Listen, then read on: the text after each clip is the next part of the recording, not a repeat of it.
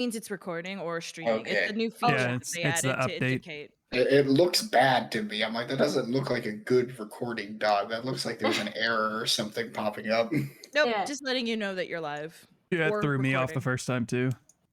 You know what happened that I just found out? What? All of my stream setups deleted. Why? I went to update it and it was like import shit from OBS, and I'm like, okay. I mean, I guess I don't know how it works. I did it, and yay, everything's gone. And I can't Wait, are you still using Streamlabs or OBS? Yeah. Oh, that's why then, because Yeah. it asked you if you wanted to import from OBS. OBS. And so Which it didn't have anything. So it didn't find any settings. So yeah. Streamlabs just does something every month where it erases your settings just to piss you off. And yet they keep using it. I'm not good at OBS. I learned the other day that Streamlabs tried to sue OBS. I'm like, what? Damn. Streamlabs took its shit from OBS. Shut Yeah. up. No, they did, but they still I know tried they to did. sue. And I'm like, oh, I can't use them. I don't. Oh, Yeah, that's no. shady as hell. Really? Streamlabs is shady for sure. Yeah. Big time. Oh no. Anyway. Sorry. Last time. Sponsored by Streamlabs. Hell session. No. The hell session.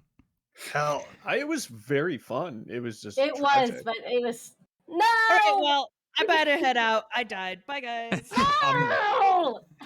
You have to just draw X's over your eyes. For the Oh stuff. yeah, yeah. Here you go. Here you go. This is like, Yeah. Oh, I guess I need to delete. They're no Imagine longer you're there. like that for like 2 hours. So, I can see. Last time, after discovering that Rose's father may not be what Rose's father is supposed to be, they did a little investigation and scrying based upon some material gathered through some covert operations by Miss Rose herself.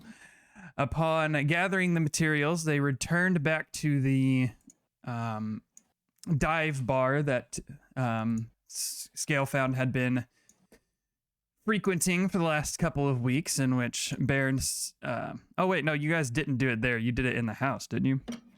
When you discovered that was 2 sessions ago. Did it in her room. Yes. So after all that happened, you gathered to discuss what you were going to do next. Decided that you'll do some more investigating, but it's best to go about your business for the day to make it not look or not seem so obvious. So you spent the day doing your normal thing, working on weapons, training, looking after your puppy, and returned home for dinner that evening, where you were greeted by the mother and father presently seated at the table. After some choice interaction at the table between the father and a few of your group, he made his way out for the evening, and you interrogated the mother when Baron decided that he was going to try something and used greater restoration, which, by the way, Baron, I won't count it for that time, but from now on you will need the 100 gold worth of diamond dust to use. Okay. Because I forgot about it, but that one's another one that you'll need material components for. I will talk to you after about like which spells I need for it, just so I don't ever mess up. Yeah. I totally slipped my mind too. It was a very eventful session, so it just slipped my mind. But after curing her, you gained some more information about how long this had been going on and what possibly could be the problem. You decided that it was best to find some protection for Rose's mother in the interim while you figured out what else was going on. So you took her to the Temple of Moradin for safekeeping, knowing that it would have guards against certain aspects of evil. Upon dropping her off there, you returned home to a fatherly figure leaning on a fairly large broadsword, and engaged in a battle with him where he turned one of your own against you. What's up? Thus claiming Rose for his side. A long battle ensued, which you guys almost took care of him on the first encounter with him. It was so But close. at the very last moment, he was able to do something that you didn't quite recognize, some sort of magic that you hadn't seen before, and vanish out of your sight.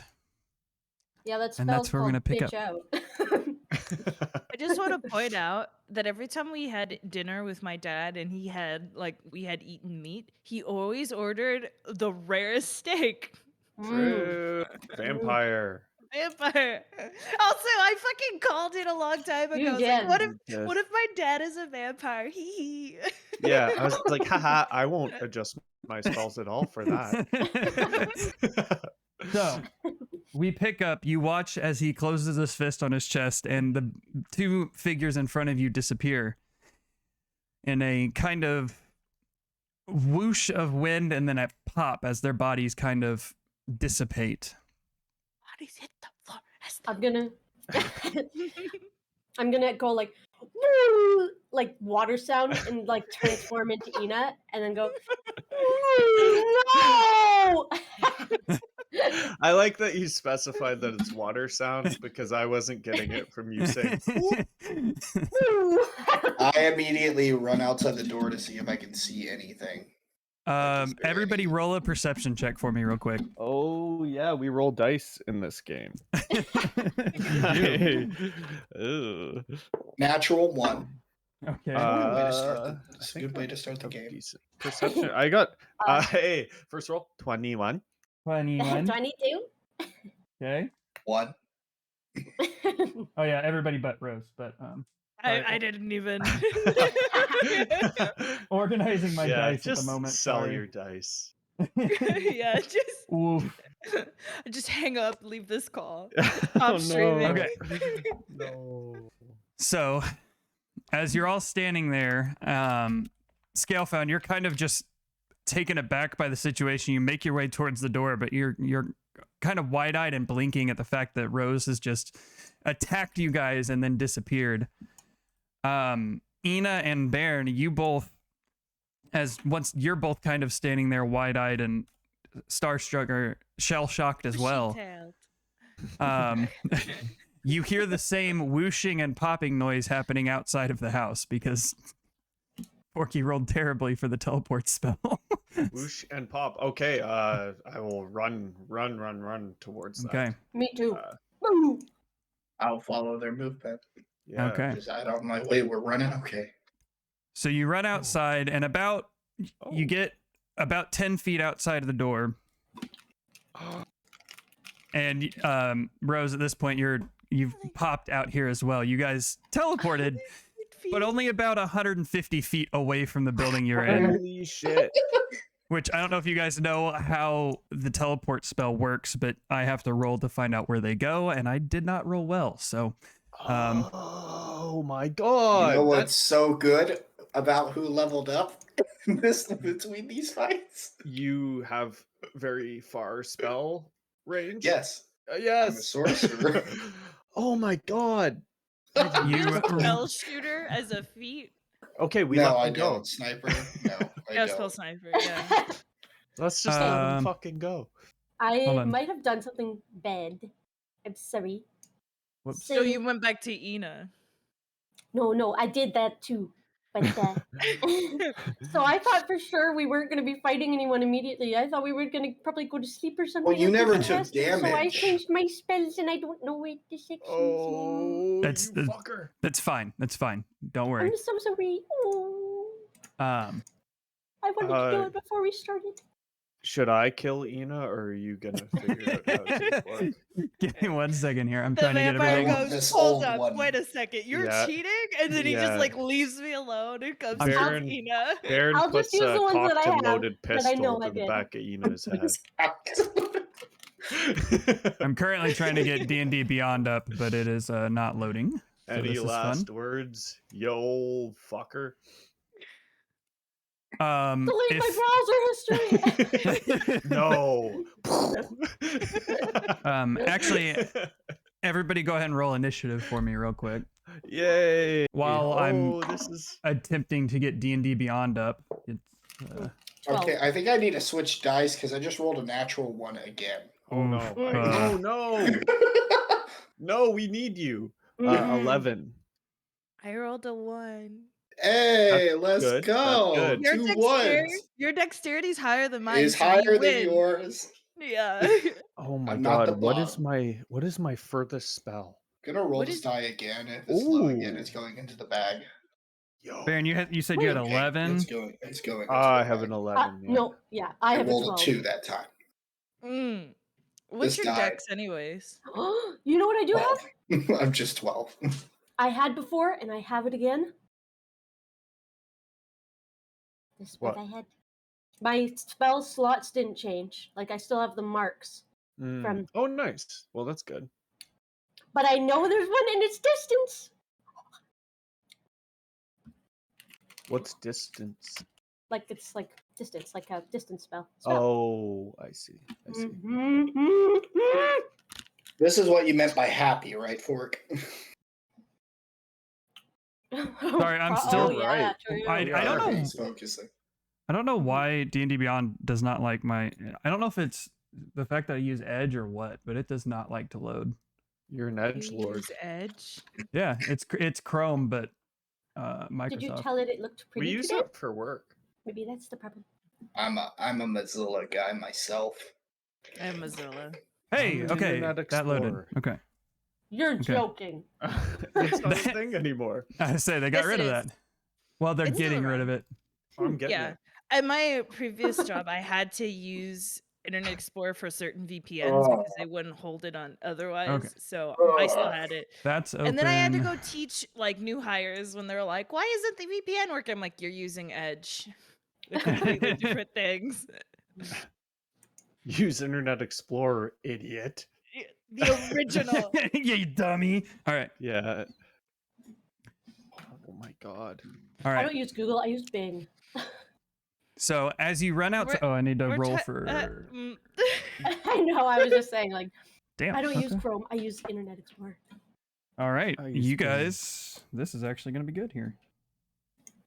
I use As you Ask guys Jeeves. run outside and come upon Duck, the duck, vampire, go. Do you remember Fact The- Monster? the vampire Really? kind of standing confusedly out in the street.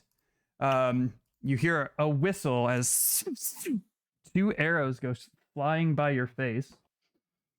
Like Whose it face? kind of ruffles your hair and beard hair, Baron, as they go shooting like through your shoulders, going towards those 2. I gotta look at these fucking weapons. I'll hold my shield up in front of my face. Too late, buddy. They already flew. They're not going at you. They're going past you. There's a nail scale found in the chest. I die already because I'm already so. Wait, past us. Who's behind us?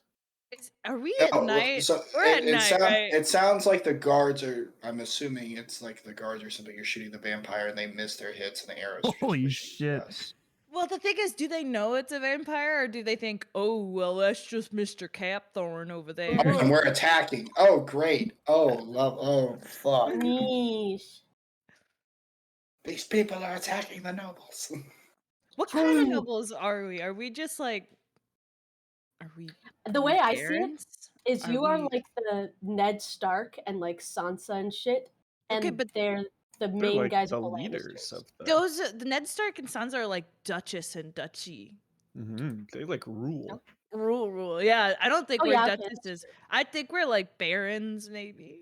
So it makes sense to call us lady, lord. Y'all are people of the court, effectively. I thought you were gonna say people with a cloth there for a second. Sorry, this weapon is very The confusing. lowest one I could think of is the baron and the baroness, because it's like baron, baroness, then it's this viscount and viscountess, then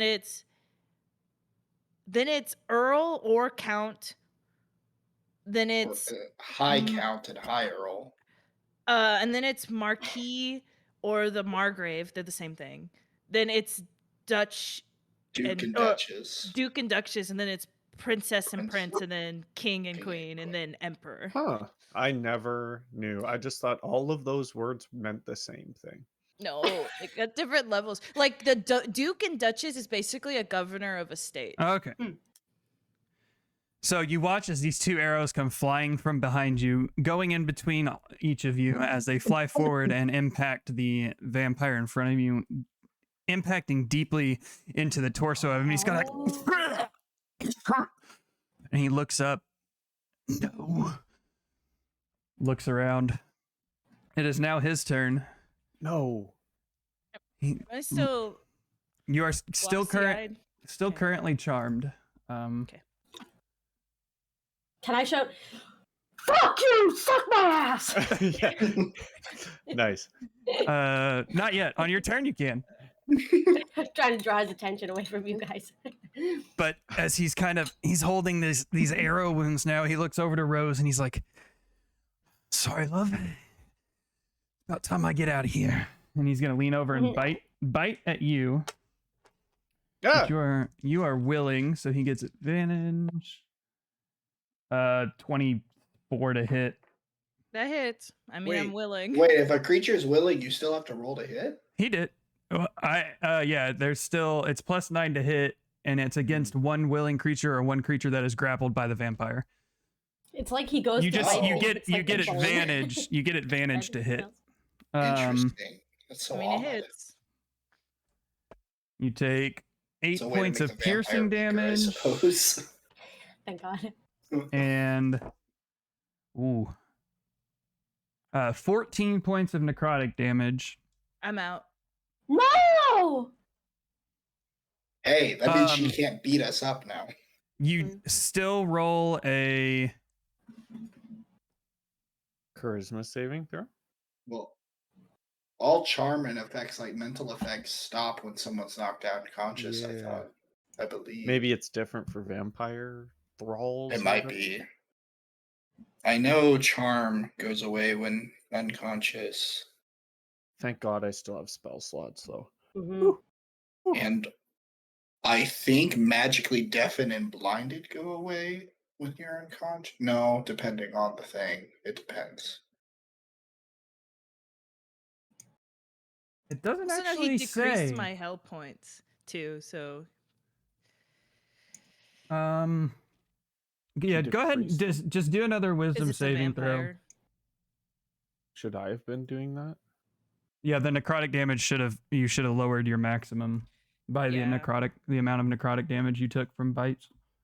Oh, I didn't know that was a thing. Yeah, it lowered me to 41 out of 83.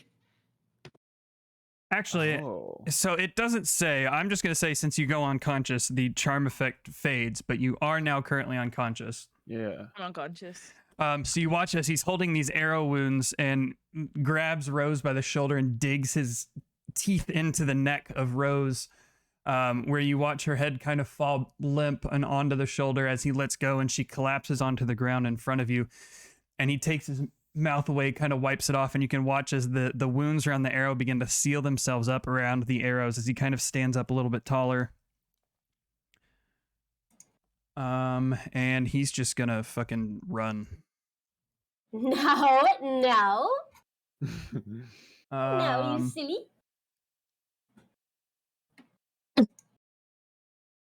There. So he just starts booking it. That ends his turn. Ina, you're up. Ina! 5th level moonbeam his ass. What's the range on that? 120 feet. Okay, he's within range. What's he got to do? Concentration save of 15, and he takes half damage if he fails it. I mean, if he saves it. Constitution saving throw. Constitution? Yeah, sorry. Yeah, Constitution saving throw. DC. I was like, why is it okay. concentration? He saves that with a natural 15, so he does save against it. Okay, So he takes half damage of whatever your 5th level is. So 1d10 above 2nd for so- 5th. So he 5d10 damage. What is it? Fucking. D10's the top looking one. I know it's 23. So 12, 10, Yep. 11. 11. Yeah. I'm stupid. Is it radiant with Moonbeam? It's radiant. So Ina stretches her hand out and brings it down as you watch this beam of pure light emit from the sky above you, slamming into him and kind of exploding outward with this radiant moonbeam energy. And it hits him. It hits him nice and hard. However, on the end of your turn, he is going to run again.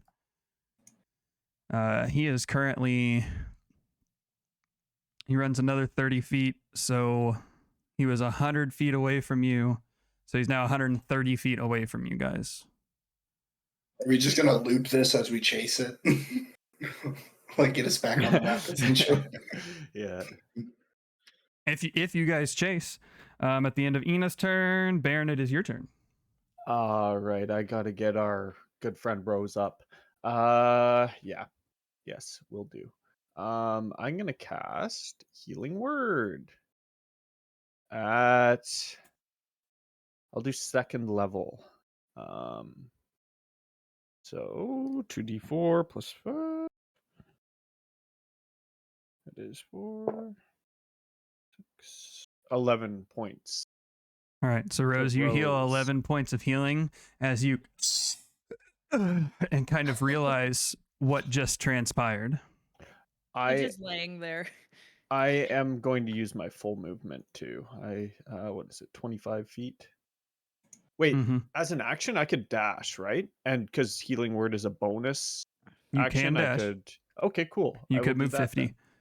So 50. So 2 before Rose. I will. There we go. She's just coughing blood a little bit as she's. Oh, there's not much blood, so she's just coughing dry on the ground. She looks weak and pale, even though you healed her, because it's still not a lot. Not knowing, I think this is the first vampire Baron has ever seen. He's gonna, even though you guys kind of said that the thing faded, he's gonna be skeptical and like kind of look into her eyes, see if she's still charmed. Okay, we'll come to that in your next turn. Keeping an eye on the vampire, at the end of your turn, he continues to sprint away from you guys for another 30 feet. So from Ina and Scalefound, he is now 150 feet away from you guys. Scalefound, you're up. 5, 10, 15, 20, 25, 30. So he's now 120 feet away from you.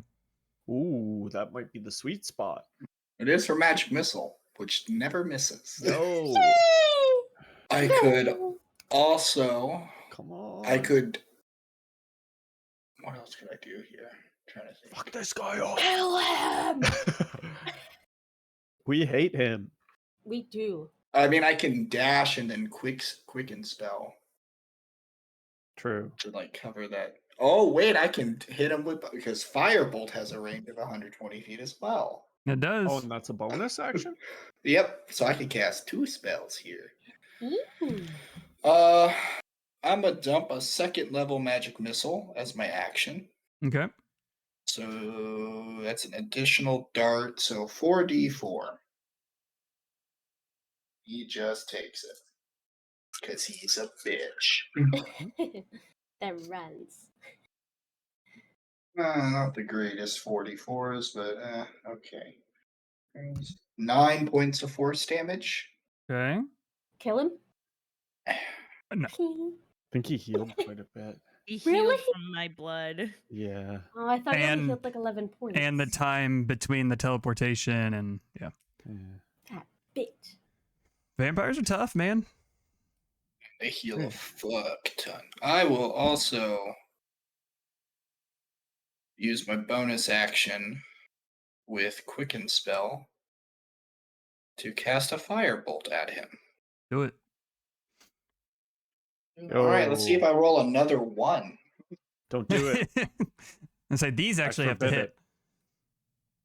21 to hit. 21 does hit. Just barely, but it hits. D10. Pretty good. 8 plus 7, 15 points of fire damage. 15 points of fire damage. Nice. How's he looking? I mean, he's real far away from you, so you can't really tell damage-wise. I mean, he's still got the arrow sticking out of him. You can tell that, and he took those hits. But he's still moving, and in fact, on the end of your turn, he runs another 30 feet away from you guys. Oh, I was going to say, as a free action, can I yell just out, guards, pursue him? Sure. The guards are vampires too. They pursue us. All right. At the end of your turn, at the end of Scalefound's turn, Rose, you are up. You are prone, barely breathing, no longer charmed, but very aware of what just transpired. Yeah, she looks really pale, really weak.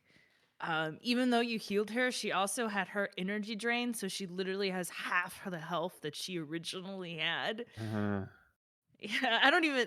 Do you take long rest to revive that? Okay. Yeah. What? She just stumbles up onto her feet.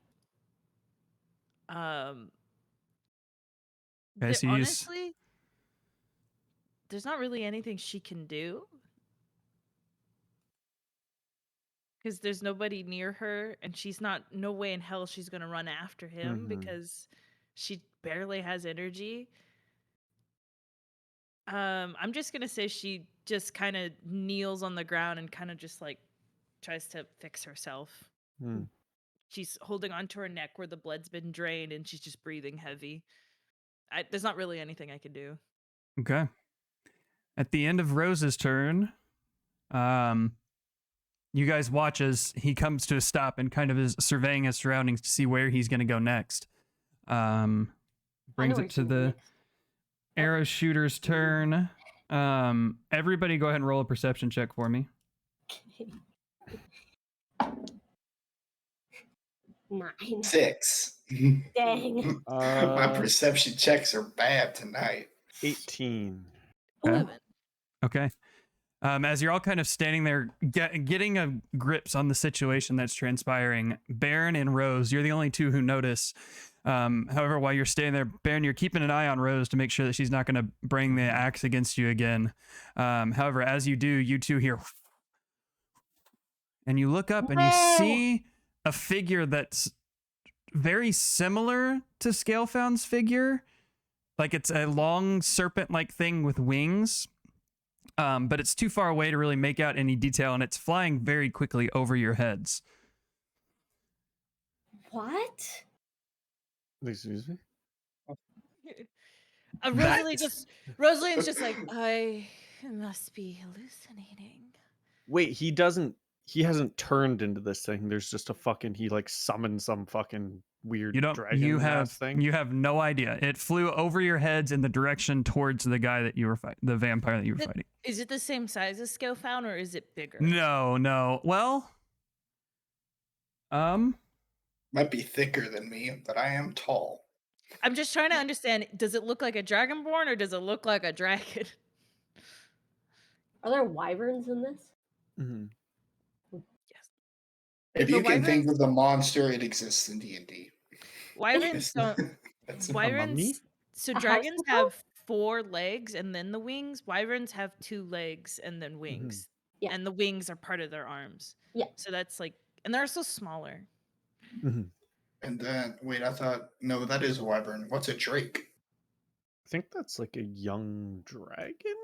Well, no, a drake is a different thing than dragons. Dragons, wyverns, and all the other things. Isn't the drake the one that's like a dragon but without the wings? It is roughly the same size as Scalefound, but it has wings, whereas Scalefound does not have wings. Okay. Oh, fuck. Badass. On a scale of 1 to 10 on the threatening side, like, does it look like a fucked up enemy that's going to rescue him? Or shooting at the vampire. Roll an insight check. Also, is it silver like Scalefound, or is it a different color? With your perception check, you can't tell. Ooh, that was I'm good. hallucinating. It's also the dead of night. I got a 26 insight check. Does not appear to be threatening. It looks kind of like how Scalefound used Ash as like a scouting member, going forward to keep an eye on things. It's the size of Scalefound. All right, that ends that person's turn. On the end of that turn, you watch as the vamp, still holding these, the arrows in his chest. He's looking real rough because he took radiant damage, so he doesn't heal up this time. But he turns around, looks at you guys, looks up, and says, "Like you can, fuck." And then he turns where he was standing, turns into a dense cloud of fog. I was right. The drake is the dragon without the wings. Oh, is it? Okay. Yeah. I think World of Warcraft is. The fog begins to move away from you guys. But that ends the vamp's turn. Ina, you're up. I can't turn into anything. Okay, 25 is all I can go. Hey!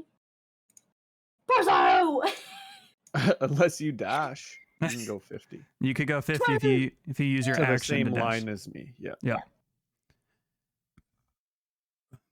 All right. Any bonus actions? Okay. All right, Baron, you're up. Actually, at this moment, I will say you guys are out of combat and can act freely amongst yourselves. Okay. We will not do turns anymore, as he has now moved roughly 200 feet away from you and has disappeared into a cloud a cloud. Okay, so what I was gonna do on my turn was just size up Rose to like see if she's still a threat, or I realize she's like fucking looking rough, but I don't know if she's a vampy gal. Roll an insight check. Oh, I'm good at these. I say as I roll a 6, but I get +9. Okay, 15. I would have said 6. I'm still evil. She's holding the axe in one hand and holding her neck that you can see is kind of it's still like it's not like pouring blood, but still bleeding. She's very pale and looking at you blinkingly. Everything's hazy. Yeah. Yeah. She doesn't appear to be under the same effect. Otherwise, you probably would have been attacked already. Does Baron have any knowledge of vampires and what their bites do? Panties kind of does, but I don't. Or do I? Roll a religion check. Okay. Both of you. Religion. Not nature for me. Not nature. Ooh, I'm a cleric. 21. Moradin, help! Teach me vampires. Moradin, tell me about vampires. I'm thinking after all this bullshit that Rose has gone through, she's probably going to become a follower of Moradin at the end of this campaign. Yeah. Oh, yeah. She went from an atheist to a Moradin worshiper.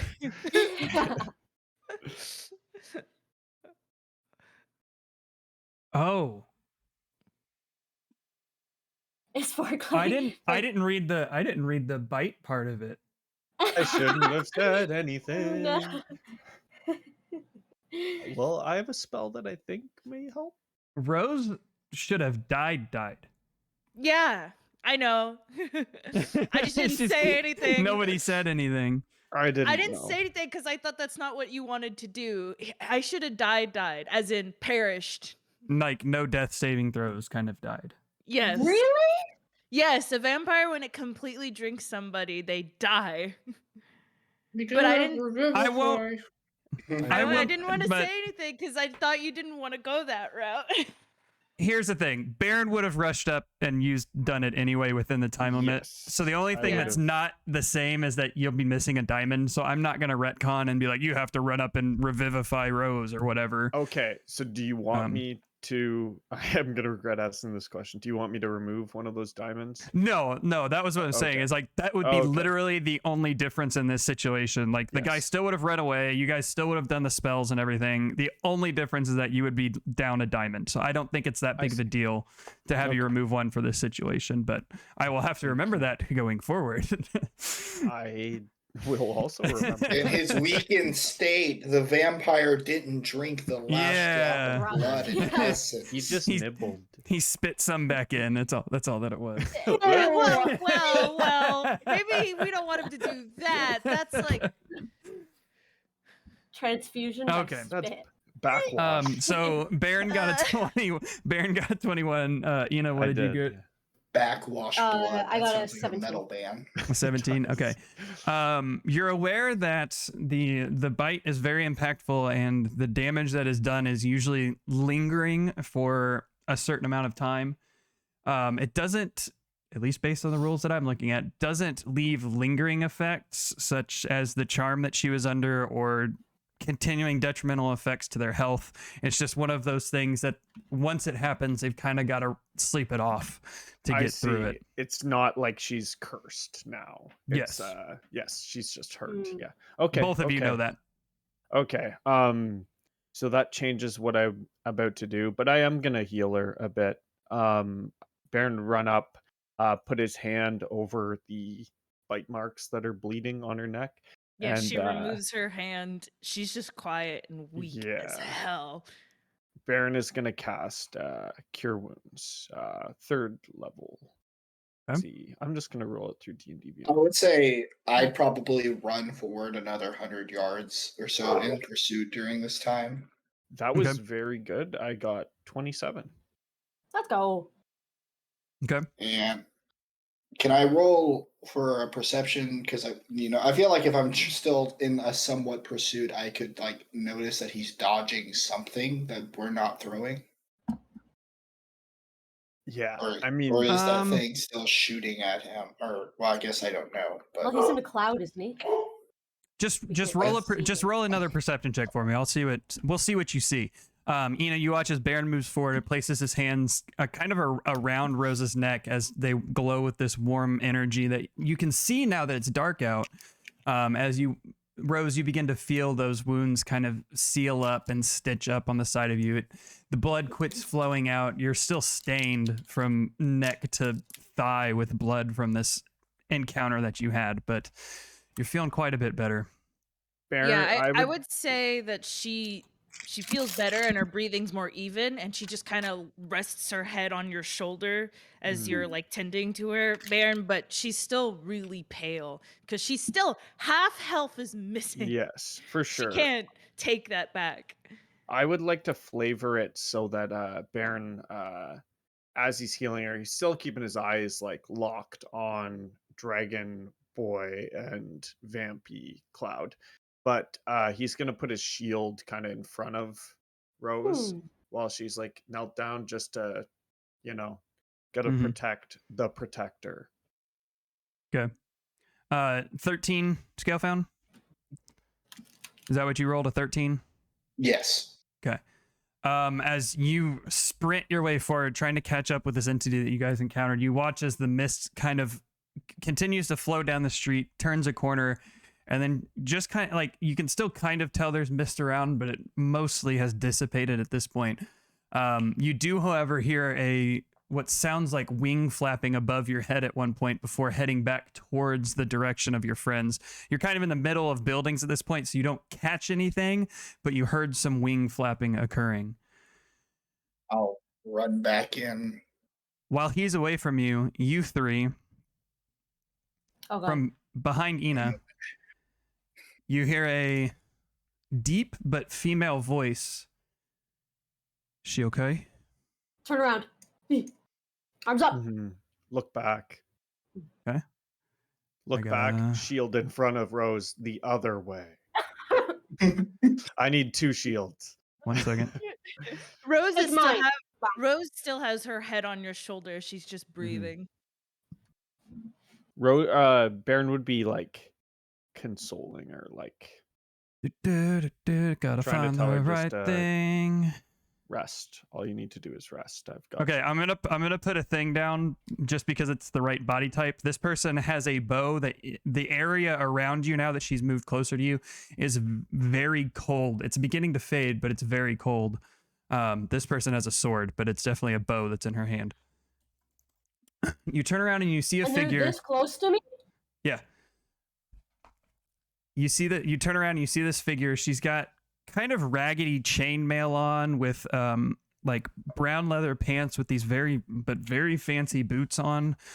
She's got a dark cloak that almost seems to reflect the area around her as it's blowing in the wind, and a hood pulled up over the eyes and kind of caressing a dragon-like snout that you're used to from being around Scalefound so much. Deep green eyes and teeth that kind of poke down a little bit further than what Scalefounds do outside of the jaw. Black dragonborn that is now standing behind you. The bow is at her side, down by her hip. And as she says this and turns around, you hear this, or Baron and Rose, you hear the familiar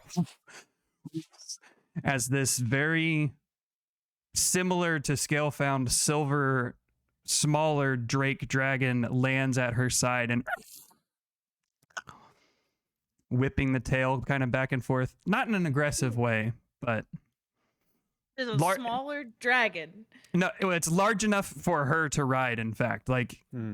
Oh, it's roughly the size of Scalefound, probably a little bit bigger because it is large enough for her to ride. But dang, I'm probably gonna be really stressed out from the fight still and be like, "Back up or get whacked up." It's Ash's token. Yeah, but silver.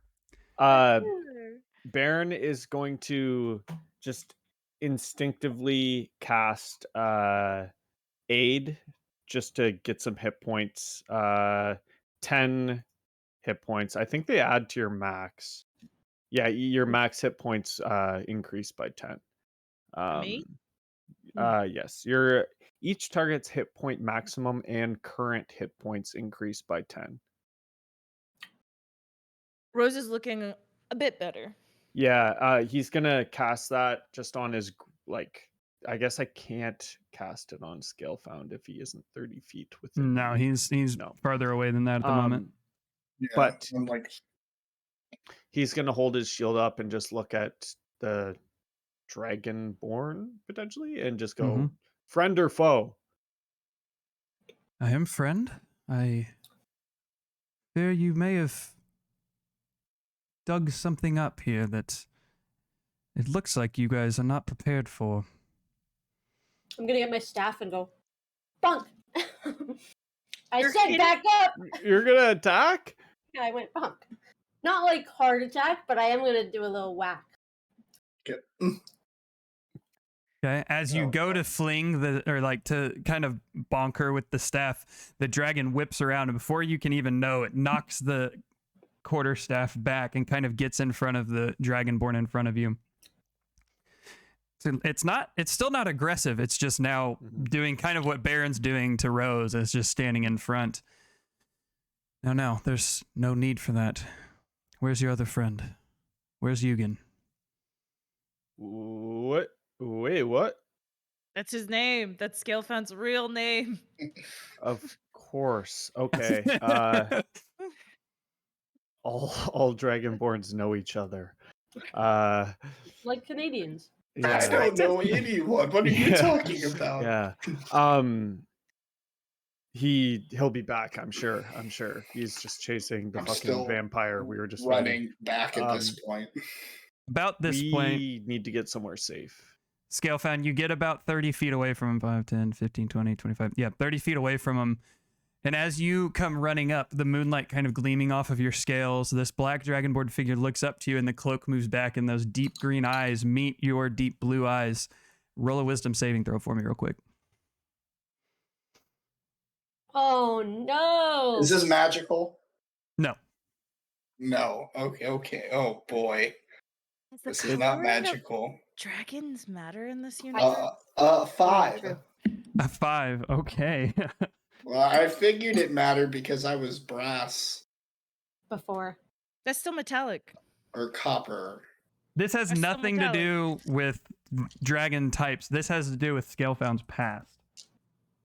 Wait, I'm about to be hit with a wave of emotions. You take 11 points of psychic damage. Jesus! Just from realizing. Just looking at her. And you guys told me not to whack him. As memories from your life before the mountain come flooding back into your mind, of a city I might hit the ground, honestly, because that was such a hit. And I'm so low at this point. Like, I'm bloodied because of that.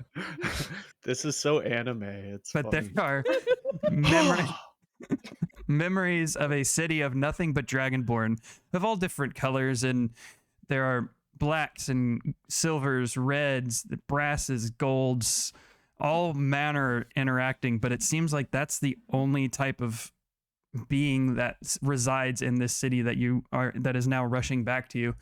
your family sitting at a dinner table, going out and playing with friends, a young dragonborn Yugen running through the streets causing mischief.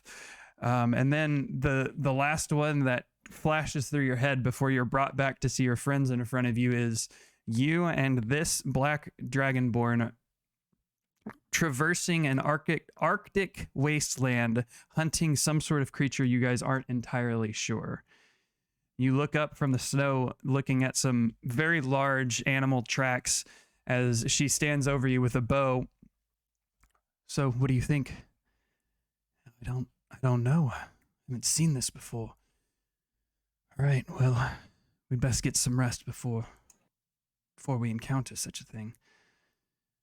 That way up there looks good. Points towards a cavern on the side of a mountain, and you guys begin to make your way towards before your memory, the flash stops, and you're brought back kneeling, looking at your friends now.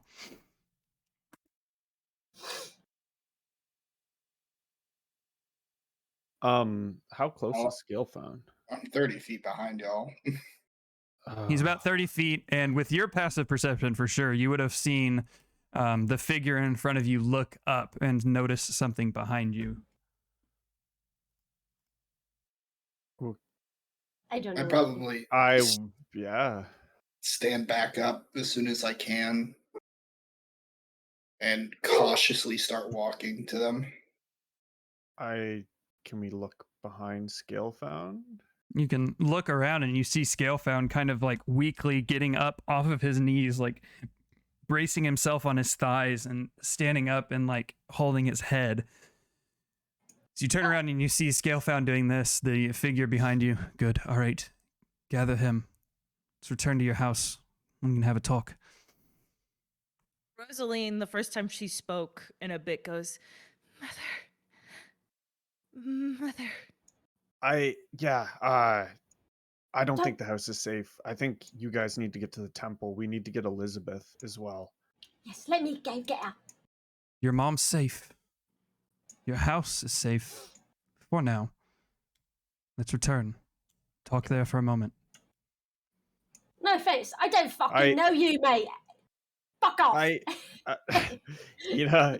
I'm going to get Elizabeth. You can't tell everyone we meet to fuck off. I'm going to get Elizabeth.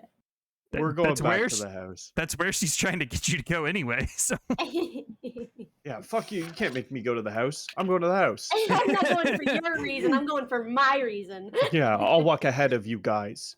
Okay. Like always. Rosaline struggles to get on her feet. Baron, I'm gonna put us back here. That's helping not, Rose. That's not what I wanted. Okay. And he's doing double duties because he sees Scalefound. That's one we want. He sees Scalefound is like fucking struggling to get up. He just like had his anime moment. I know it may be stupid, but he's gonna cast Healing Word. Like when Scalefound was starting to get up and was struggling, he would cast Healing Word, just at first level, just to give him a little boost. And it is a little boost because I rolled a 1. That is a 6. Nice. Hey, for a spellcaster, that's like half your health. I'm still like almost bloodied. But it's I'm trying to whisper you back, but it says unable to find player or character with the name of Chaotic Lapras. Don't put the @ symbol in front of Chaotic Lapras. You just say Chaotic Lapras. Yeah, I have had that struggle before. Gotcha. There we go. All right, so you guys follow the figure, keeping a cautious distance away, except for Ina, who sprints in front on the way back to the house. And return to the Capthorn family. Ina, roll an investigation check to see if you can find Elizabeth. You know what? I think I will. Okay.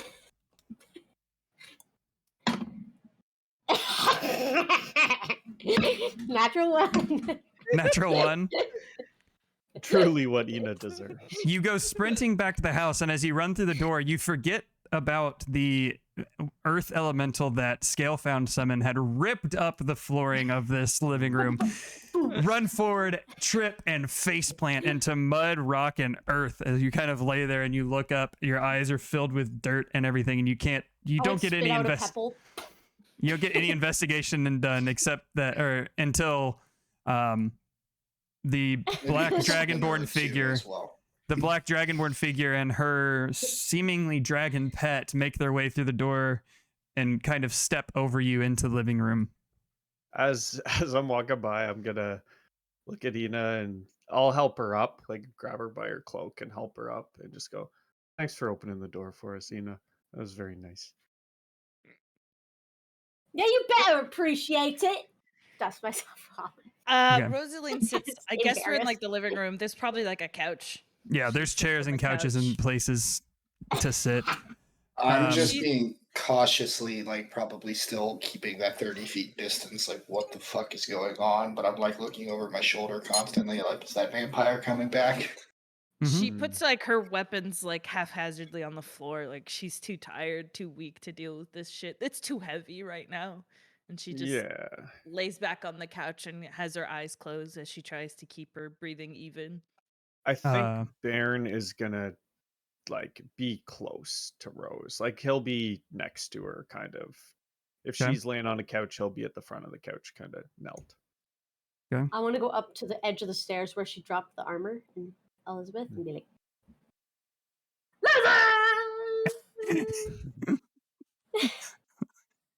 Okay.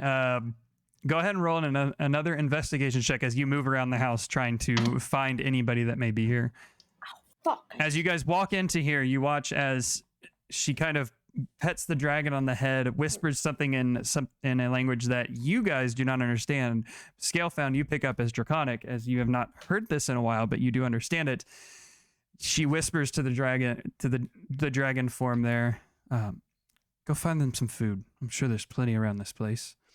The dragon kind of makes its way off towards what you know to be the kitchen, slinks its way through the door, and disappears for a moment. As that dragon disappears, she leans down at the fireplace and throws some logs in, and with some incredible dexterity starts a fire almost immediately in the fireplace to warm the building that you guys are currently in. You know, what'd you roll? 13. Okay. You yell when you get to the stairs, Elizabeth. You go looking through each one of the rooms that you guys are staying in and ones that are vacant for the moment. You don't find anybody or anything upstairs at the moment. Really? Where is she? No, Miss One. I've taken care of the non-compromised people in this building if you'd like to come have a conversation. What do you mean taken care of? I'm like, gonna be so like. They are safe with another family. Which one? They're all fucked. None of the fucked ones, as you put it. How's she feeling there, Mr. Dwarf? Is she gonna be okay? Yeah, I think she's gonna be okay. It's just she needs her rest. Understand. I've been in similar situations before. Ben, why aren't you more concerned about your girlfriend? I was like, who the fuck is Baron's girlfriend? I'm concerned about our party member that just died. As this conversation is happening, the piercing green eyes look up at you, Eugen. I'm going to call you Eugen from now on. I'm geeking out over here. How do you spell Eugen? Ugin. Ugin. It's been a long time, Eugen. Just kidding. Eugene. Yeah, y'all made this joke when I first told y'all it. Yeah. True. Yeah. So Eugene, if it was spelled incorrectly, and you spelled like Eugen. Eugen. Yeah. It's been a long time, Eugen. We had feared that the worst had come. It appears Bahamut at least found you some safety.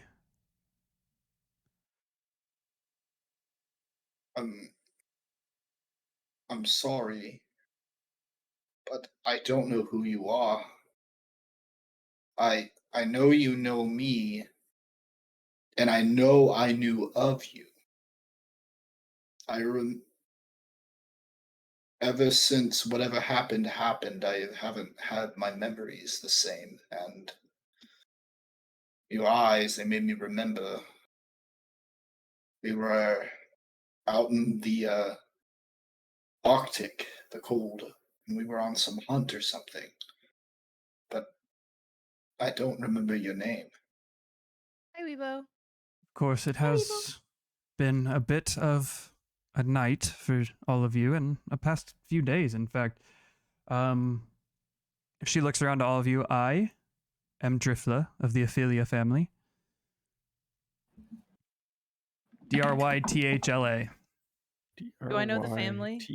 You do not. Drythla. You don't even need to roll anything. Drifla? Drithla. Drythla. Of the what family, sorry?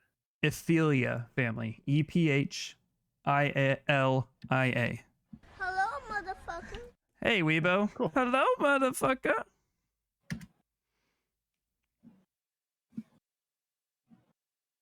Was it EPH or? Brandy put it in chat. Okay, cool. And it's I not spelled it wrong. Drithla, it's just Drithla, not ALA. Yeah. Nice. I grew up alongside your friend Eugen here in a secluded town that I don't believe you guys deserve the name of at the moment. However, looks back to Eugen.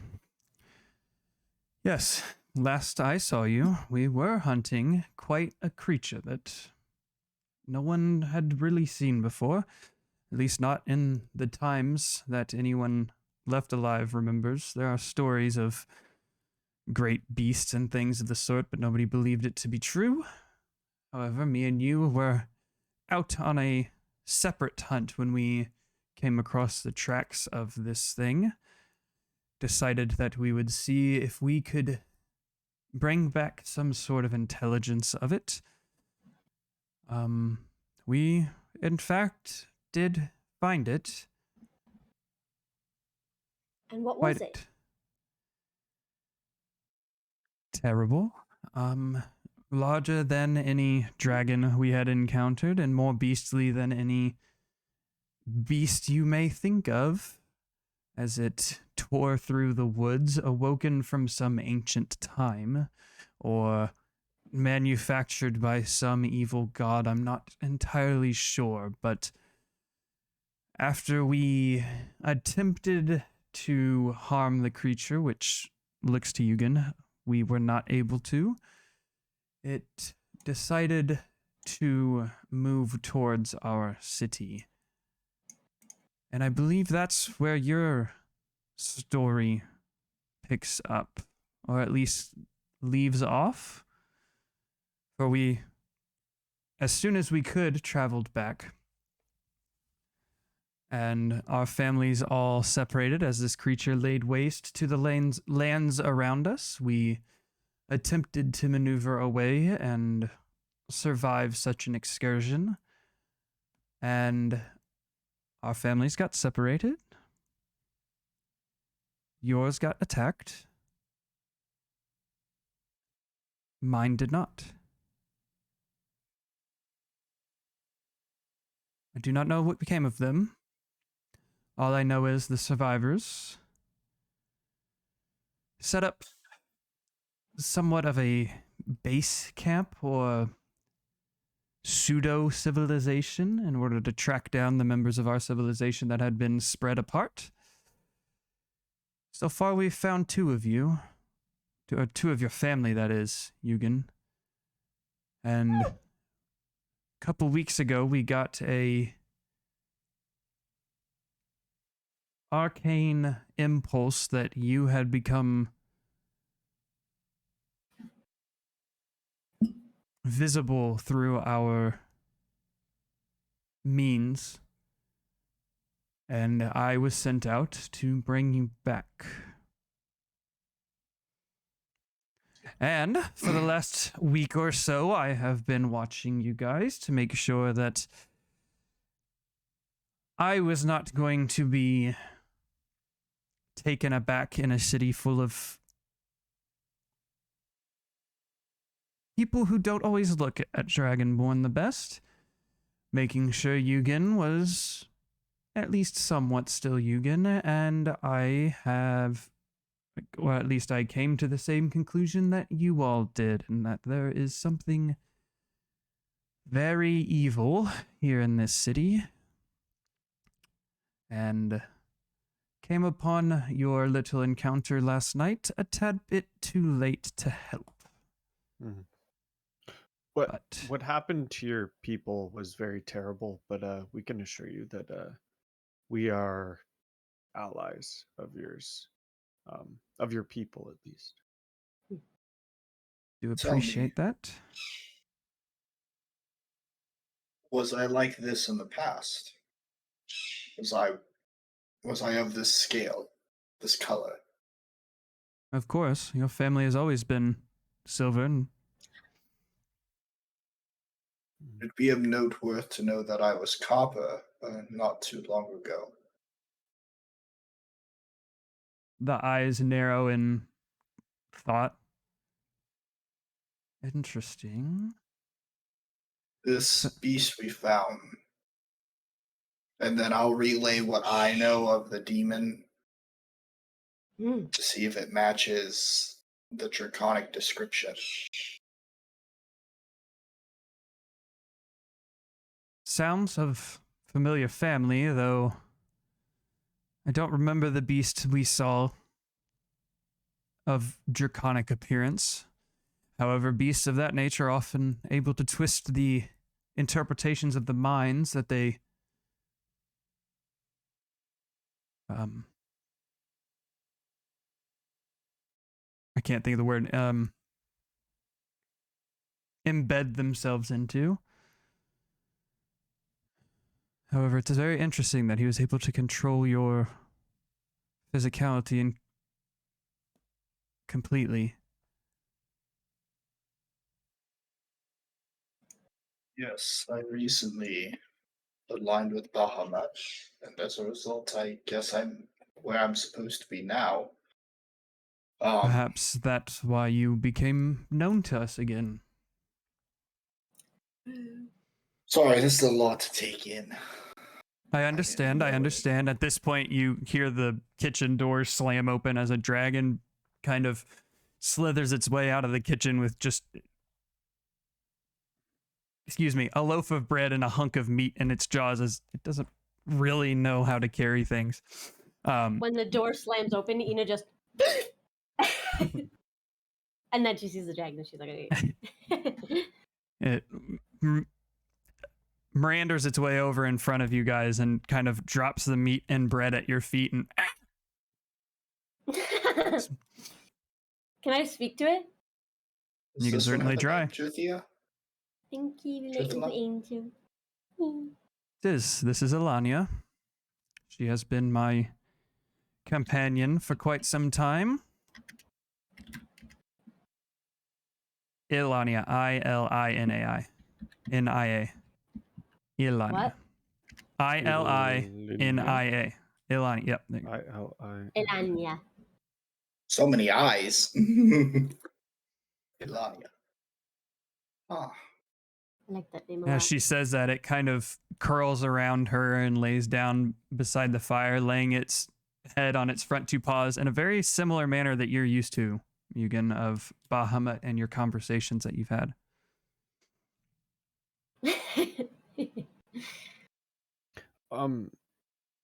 I don't mean to interrupt, but it seems like you've done really good recon of the city, and you know which families are compromised.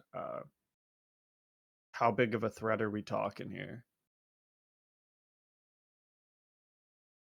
Most of the families. There are a few that have been able to withstand the influence of the thing that you engaged with the past night. The Altis and Afiz family appear to both have servants infected, though the heads themselves have been able to withstand. Of course, I'm sure you know of the Wythy family.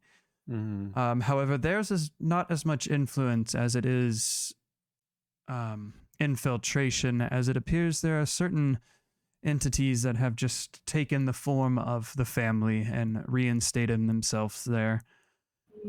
Rosaline picks up her head and tries to sit herself up because this conversation matters. Matter. Not to say the other stuff wasn't that important. It's just like this is the heart of what she needs right now.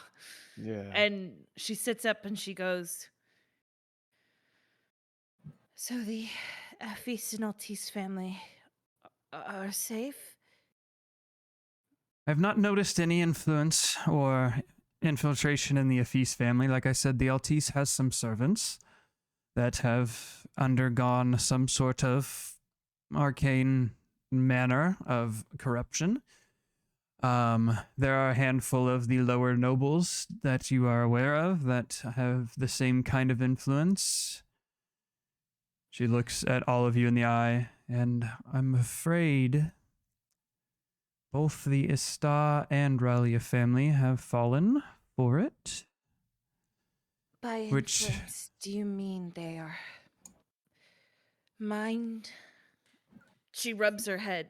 Taken over, or do you mean they are those monsters? Unfortunately, the Ista and the Ralia family are very difficult to get close to, so it could be either one. However, the Altis family servants are definitely mind controlled.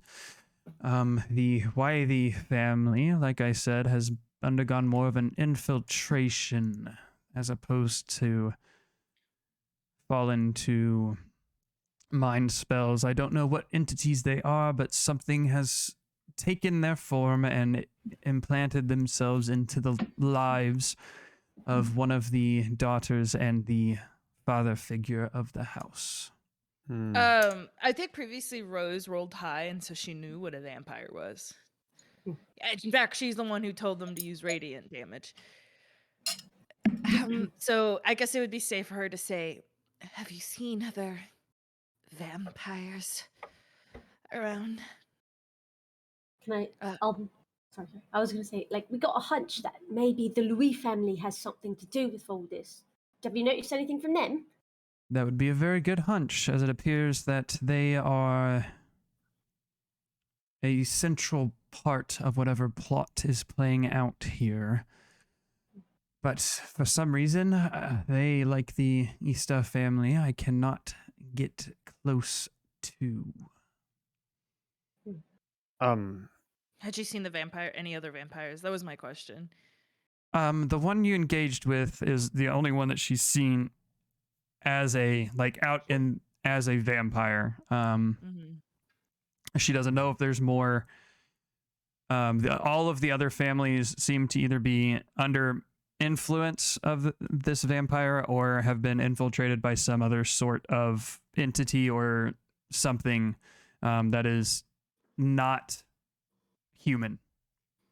Have you spoken or looked at the Valnaarmn kingdom at all? I'm afraid I'm not familiar with this land. I just tracked the source of Yugen here to this location, and therefore I've only been here for roughly a week, maybe a half more, and have not ventured outside of the immediate area. I tend to stick to the woods for living, but spend my days keeping an eye. If the Ista and the Ralia family are both infiltrated, it might be best. She, moves a little bit more. To get in contact with Valnaarmn itself. But the king here. It is an idea. However, as I understand from some information gathering, you guys have been at war with this other nation for quite some time, and to hear that a multitude of noble and high-ranking family members are influenced and infiltrated by entities that have no good intentions, would that not bring them to the walls and engage in full-blown siege? I agree that is a danger, but we don't know how far this goes. And truthfully, after that battle, I don't know if we alone can take it. It seems to be rooted deep, deep into the city. Indeed, in the perhaps catacombs, I would assume. having You would assume, right? assistance, or at least somebody before the Valnaarmn makes a decision they regret, I think is best. A decision they regret? The competition's coming. With the city infiltrated as such, they might marry into the evil that is taking over the city. Kind of rubs her chin. The eyes narrow again. Well, that's their plan. At least the beings here, they want to allow peace so that both nations are not warring and therefore they can attack without consequence against one or the other. What? No, sorry. This is actually Noodle confused as to what you're trying to say. They want peace so they can attack the other? This is kind of how it's going in the room too. She's just saying things. Look. Do you mean if you were an outside entity looking to lay claim to something, a city,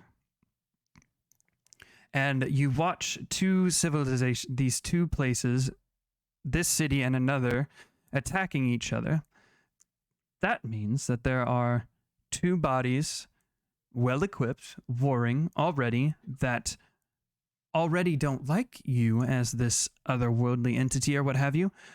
You now have twice as many combatants in the area for which you must compete with. But if they can bring peace between two nations and send those equipped militaries home, you now only have one to deal with instead of rallying troops together. It makes sense. And especially if they've still got their hold over them, whenever it happens, they could attack Valnaarmn first and then lay waste to Estalia. But why do they want the island? So I think it's best we inform Valnaarmn. I They mean, should at least be aware of the dangers. want to put your people at the forefront of war, potentially? We just have to tell them it's not the people itself. Maybe we should wait till we take care of the I problem and then think tell them about They it. can't start a war, but they need to know that something's wrong with the city. I mean, I could frankly, the possibly send a solution just message. sounds like Valnock's going to come in and execute every noble woman and man. They don't need to know that this is happening in your city. I could send a message and say, be wary of vampires or of a vampire threat. They don't need to know who it's from. I truly am not sure how we ourselves can root out this evil in the city. We kill the Louis family. That's what we're all gonna do. Yeah, I don't know if it's something where we can take out the leader and the rest will fall, or if they're all charmed, or I think it's sorry. Go ahead. Go ahead, Dan. Yes, sorry. Just thinking. Are you going to support us in this endeavor? I will support you if you make one promise to me. What is that? That when this is over, you will return and help bring back the civilization that was lost. I'll look at Skillfound. Just look at the group, I suppose, after hearing that. I'm like, oh, fuck. Rosaline's just... Oh! Dandelion, thank you so much for the rate of 2. I appreciate that. Rose said that. Yeah, Rose said that. Rose Thank you said for that. the raid. Baron would look at Scalefound and kind of just say, That's a pretty tall order. Restore civilization of your people. Like, I think that's something you have to think on, buddy. It's not my... She holds onto her neck. I don't have room to say what you can and cannot do. Your mother and brother have already returned. That's How- good news. How long would this take? Would this be he don't know. Would this be something we could all go? Or is this a goodbye? I don't think Yeah. they don't let. I try to pull in my memory to see if any non-dragonborn had ever been anywhere near our society at all. Roll a history check. Can I transform into that little animal, the little dragon wyvern? Be like, I can be one. I don't know if You it have a wild counts as a shape. I don't have a wild shape. beast. 22. No. I don't think they count as beasts. I think they're Monstrosities. Monsters or whatever. yeah, I think they're monsters. 22. In your lifetime, you do not remember of any non-dragonborn being in the city. There are stories and books written about times when travelers came to the place and did good deeds and things of that sort. There are also books and stories of other nations coming and laying waste to many of your people, which is why your people retreated back into that one city and have kind of remained your own civilization on the ice continent.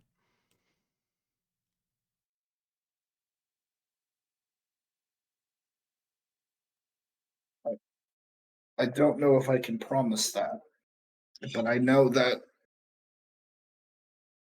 I can't leave here until this is done. I'm Well, of not saying course. no, but I can't. I don't. I'll have to talk to Bahamut on that more. Always a good choice. As for you three, I suggest you get some rest.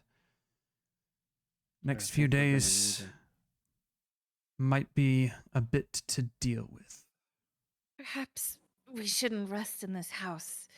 I'd feel much better at my mother's side. Yes. Yeah, I would feel much better in a holy temple as well. Of course, we can make our way there. I will send Ileana up to make sure that the way there is at least fairly safe. She can't see everything, but she's pretty good. And as you say this, you watch as she takes the bow that she's still been holding this whole time. And you've never seen anything like this. She slides the bow towards her quiver, and as she does, almost like the bag of holding, this very large longbow slides itself into the quiver as well. She kind of wraps the cloak around herself, and you can see now that this fabric, it's almost like it resembles what velvet that sheen that velvet gets when it goes into light. It resembles that, but as it does that, you watch as it kind of blends in with her surroundings as well, and her body almost turns invisible, and all you can see is the snout and the green eyes looking out from under the cloak. I'll keep watch from farther back, make sure nothing sneaks up on you. I didn't whistle. She whistles at Ileana. Like, my lips are really dry right now. And as she does, Ileana perks her head up and immediately bolts outside, and you hear as she takes off into the sky to keep an eye over the streets. Rosaline does a little snap quiet as Mila shows up. Hey, I have Mila too. I always forget about Mila. Ryder. I could keep Mila around to make sure the general vicinity around us is okay. And I'll keep Booker here for moral support. And he'll go, "Whoop," monk, and be on my head. I watched what he did. I don't really want to deal with this, but okay. Hello. Booker is having regrets. Jayu, We all have Yeah. pets, but Baron. Yeah. Baron has Mr. fucking Clip Clop. You You guys, assholes. you guys hear a whoo, and then as this fairly large dog now appears to have grown quite a bit in the last day or so. I mean, it's a decent, like what a young, not like puppies, a young Labrador would be. As it comes down these stairs, kind of like, you can see there's this like almost like mist around it now as the air is cooling so much around this dog. Looks at you, Eugen. All right. Well. Wait. Did you just say something? Did you just speak? Yeah. Yeah. You hear the dog go, what? Oh. Whoa. You can hear the dog? Winter wolves can speak common. Hell yeah! Yes, they do. Hello, Wolves human. can speak common? Rosalie's just like, oh, I really am hallucinating. This is a lot. Jayu, are you saying what? Yeah, what you need from me? Well, we're leaving this house. We're gonna go sleep at the church. All right. So I just need you to walk with me. I'm gonna be like, oh, look at you! You're growing up so well. You're going to be able to talk now. Oh, and I'm gonna go around him. Beep, beep, Oh, hello, Ina. beep, beep. But all right, I can keep an eye out the sides for you. That's what your dog sounds like. Also, This dog is. you have a very Oh, cool. old voice for a very young pup. All right, I didn't choose it. It's just what I've got. Oh, I love it. I love it. You haven't been speaking when we've been training. Have you just been listening this whole time? And like, Yeah, I could understand all you. I like to imagine there's like a television and he turns it on while we're away and he's learning words. Oh, and this A little lot one of here British would television. talk to me every now and then, so pick some things up from her. Yeah, bip bop, all that, and bonk. we're gonna try to remove the gnomish vocabulary. I love the accent. Wait, is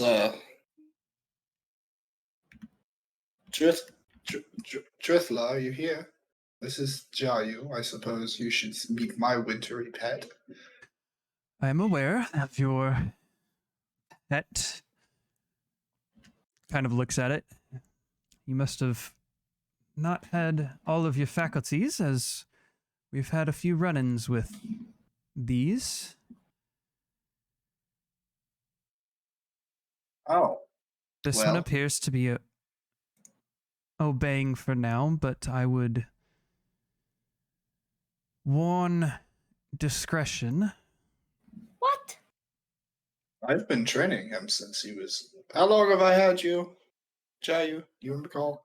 What, Most of your life now at this point, I think. quite a bit. About a month, I think. How old were you when I got you? Mila for a Like month? like a week or two? I'm not entirely sure. I just know that that man picked me up on the ice. I mean, if the whole rebuilding your civilization thing doesn't work out, Eugen, I think you Please would probably call me Scalefound. Don't bring my other name into this. Okay. I'm Scalefound to you. I just Scale think found, you. are you gonna let us call you Eugen? Sorry. Okay. Ina, I'm bleeding out of so many orifices right now, and you're going to make a pun with my actual name. Thank you.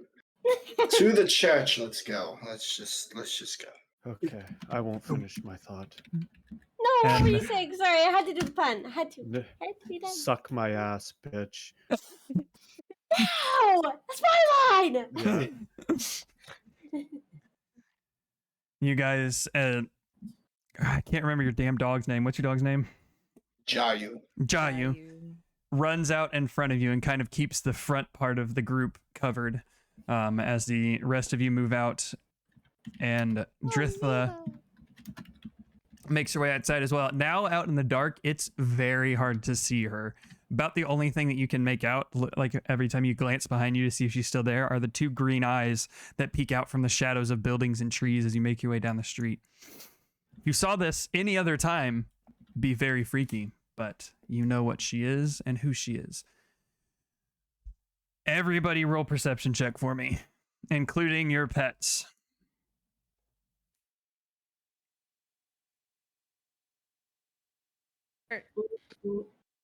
Sorry. You hit deafen on Discord, I know. think. Yeah. What was the last thing I said? Green eyes. If we saw green eyes, then It would okay. creep us out at night. Gotcha. I flipped my pencil and it hit my hotkey. Everybody roll perception check, including your pets. Oh shit. oh well, Mila has a +3. That's not good. Well, me and Jai rolled the exact same dice. 10. And I have 3. Mila has. Jai, you got a 13. I got in 6 or Mila, an 8. My bad. Mila got a 20. I got a 3. I'm too Okay. tired for this shit. We're rolling perception. you said? Perception. 23. 23. As you guys are making your way, you get about halfway there. So you're like at the pink trees right here. Oh, we're When- halfway. When the dragon whooshes back down and lands kind of beside you, looks back, and then looks at Yugen and speaks to you in Draconic. Hurry, they are coming. I will start moving faster as soon as I hear it. Double and time. understand. About the same time, Mila comes down and communicates the same thing to you, Rose. This time, it can speak in. Wow. Well, it's a Corvid, so it can speak common, but it's very Yeah. like broken, like Yeah. people, danger, like that kind of thing. But you guys all pick up on that because it's in common this time, not Draconic. And at the Can I same ready a time, spell? Just in case. just in case, I'll say that, yeah, you can ready a spell.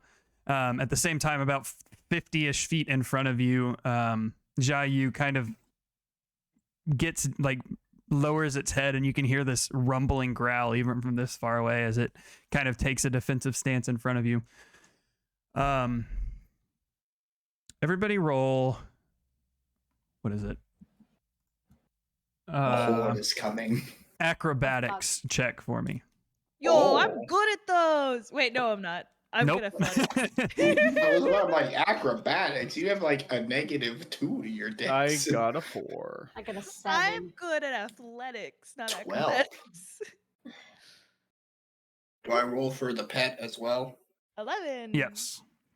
Oh, let me look at the Raven stat. Oh yeah. After it speaks to you in Draconic, the dragon takes back off into the sky and kind of circles you now instead of flying ahead of you. +2. All right. So anybody who rolled under a 10, you take 4 points of piercing damage as these crossbow bolts come streaking out from the darkness. You cannot see any figures at this moment Can we see the direction? from the sides of you. Okay. But you do not see any figures that shot them at you. You do notice more than a few come flying at you, but a bunch of them miss. As you begin to move forward, you hear Drithla yell out behind you, "Just run!" As you can hear her begin firing arrows off in both directions the other ways. Do you think if we did a sprint action we could make it? Or That's what you're doing right now. It's just skill checks. That's how this works. You guys are in a dead sprint. It's just skill checks to see if you get hit by things. So you get right outside the temple, and in front of you, you make out a large, like 9-ish guards, all with pikes in their hands. And you can begin to see the other ones from beside you coming out from the shadows. Everybody roll another acrobatics check for me. I'm gonna roll the bird first because the bird is easy to access right now. natural 20, anyone? Yeah. Damn, my bird doing 3. great out here. 16 for me and 12 for Jayu. If I got a 21, can I save Baron? like natural 20. Can I grab him? You cannot grab him. No. Like I saw it. Help him not fail it.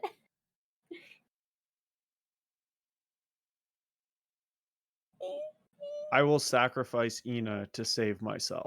If I do a roll, like a D10 and get above a 5? I'll say you can take some damage. You can take half the damage away from him.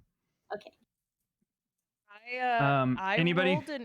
I rolled an 8, but my bird rolled a 17. Okay, so anything that's under 10, again, take 7 points of piercing damage this time as more bolts and things begin to fly out from the sides and start impacting you guys. So how does that work with Ina and I then? So just cut your damage in half. So 3 damage, 3 damage to Bear and 4 damage to Ina. Okay. Thank you. Kind Hisses in pain as a crossbow bolt. Good thing I'm bobbing and weaving. Yeah. Because I might drop dead here on these runs. So you guys get up to the step and you turn around and you can see that the dragon has landed and it's begin like tail whipping and chomping on these what you can only assume are guards here, as Drithla is running through the streets shooting arrows at whatever she can see. You make it into the temple, and as you do, it is surrounded by guards standing there with pikes in their hands. They don't say anything. Wait, like the guards are surrounding the temple facing out? Facing towards the temple. Like they've made an entire thing around the temple, all looking at you, holding their pikes. If they're looking at us, can we see if their eyes are golden or anything? Like, are they... Roll a perception check. I'll say, you have dark vision, don't you? I do, yes. Yeah, so roll a perception check. May I guide?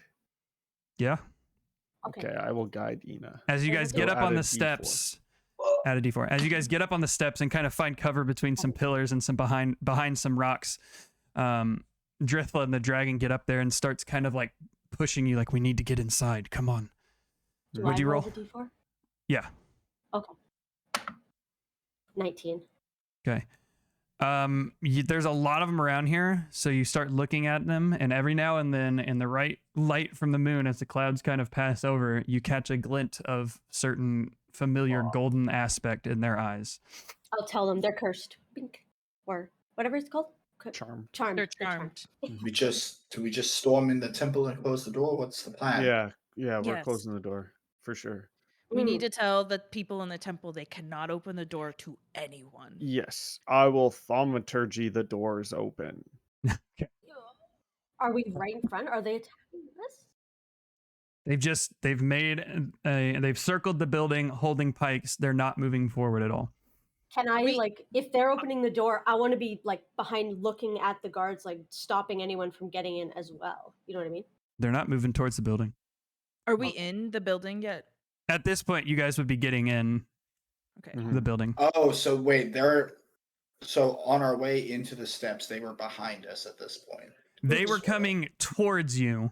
So, you guys were heading from this orange circle here.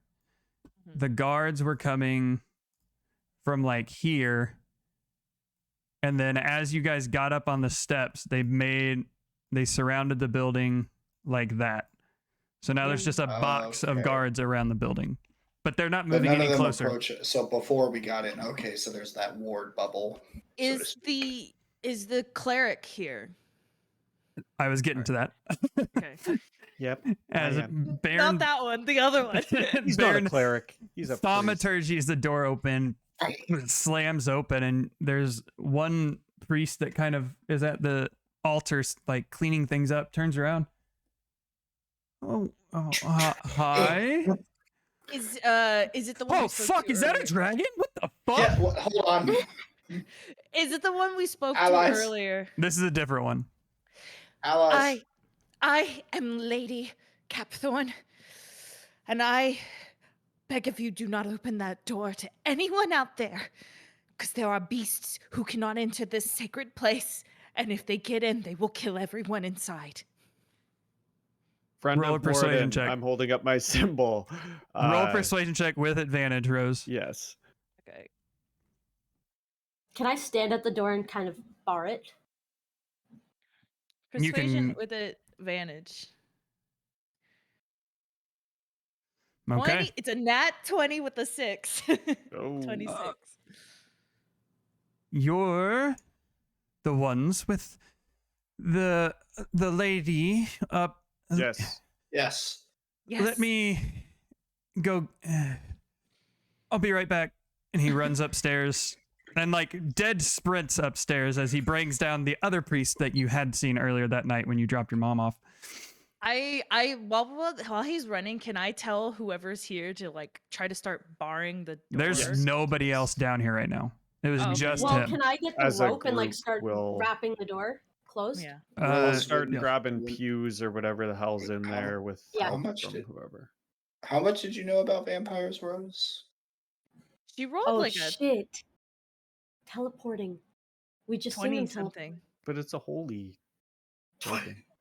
Well, yeah, I- we're warded, aren't like I think. Well, While you I- guys are Rose resting, the rest of you wrapping rope and barring the door with pews or workbenches and slabs of metal, whatever you can find.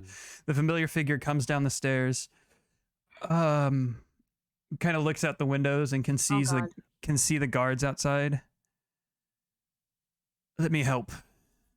And he goes behind the altar, and you guys hear thunk of him shifting something. And as he does, you guys hear large metal slats slam down on all of the windows, and the doors Ooh. have these giant metal beams that kind of cross themselves down and brace the doors on the other side.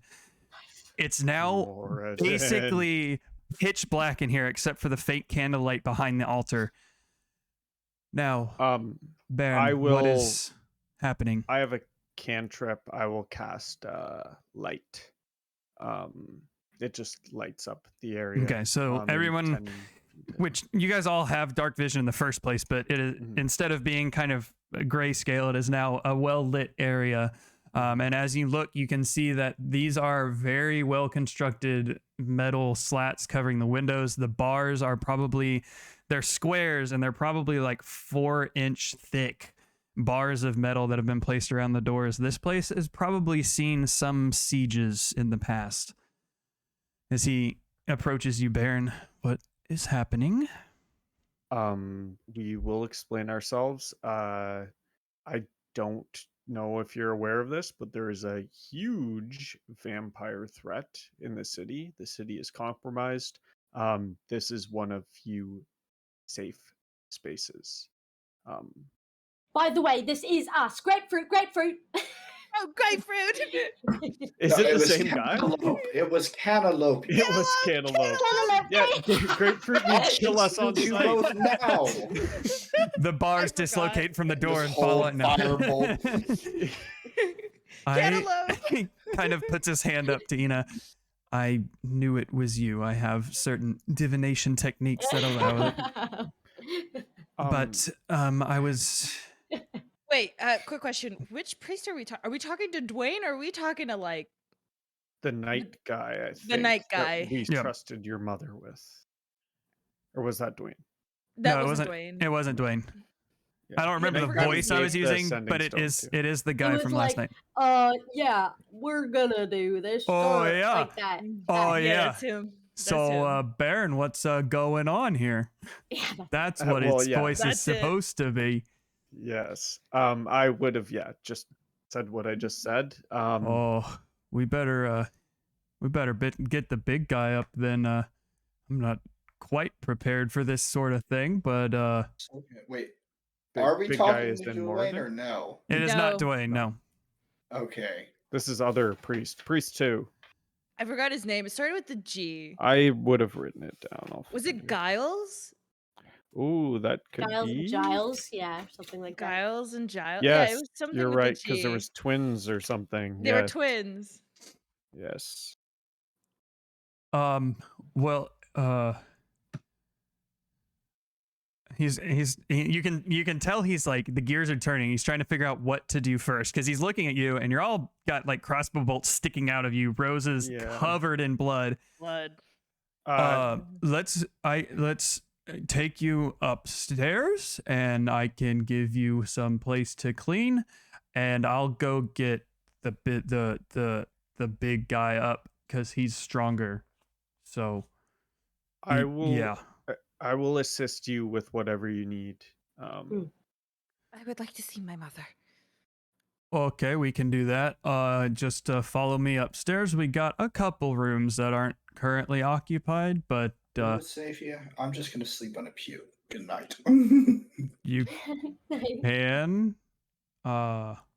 But yeah, just so you follow him upstairs. He leads you to a couple of rooms. They're filled with clutter and just stuff that they don't have room for elsewhere. There are beds in them. They're not great, but they do the job. And he goes to, he drops or takes Rose to Mother's room, shows Ina and Baron to the other two rooms that are currently vacant as Scale found sleeping downstairs, and makes his way downstairs to get the big guy up. You're not entirely sure what that means. But Rose, you enter your mother's room. She's currently sitting on the bed, just kind of like rubbing her fingers together and her hands together very nervously, just like looking at the floor. Doesn't notice you, the door opening or you entering or anything. Oh, I didn't know if you wanted to do anything or you just wanted to be in Mom's room.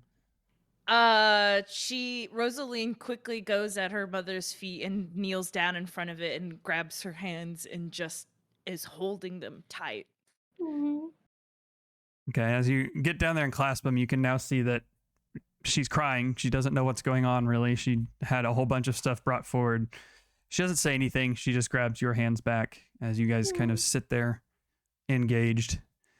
I think the both of us are just mentally traumatized that we just want our peace with each other right now as we just are with each other. As the other two of you are getting it set up into your rooms, and Rose, this is happening with you, you guys hear coming up the stairs. You make your way out in the hallway. Just loud thunking noises as you make your way out into the hall. And you can see Giles is there walking in front of roughly a 6 foot tall human with shaggy brown hair, kind of streaked back. It's not greasy, but like just put back. You can't see behind, but there is a man bun there. He's got scruff going on. But Baron, the first thing you notice is he's adorned in this very well-made plate mail, much like what you are adorned with. That is bronze and brown colored with a big old anvil in the center, the symbol of Morden that you're aware of. Plate legs and a very fine warhammer in another hand as he comes up to the top. Where's Baron? Who is this man? Is this Dwayne? This is not Dwayne. Oh. You guys have not met this person before yet.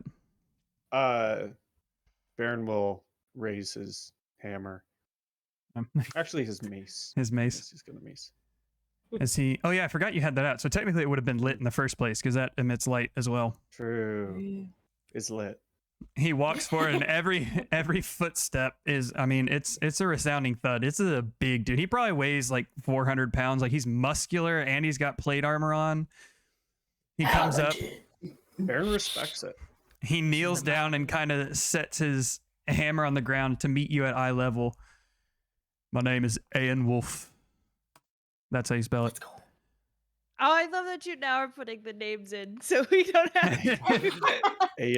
Usually I don't think about it, so I just say them, and that time I had time to think about it. But anyway, I am the guardian of this here temple. You have my hammer. You have my axe. I'm gonna reach out my paw. I was gonna say you have my mace, but I'm not doing it. I'm fighting every urge in my being. Ina's gonna go, and you have my body, no, because she found him super high. We left Ina outside. Died. I fucking died. Ina's currently Ma'am. getting stabbed by the 30 Ina's guards outside. like, yo, Ma'am, I am a holy no. man. Don't partake in such things. So am I. Let's pray together. Alone. This is just out of character. This is just Brandy. There wasn't even an accent. That's true. That's true. Let's go pray together. Anyway, you reach out your paw. Super Yes, into him. yeah. Got a 20 on that roll. Baron Silverhammer, but Please. you already know that, and I'll shake his hand. Clasps in like the the Hell forearm yeah. one. Moradin shake. Gives a strong shake, stands up, and is now hulking above you. Mm-hmm. What do you need? I'm gonna bring him up to speed on our vampire situation. Okay. Yeah. All right. Like unholy beasts have taken over the city, essentially. All right. As you indulge him in the information, he lets you know nothing can break through what the defenses that they have, especially if they're unholy things. They can't get any closer anyway. He will stay awake and keep watch, protecting throughout the night until you guys get rest and are able to fully gain your bearings on what you're going to do next. But advises you to go ahead and get your rest and that you are well protected. You begin to start hearing some more stirring and wrestling going on throughout the halls as it appears that Giles is probably waking up some more of the more structurally available clerics and paladins of the Temple of Morden that aren't necessarily always visible to people. You can hear metal being donned, weapons being drawn, as it appears you guys have Dawn guards assembling. Fuck Yeah. This is the right decision. gotten a force behind you now. But you And feel we don't gotta tell Belknap anymore. We've got Temple of Moradin. Fuck yeah. There's not like a whole lot of them, but you can just hear the wrestling that's going on downstairs. 300. I can't sleep through it right now. Oh god, they're so fucking loud. I mean, before Baron settles down and gets to sleep, he's going to I think he would rest in the main chamber that we came into. I know he trusts the walls, but he doesn't. If shit goes down and the door opens, he wants to be there, like on the front lines, and protect his friends. So he's going to kind of set up his bedroll near the door. And you're sleeping by me in a pew. And he's going to say a quick prayer before he like shuts his eyes. Hi, Rose. Hi. I just want to say Rose probably leaves her mother's side for a bit and goes downstairs to find Baron specifically. And I just want to say that Rosaline will lean and whisper to you and ask, "Can you teach me how to pray to your God, as I have never done this myself?" Baron's eyes are like a kid on Christmas morning. Exactly. I told you all this shit that Moradin has done for her. I definitely think she would start become a Moradin believer and is gonna ask for your assistance to help her pray and learn to become a Moradin follower. Yeah. And yes, Baron will obviously oblige. Of course, Rose. You get your rest for tonight. I'll teach you. But right now your mother needs you by her side. And I'll pray for all of us tonight. Rose just bows her head, doesn't argue, and just goes back upstairs and actually probably takes place in the bed right next to her mother and goes to sleep. She's cleaned off all her blood and shit and is in nice clothes, I guess. I don't know. Baron will be. You don't have a change of clothes. You can clean the blood off, but you're kind of stuck with what you've got at the moment. You know what? The clothes are still bloody. She just goes to sleep in it. Baron's kind of nervous about that whole thing because he talks to his god like he's a bro, pretty much. But as he lays down before he goes to rest, he's gonna say kind of quietly, Morden, thanks for keeping my friends alive once again. And he's gonna go to sleep. Anybody else want to do anything before they go to sleep? All right, I gotta change her religion. I'm gonna talk to Bahama Mama and just and We don't have to role play it, but I would just get a rundown of his say- Drifla. I would say, what are the questions you want to ask, and then I'll just answer them instead of RPing it. Is Drifla who she says she is? Is there a home to rebuild? Will my memories come back in time as I interact with them more? Like, will I have a family to go back to, essentially, like when I remember them? Okay. So 3 questions. She answers you. Drithla is who she says she is and is what you remember her to be. And Bahamut assures you she does not have any ill intent and is just there to bring you back home. There is a home to return to. It is not the one you will remember or that you remembered, but there is a civilization of Dragonborn to return to. And she kind of is just like, well, you got some back just now, so I'm sure the rest will return as far as your memory goes. That would be 10 for each question, I'm assuming. So 30. Yep. Yeah, we changed that from being a timed thing to 1 minute. I just never changed it in D&D Beyond. Okay. So it's basically like you spend 10 points, you can ask a question. So that's what she returns with. Ina, do you want to do anything before bed? She ready to sleep. Okay. Baron, as you're finishing up your praying for the evening, you feel that familiar giant hand on your back, and you look up, and Moradin is standing there next to you. He's got a very grimaced look on his face this time. Like he's actually concerned for something for once, but he just looks at you. There's a bug in my room. I got it. Holy shit. He just looks at you, gives you a nod, like, you got this, bud. Thanks. And then I'm fucking terrified. Sorry to swear, Moradin, but I don't know how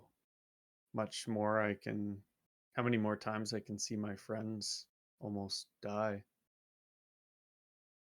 It's not easy. That's why you're around. Yeah, it's a lot. I mean, I see a lot of my daughter in Rose, and that it's tough. Makes me miss home. Makes me, I don't know. It's a lot. Well, If I ever meet your daughter, we're gonna be BFFs. you take care of her. We're BFFs for life, but that too. You take care of her like you take care of your daughter, and I think we're gonna be all right. Mm-hmm. Yeah. See you soon, bud. Thank you. Yeah, see you. Kind of dissipates off. And you guys go to sleep for the evening. Every now and then, you're kind of stirred from your sleep by a plinking of an arrow and a crossbow bolt off the metal of the building. It's not enough to disturb your rest or anything like that. It's just kind of makes your body turn in the night. But you get your long rests in, and we're going to take our break. I was about to ask that if I could take a break right now. Yep. I ran out of tea. Yeah, so everybody can do their long rest button and change their spells and stuff while we're on break. Yes. So Right. Okay. we'll be right back. All right. All right, chat, Aroni and cheese. We're going to take our little break right now. We'll be right back in 5 to 10 minutes, something like that. Maybe longer. We'll see. But I'm going to go to the bathroom and get myself a drink. And yeah, I'll see you guys shortly. Thanks for hanging out. We'll see where they head next. They're currently in a bunker of Moradin. BRB. That one.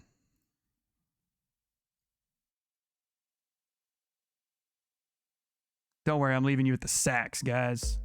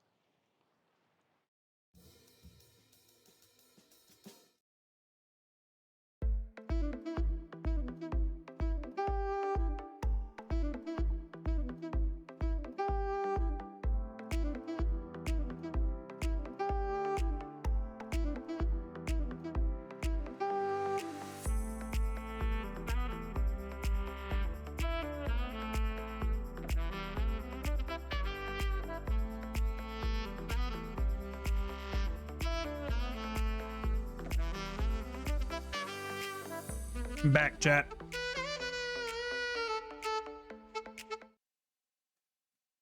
Hello, Nids. Hello. Every time I turn the camera back on, the camera decides that it's going to change its exposure. There you go. That's unfortunate. Maybe I can multi-class into Paladin. Maybe. I've never played a Paladin before. They're fun. Paladin. Oh, it should become magical. 5e.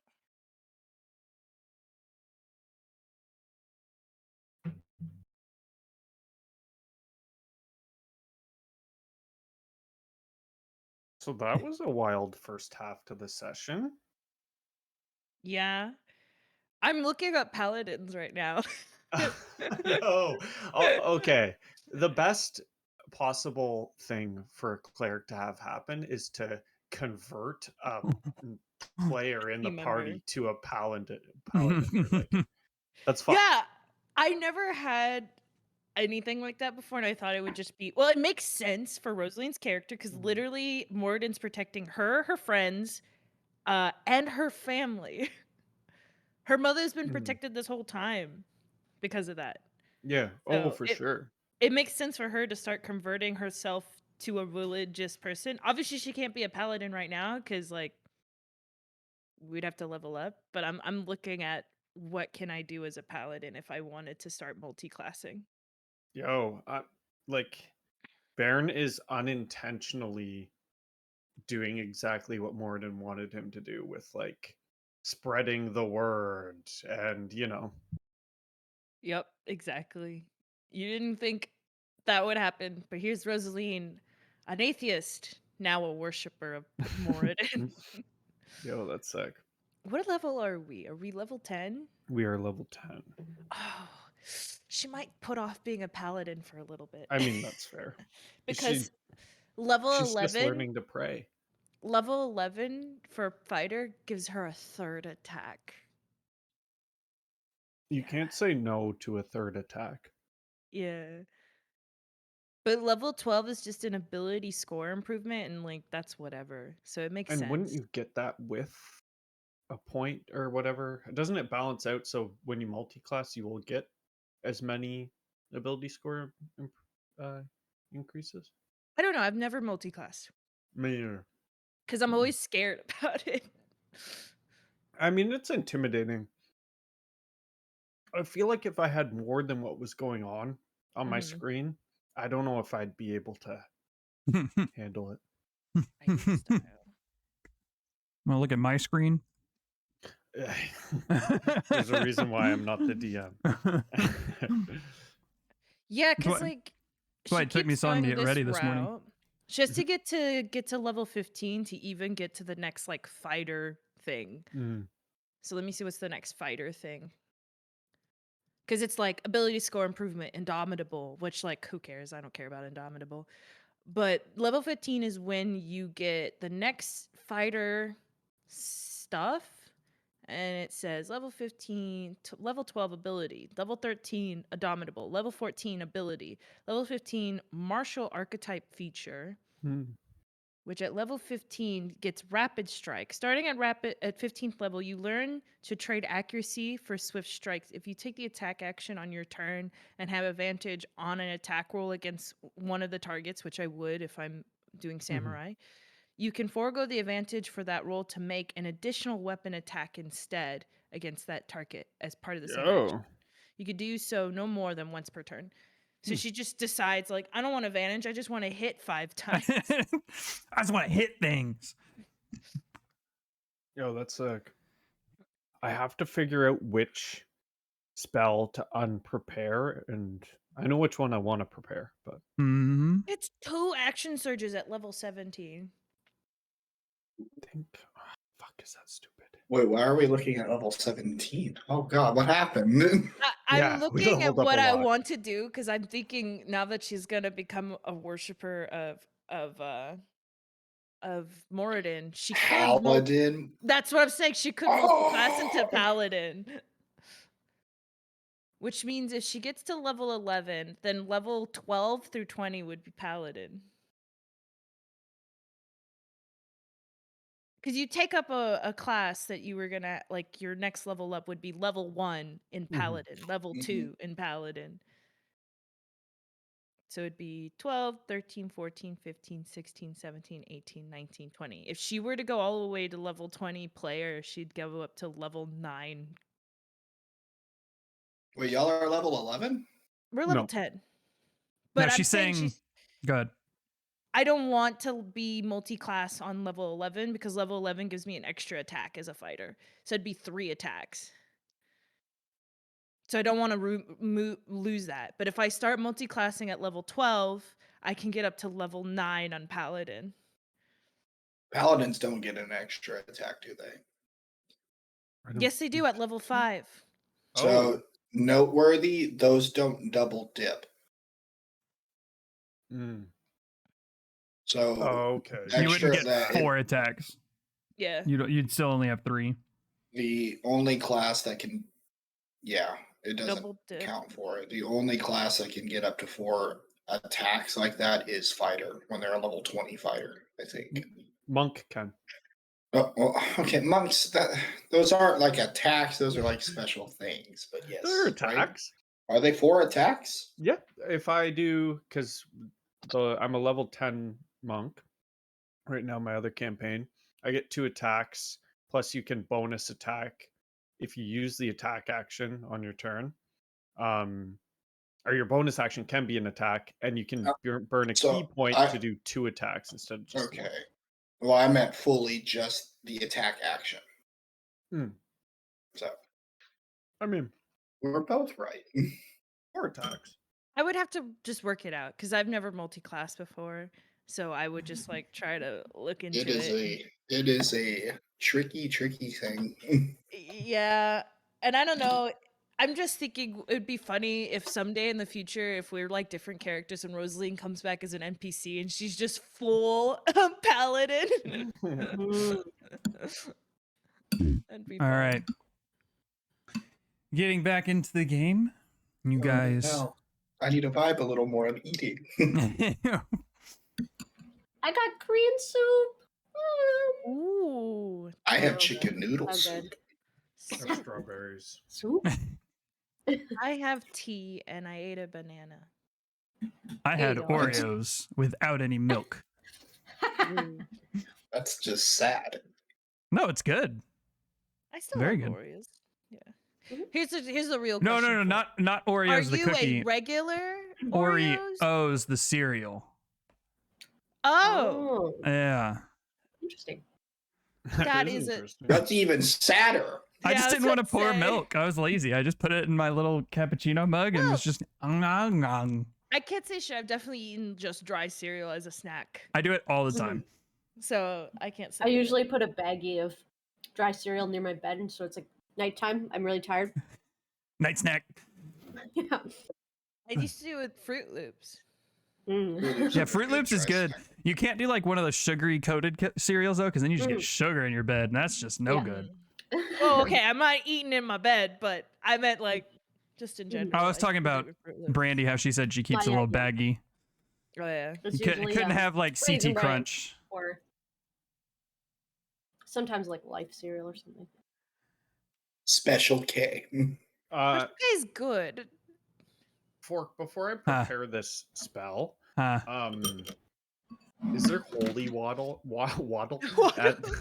at the temple? And it waddled away. You'd be able to procure some holy water Okay. at the temple. You don't know how much. Well, I don't know how much yet. I but- don't know how much I need. It doesn't say how many milliliters I Yeah, I need. know. I'm just saying. All right. Well, I don't care if you guys are eating. You wake up in the morning. The only light still is from torches that have now been lit throughout the building, as all of the windows and things are blocked with metal. You can hear patrols of heavily armored figures moving throughout the halls and chambers of the place. Nobody enters your room, but I probably think Baron and Scalefound, you would be the first two to wake up, as you're kind of in the central chamber where most of the traffic would come through. Oh, I forgot to heal. Yeah, everybody click those long rest buttons. Well, it doesn't have that on Roll20. True.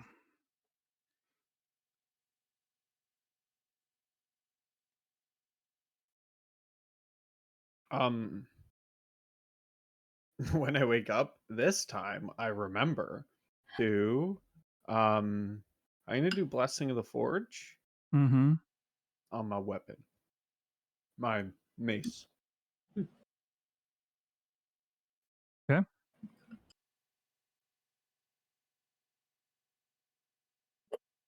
And I will try and find Aenolf. Is that how you say his name? Aenolf, yes. Aenolf. I will try and find him. Okay. Waking up, asking a few questions, you find that he is in the chamber that's like directly off of the altar area, currently going over some papers and instructing a couple of the other, what look to be similar to you, clerics in the room, who are also heavily armored. Not nearly as good as what he or you are wearing, but they have some nice plate on, or nice heavy armor on as well. Mace is similar to yours, not glowing, of course, but currently hooked onto their belts. Yeah, we just gotta make sure that we keep this place locked down until they get whatever they need to get figured out. So just keep an eye on them. Yeah, Baron, what's up? Ianolf, I realize we're locked down pretty good in here, but this is an old building, and we have reason to believe that these vampires have a lot of they may have a lair in the catacombs. That's where their prisoners are being held.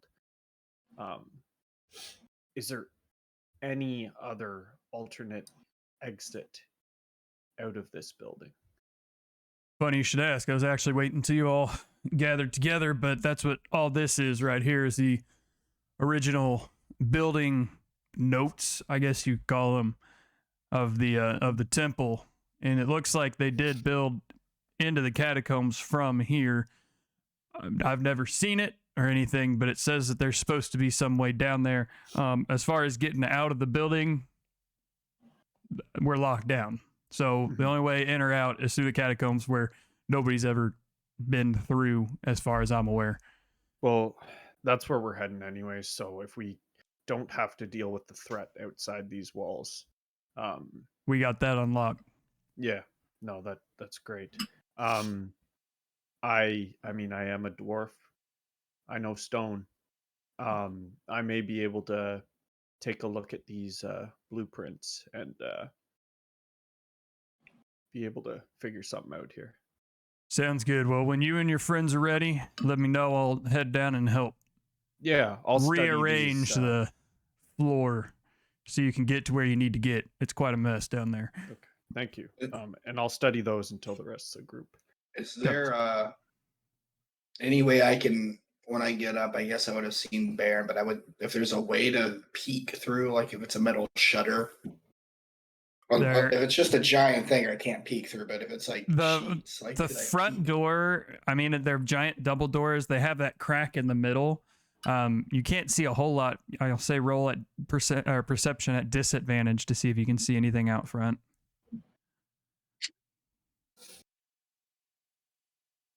Disadvantage. Oh, that's not good. 5. Okay.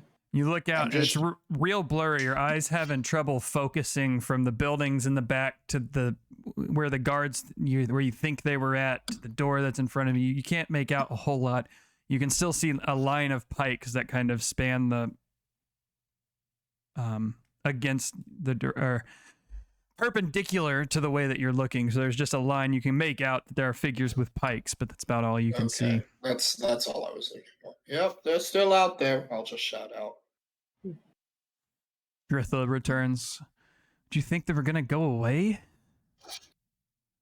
Well, I mean, in my readings, I just know vampires don't like daylight, so I didn't know how it works. I mean, I know they're not the vampires, but I don't know how. Maybe activity would cease and it would be strange, for them to keep up this front. You have been gone a while. She kind of stands up, stretches her neck, gives a little nudge to the dragon that she was currently laid up against as it kind of comes awake, and lets out a little as the rest of the clerics and paladins in the room kind of get their weapons ready and turn. They hadn't really noticed it before. And Dritha's just kind of kneels down and starts petting it, and they go back. They keep a wary eye on her, but are not too keen on this dragon thing that is now in here. What do you mean by I've been gone a while? We've faced many a dark thing in our times, most seeking refuge from places like this. We've come across a couple of these. Did I use a sword? Was I a sorcerer before? What was I?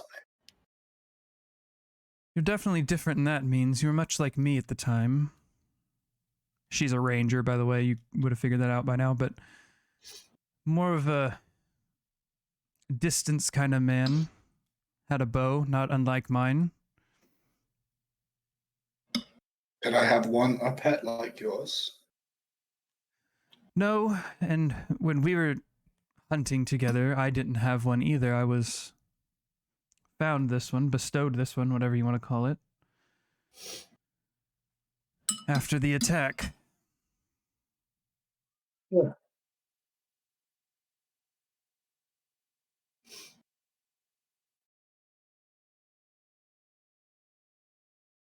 Rose, you come awake and your mom in your arms, still bloodstained clothing on, but you're sore, but you feel a whole hell of a lot better than you did yesterday.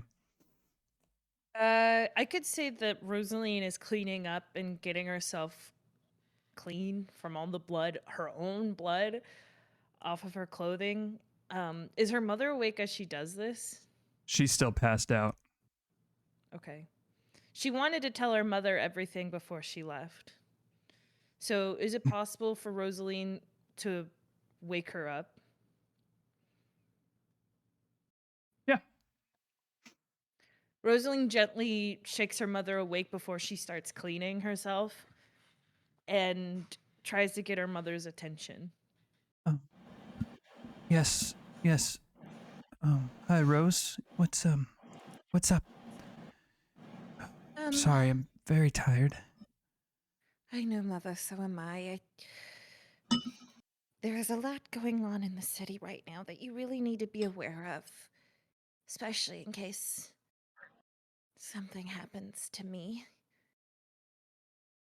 I am going to continue cleaning my clothes from. Rosaline looks at her blood on her clothes and decides not to tell her mom that that's her blood and just says from,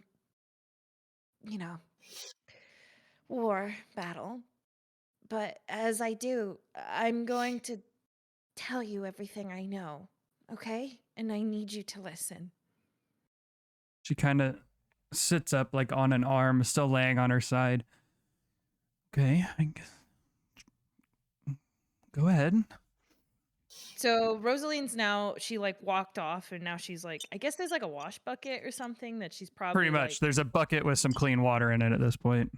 yeah, she's taken off her main clothes. She's just in her normal,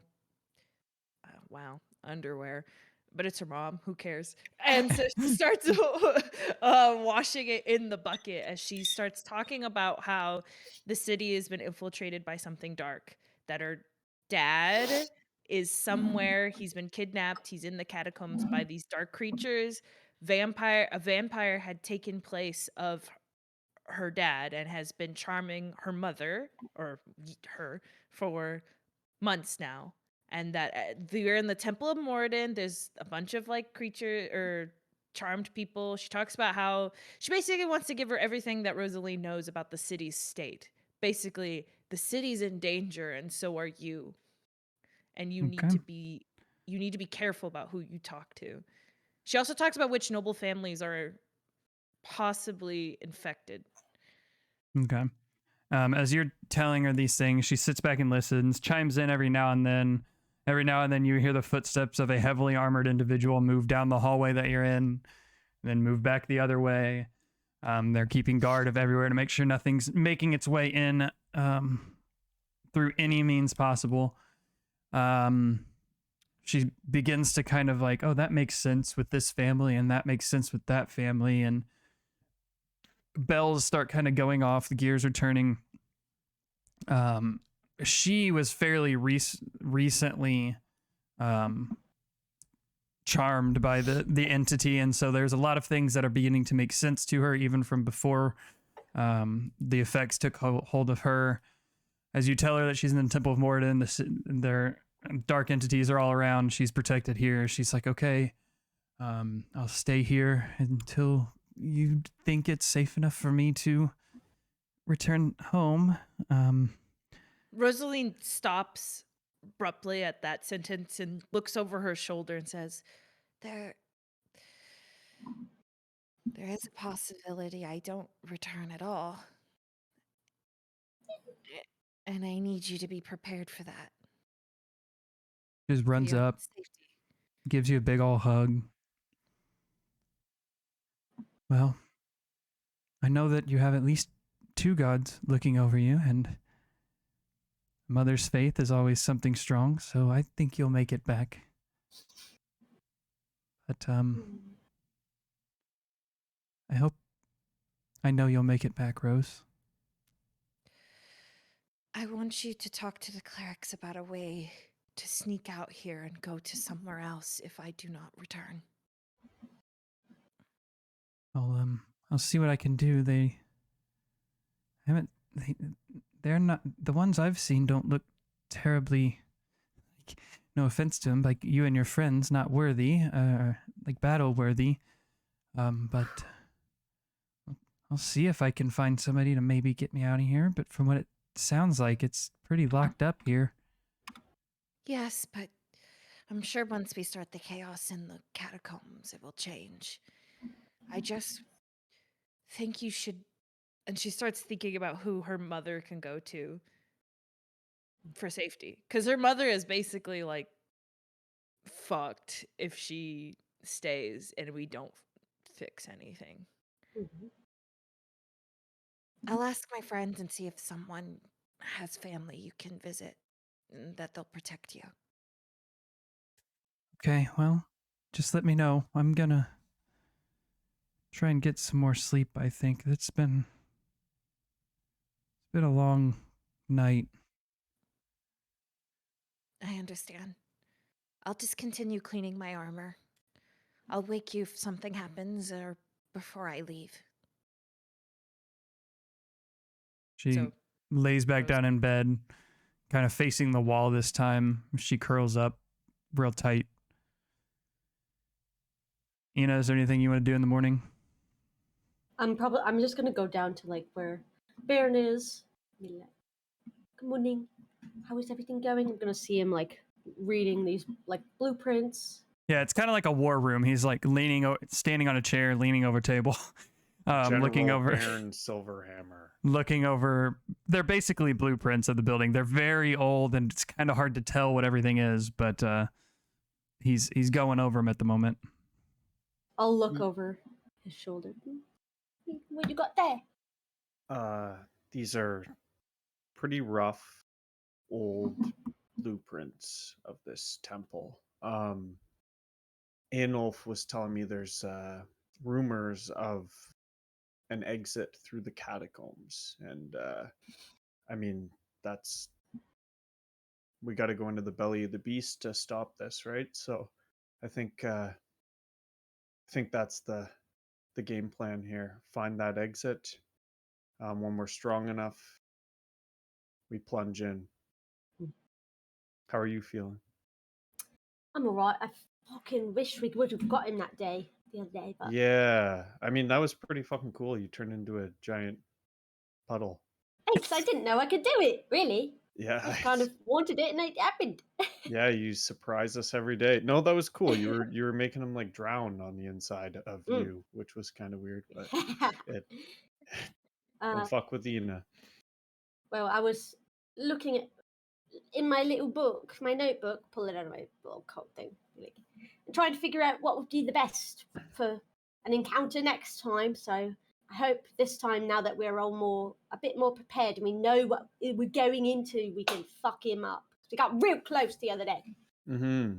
so we can. I mean, yeah, like Rose kind of told us, vampires don't like holy damage, right? And or I radiant. think Rose said radiant, yeah. Yeah, I assumed radiant and holy were almost hand in hand here. Yeah. Yeah, so I mean, anything you can do that can stop him from from healing himself would be a big help. Mm-hmm. Yes, I And don't maybe know anything that stops him from charming people. True. I don't know if I have any. If I know any spells like that, I don't think I have any. Even when I looked, that can Can't AOT even charm power.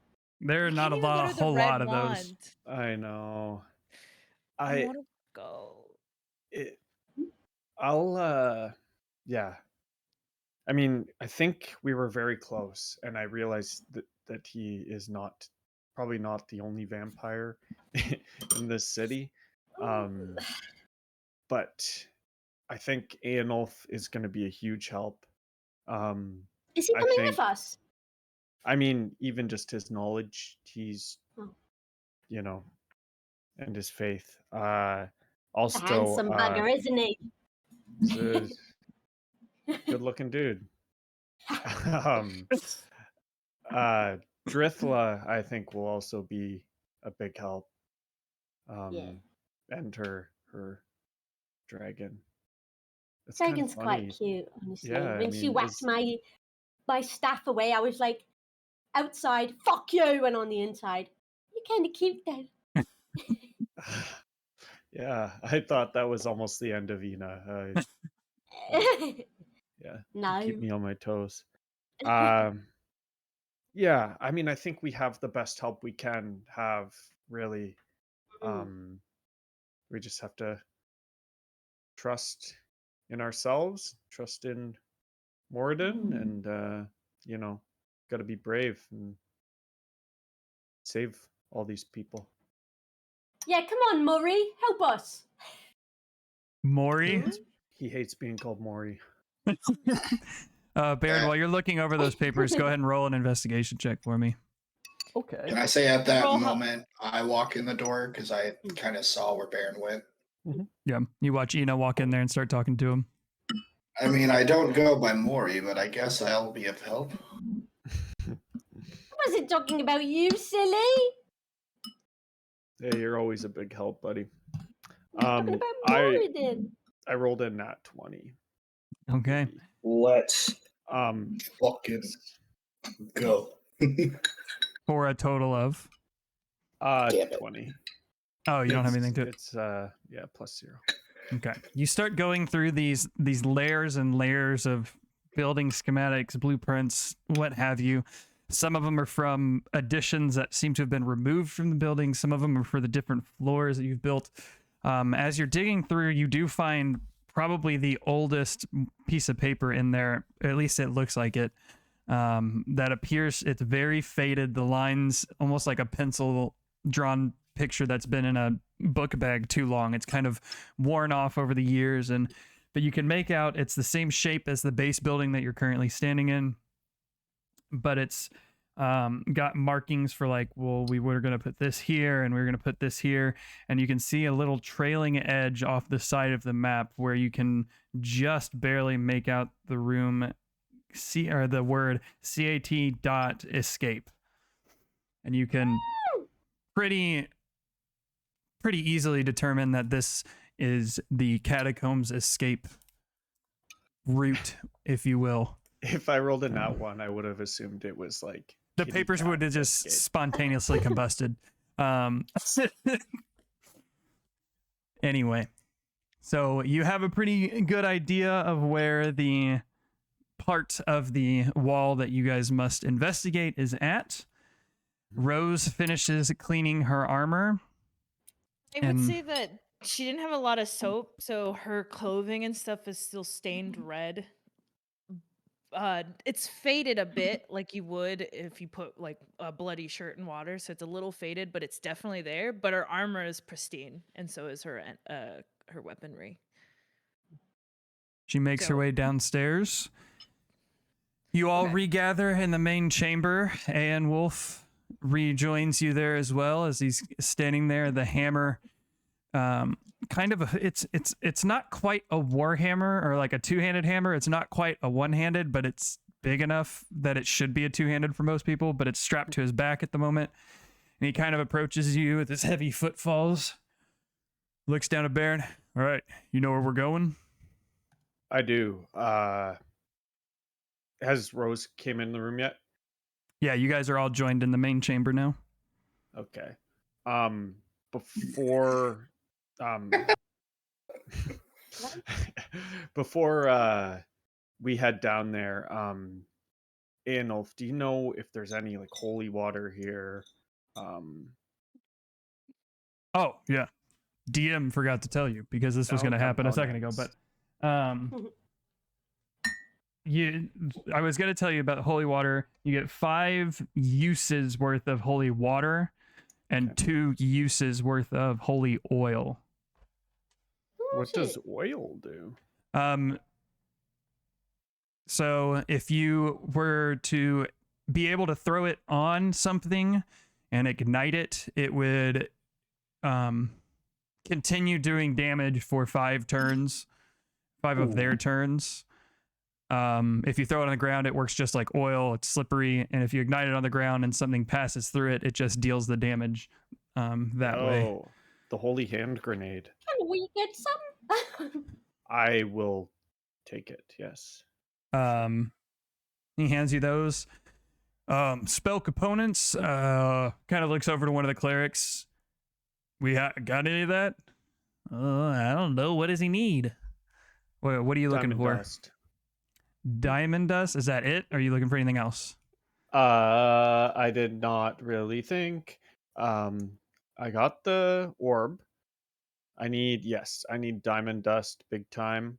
And the holy water. That's Is the oil rare oil? What do you mean? it's Are you looking at D&D? It's vegetable. Like, blessed by Moradin. I have a spell, reincarnate, and it needs rare oils and urgents. I would say that it would be considered rare oil. There's not a whole lot of it around. Hey. I'll give you a use of that. 1 use. So we'll each have 1. You don't drink it. Oops. Ina, spit that out. Rosalie's just Can I have holding diamond her dust? head. So with the holy oil, because I don't think there's actually a holy oil. I swear there is. I do not see anything. Oil. There's oil of etherealness, sharpness, slipperiness, willow shade oil, but I don't see anything that says holy oil. So is it anointed oil? Maybe.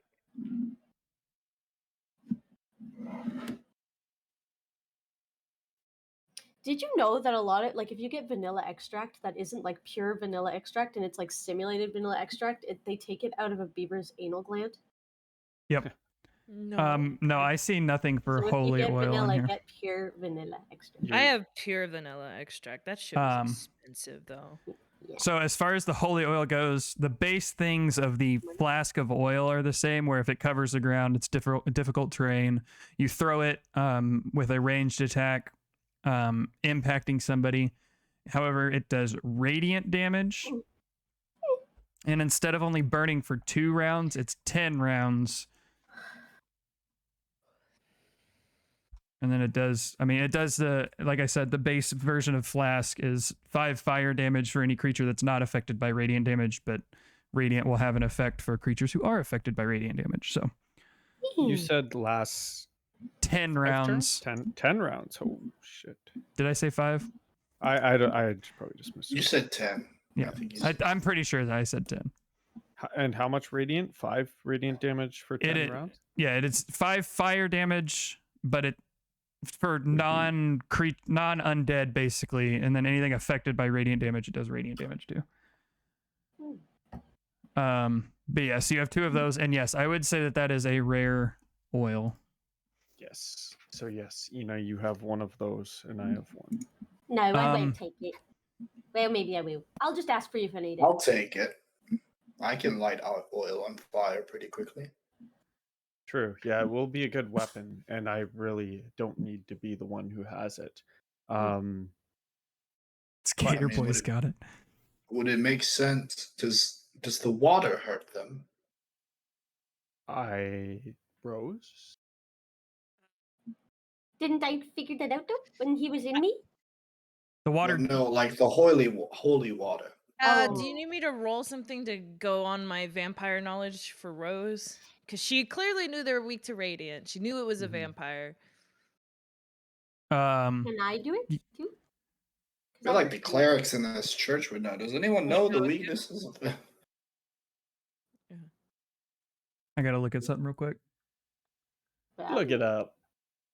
What I'm aiming for is for like someone to tell Scalefound, "Hey, holy water does radiant damage."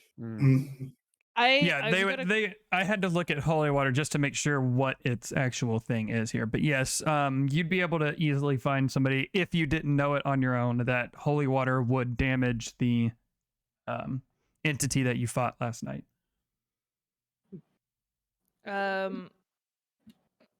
Rosaline, at a very quiet whisper, which is not very characteristic of her, goes, "Is there something to protect my mind? I don't want to hurt my friends again." I could cast a spell on you. Neat. It only lasts 10 minutes. But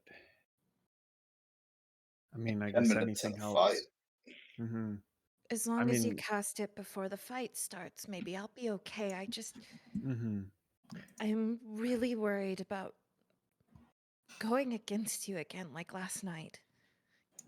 Yeah, I mean, you kick ass, and it's tough to be on the receiving end of that, I will admit.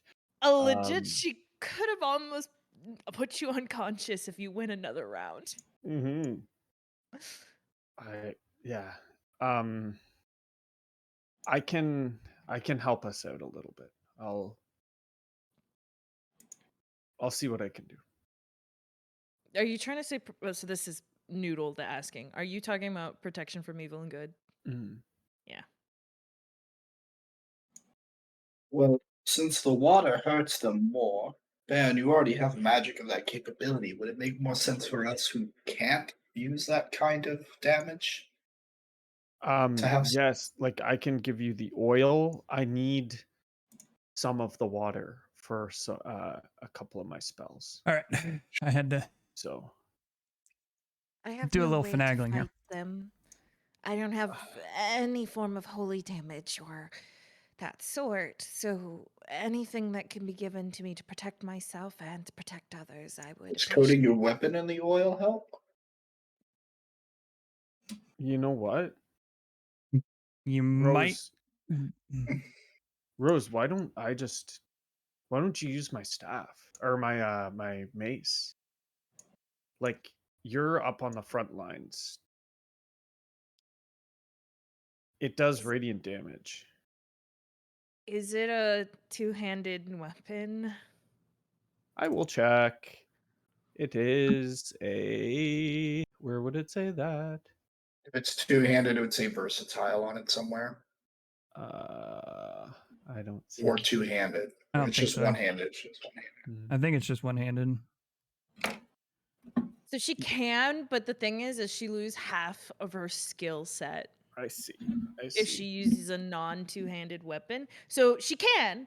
It's just, the whole greater weapon fighting, the slasher.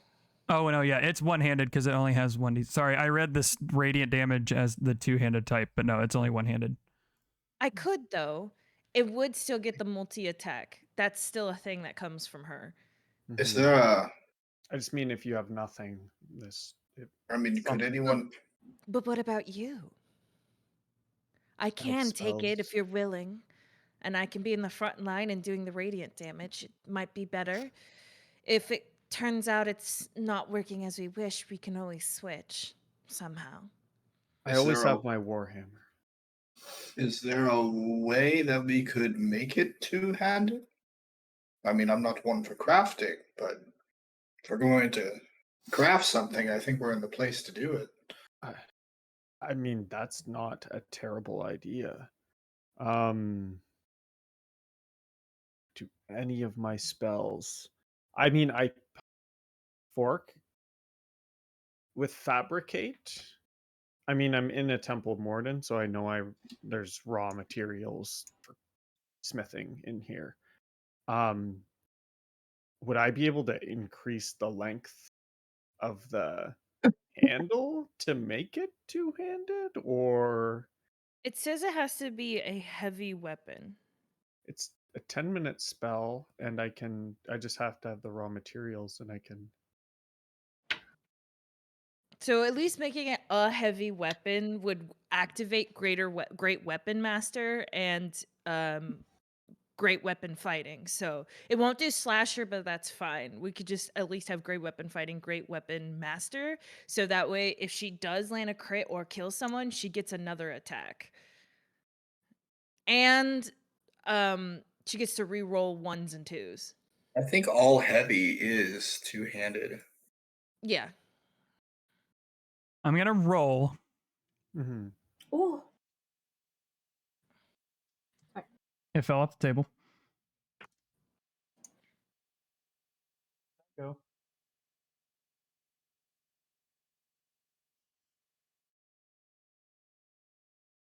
You start thinking about attempting to make this weapon in a two-handed fashion for Rose.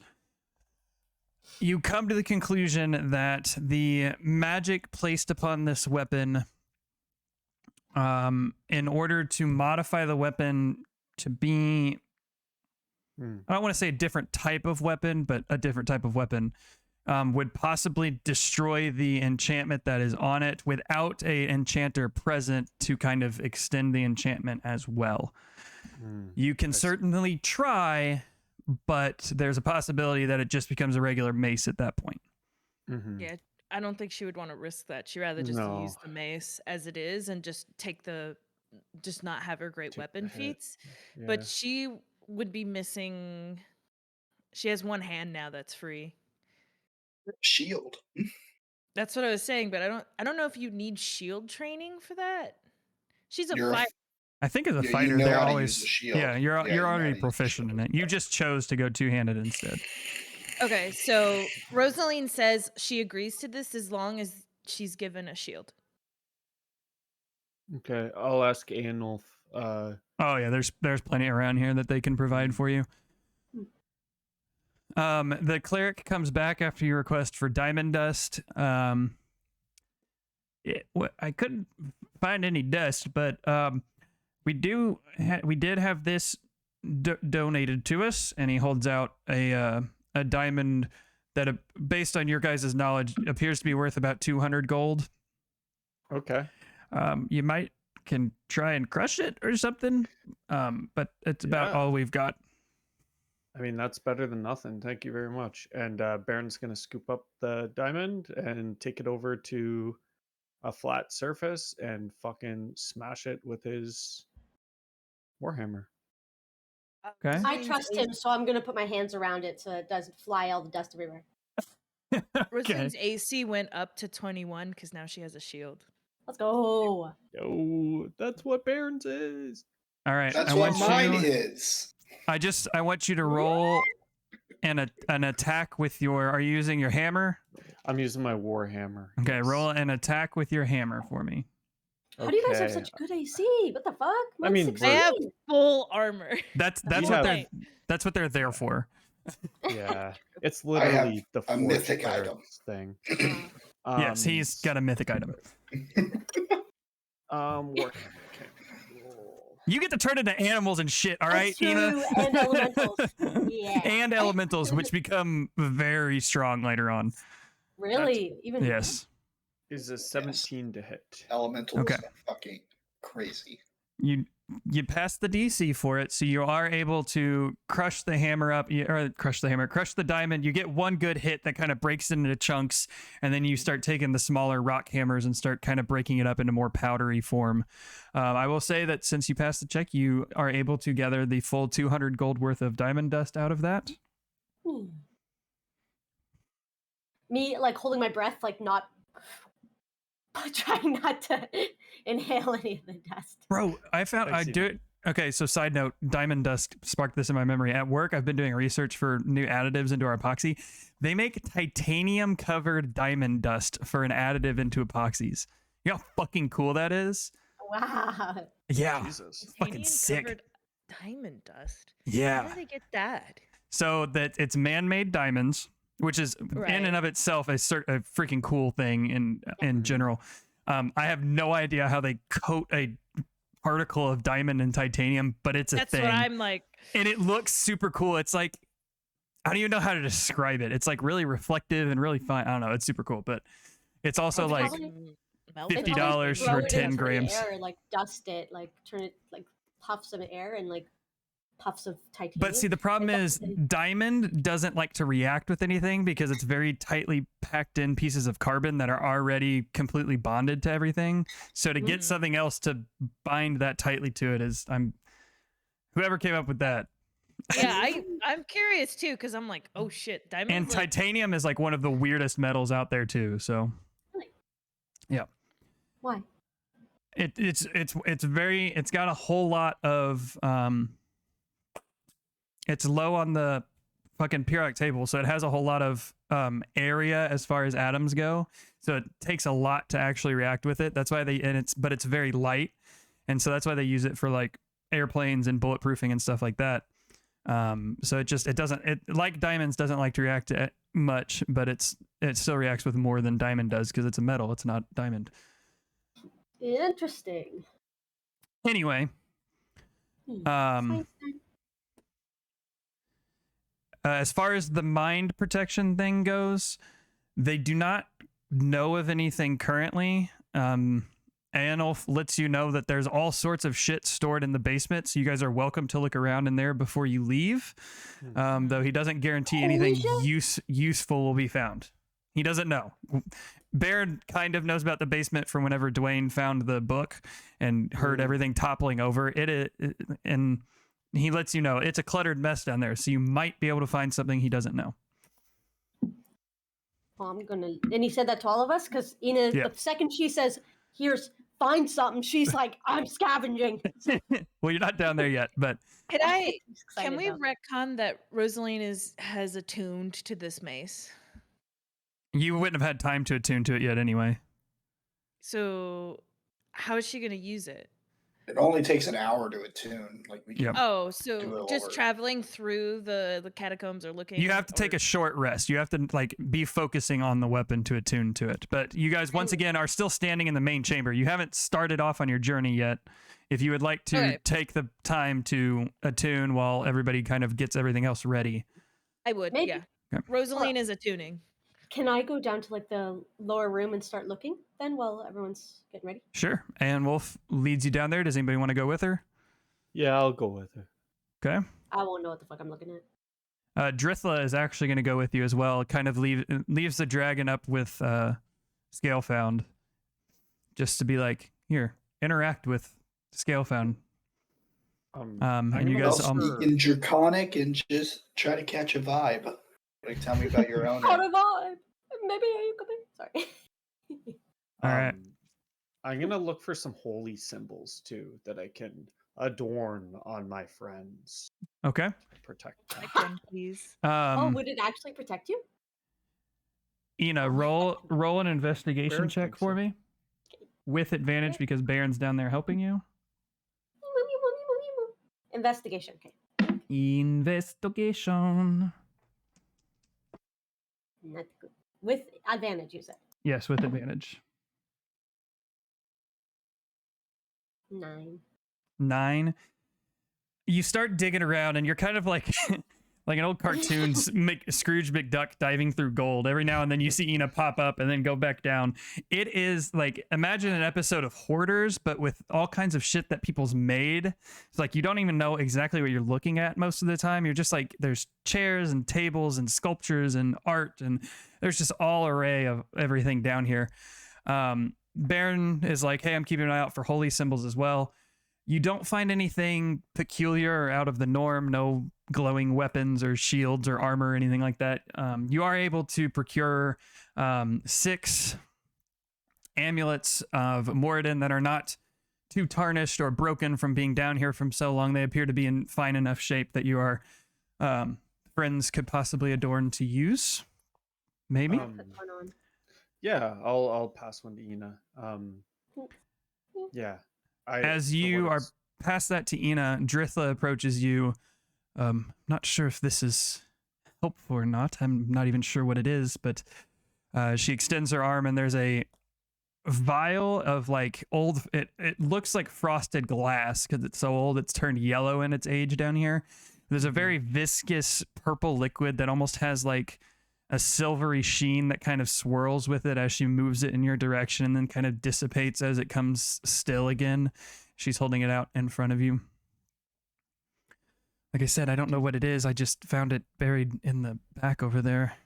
Can I open it? Like, is it? You said it's in a box, liquid in a box. It's in a vial, like a potion vial, basically. Can I open it and smell it? Sure. I mean, I can identify it, Ina. Oh, well, I'm gonna open it and smell it anyway, and then I just don't want you to get poisoned and die. You open it, and it kind of lets out like a kind of noise, as it seems there's some sort of back pressure, probably just from being so old. You get the aroma of like walking into a bookstore for the first time. Do I can I figure out what it is by the smell? Roll a medicine check. 20. 20. Not natural. You gather that it is not poison. It doesn't have that like burning or acidic kind of feel whenever you inhale it. It's not a healing potion. You know that. You know what those smell like. You've been around them long enough. Unfortunately, you don't have that much knowledge as far as like potions go. Like you've made herbal remedies and salves and stuff like that, but you can't quite grasp it. You know it's not going to hurt you, but I'd be like, and you said it smells like an old library? Like a library, like old paper, some leather, just like a bookstore. It reminds me of me grandpa. Hey, guy.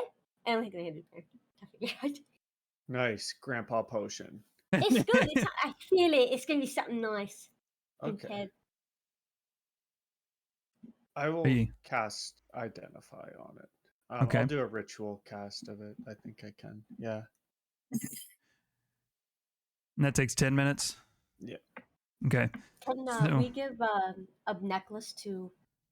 Yeah, I'll see if Ina can hand out these to... Easy enough to do. You hand one to Drithla. Yes. You hand one to Drithla, make your way upstairs, and hand one to Scalefound and Rose as well.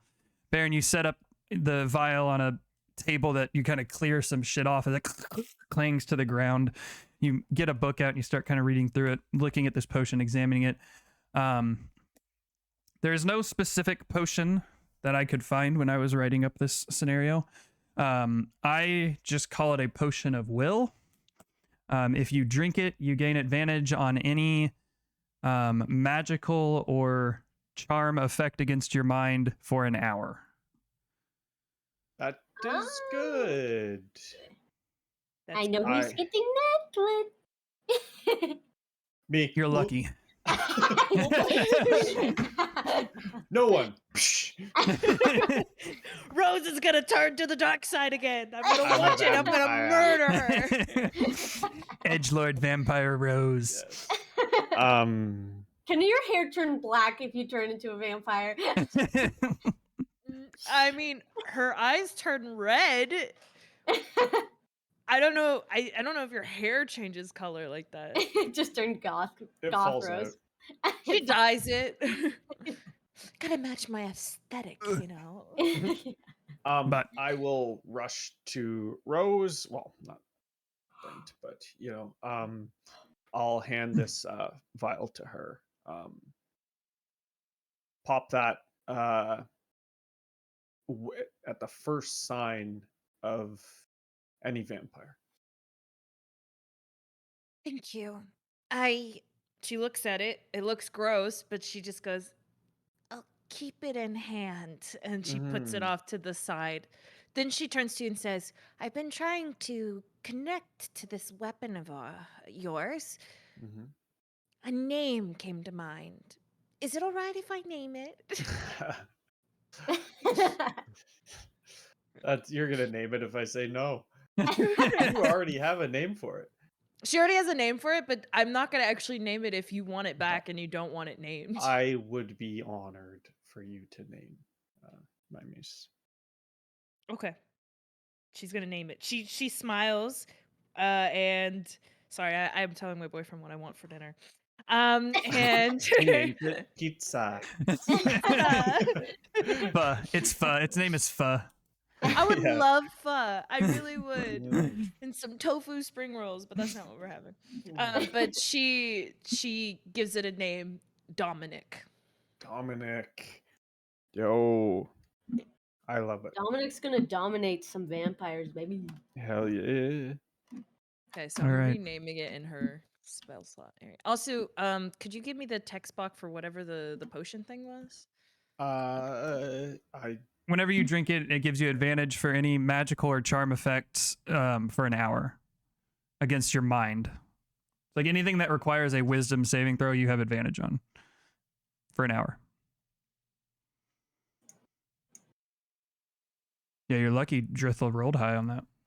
yeah, I would say like don't thank me for that vial. Thank Drithla. She's the one who found it. Yes, our new friend. I was too weak yesterday to really acknowledge her very much. I should apologize and truly introduce myself. Mm-hmm. Which yeah, reminds me, by the way, let's see. I don't know, guys. I could really use that vial. She really is into scales and feathers. Holy shit.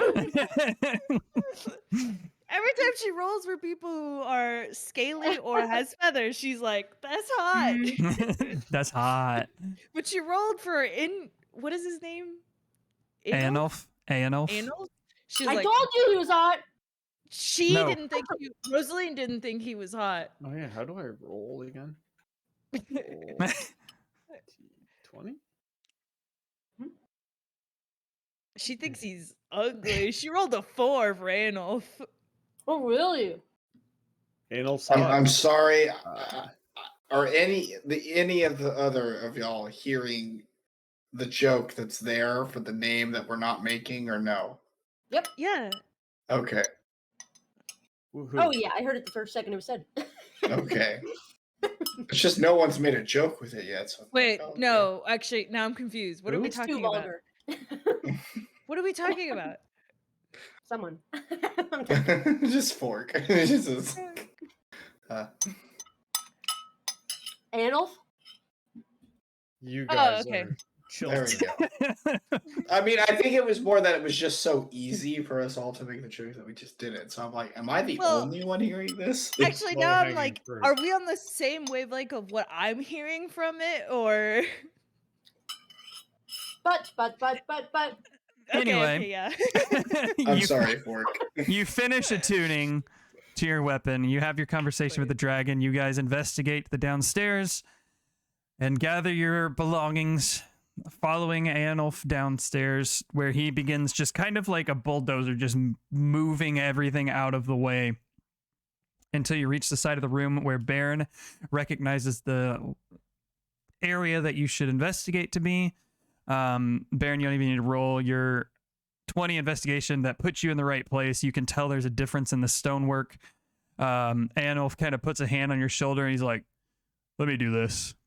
Brings that big old hammer off his back and starts slamming it into the wall. After 3 or 4 hits, it finally like kind of all caves in and falls down. All falls down in on itself. You can watch as it pulls down cobwebs and spider webs, and you hear a few mice go scurrying off into the corridor. It is pitch black down there.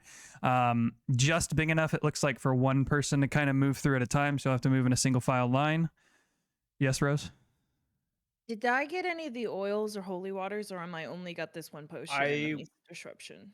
I will hand out each one of you guys. I don't want holy it. Water. I don't need it. A holy Okay. water?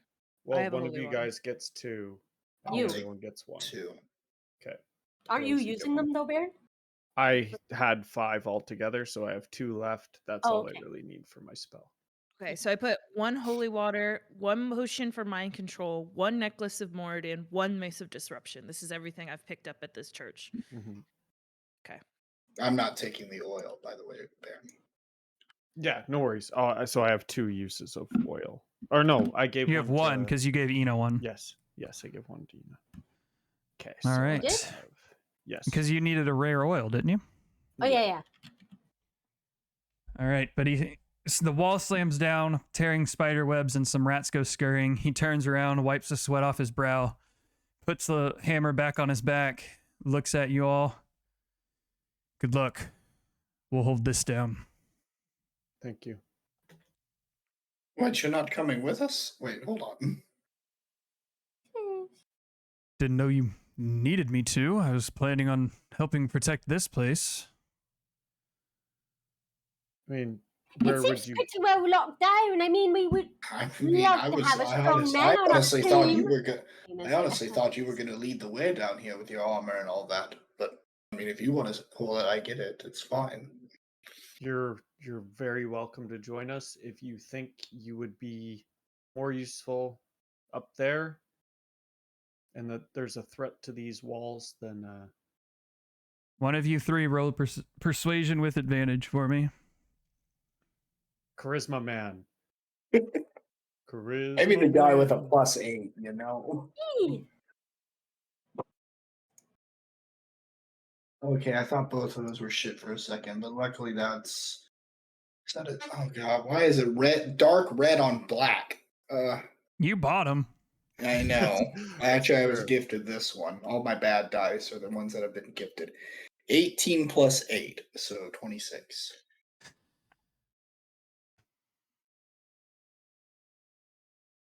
Let me instruct the people upstairs and I'll follow you down. 25 is what you needed. Oh, before we leave, is it possible that Rose spoke with someone about how to get her mother out safely if she doesn't return? You can certainly try. Who would you want to talk to? Who would be the person in the church to do that since this Anulf. guy's with us? Well, this is like you said you wanted to do this before. Yeah. I mean, Well, there's 2 or 3 like paladins that appear to be in the same like accord as him. Like they have the heavy armor and everything. It's not quite as well as made as his. And then there's probably 7 to 10 clerics walking around that resemble Baron's appearance with heavy armor and weapons as well.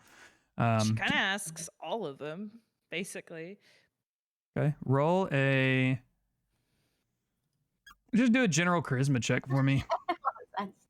That was a. Get this feeble woman out of this entirely encased church And around. she roll persuasion. Nope, charisma check. Damn it. Oh no. 16. Okay. As you're finishing your attunement, everybody else is kind of finishing gathering their stuff. You follow one of the paladins who's making his rounds in the hallways and such up toward in the corridor where your mom is currently residing. You stop him in the hallway. Oh, yes, what can I do for you? Just... Yes. The woman in that room is my mother. I'm sure you've heard of her before, but this is Lady Capthorne of the House Capthorne, noble home. If I, for some reason, do not return, I beg of you, get my mother out here safely and onto a ship to somewhere that she can live peacefully out of this city.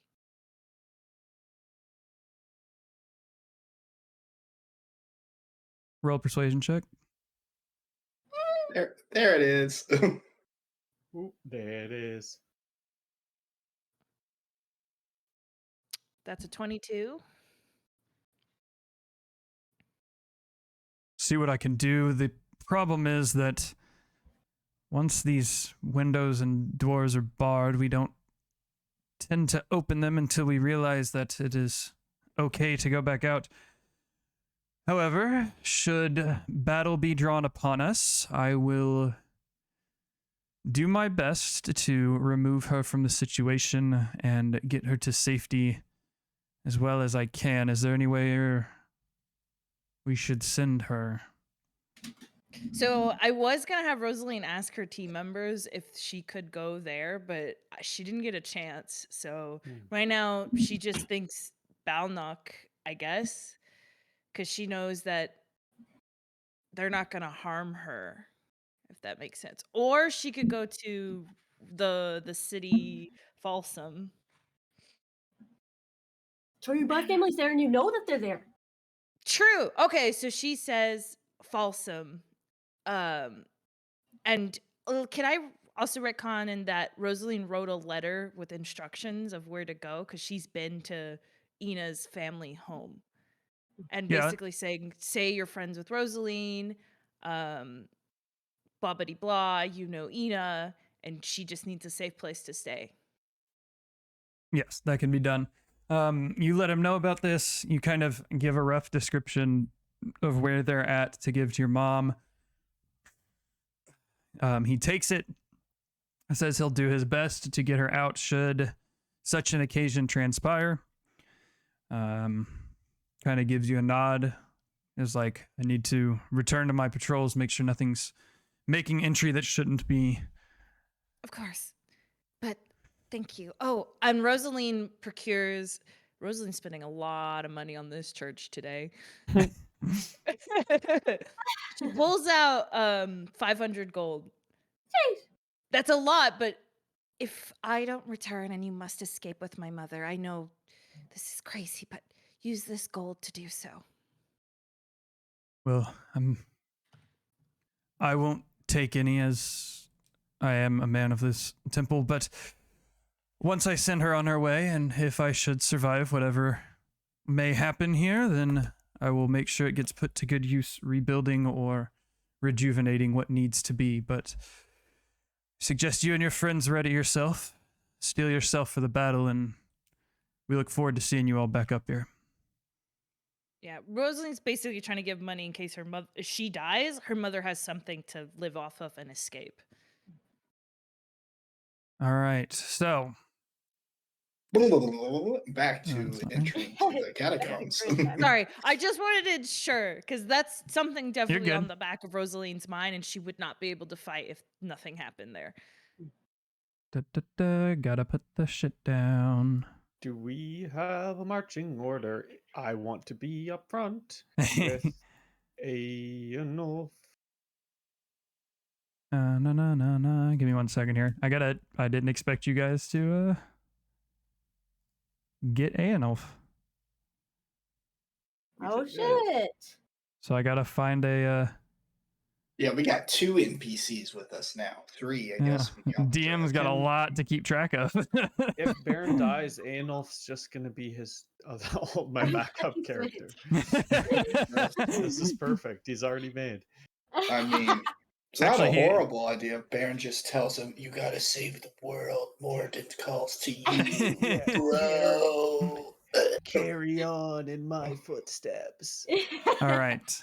So Aenulf goes upstairs. You can hear him barking some orders up there. He comes back down with 2 of the clerics that you had seen walking around before and instructs them to watch this.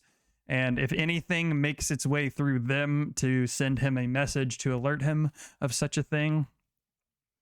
Rejoins you as you make your way through. The tunnel itself, you guys are going to make through without any issue. Is when you come out that you actually make your way through this winding tunnel down and you come to a cobblestone floor that kind of blends in with the rock dirt surface that you were kind of walking through before. And you emerge into still a pitch black chamber, but all of you have dark vision, so it doesn't really matter. All of you except for Aenulf, actually. Actually, I have the mace. That's true. The mace is lit up, so the area is bright with light. It's lit. So he can see 40 feet in front of him, whereas the rest of you can see 60 feet in front of you. You make your way through the tunnel. You come to the cobblestone floor where it opens up a little bit. It's now wide enough for you to move 2 and 2. Where's the player's ribbon? There it is. as we come out, because I forgot to do it, and this is amazing if it works. I'm gonna use divine intervention. I'll say you did that before everything happens. Okay. Yes. We'll yes, just yes. retcon all the way back to the beginning. Before we went into the tunnel, I grabbed my my amulet and just go, Moradin, we need your help to free all the innocent people of this beautiful city of the grips of these unholy creatures. And I'm gonna roll. So hold on, what exactly are you asking? I want like all the guards, all the innocent folk that are currently being controlled or whatever. Like I understand there's like fill-ins and stuff, but like the innocent people that are charmed, I want it to be severed, Okay. those ties. Gotcha. And last time, I feel like there was a little confusion with your rolling for me specifically. So I don't care which, if you, because you know how some D20 or D10s have the 2 digits and some have 1 digit. Yeah, I don't care which one you roll. I'm just gonna say from now on, the first one is the tens place, the second one is the ones place. So if you roll a 0 on the first dice, that's a 0. Yep. So I have the tens one here. So I'm gonna roll that one right now. It is a 0 on a tens place is the 100. I thought. But that's what I'm saying. So what I'm saying is that basically I'm imagining it, you're rolling 2 D10s that only have single digits. And so it goes 0 through 9, 0 through 9. So the highest you can get with me is 99. The lowest you can get is double zeros, because I don't like trying to communicate, oh, I got a 2 on this one, and I don't like it. Yeah. Understood. I have the tens. Okay. I have So the tens and the ones. It's like, so it kind of defeats that anyways. You got a what? I rolled a 36. So okay. So yeah. You can feel his presence, and the warmth kind of fills you that he's there with you, but that's about all the strength that he can muster to help you in this moment and help you and your friends, as opposed to ridding this city of its intoxication of evil at the moment. Yeah, I just don't like especially online. If we were in person, it would make a big difference, but it's kind of like a roller on the cipher machine, whatever those are fucking called. Okay. It's 0 through 9 instead of 1 through 10. So I understand. So 99 is the equivalent to 100 for you. Okay. Which for divine intervention, it doesn't really matter anyway. So, because it's like he's got to get the only thing it matters with is a double 0. But if he gets a double 0, it would be like a 10 anyway. So it doesn't matter. Well, no. Because double 0 is 0, correct? Yes. Like if I was rolling the 10s die. With how Fork's doing it, yes. Yes. Yes, with how we're doing it, yes. So yeah, just for future reference, if anybody has to roll a percentile die, just roll 2 D10s. The first one is the 10 slot. The second one is the 1 slot. And that's where we're at. I don't think anybody has D100 skills anyway besides Baron, so I don't think it really matters. But anyway, you come out of the tunnel into a double wide, enough space for 2 people to move comfortably through this area. There is wrought cut out stone on either side. The dirt is very solid. It's not all rock. The dirt's very solid with rock and things. Yeah, you're on the bottom right if you're looking for your characters right now. Took me a second. Oh yeah, I was looking. It's all just.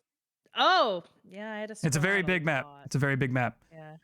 You'll eventually see why, but looking forward, you can see straight ahead, and there's a break off to the left that you can currently see. Yeah. Who am I up front with? I would imagine Rose and Scalefound would be back. Scalefound and Ina would probably be towards the back. Mm-hmm. Yeah. Okay. Yeah. I mean, let's bridge on through. Yeah. Okay. All right. As you guys move forward. Yeah. I mean, I'm probably gonna move up to like here-ish. Okay. You can still see in front of you. It continues on straight. There is a break off to the left. You can't quite see anything in there at the moment. You can just see that there's a path to the left and a path straight forward. Did the blueprint say anything about this passageway, Van? I think the blueprints just showed the temples. Like, yeah.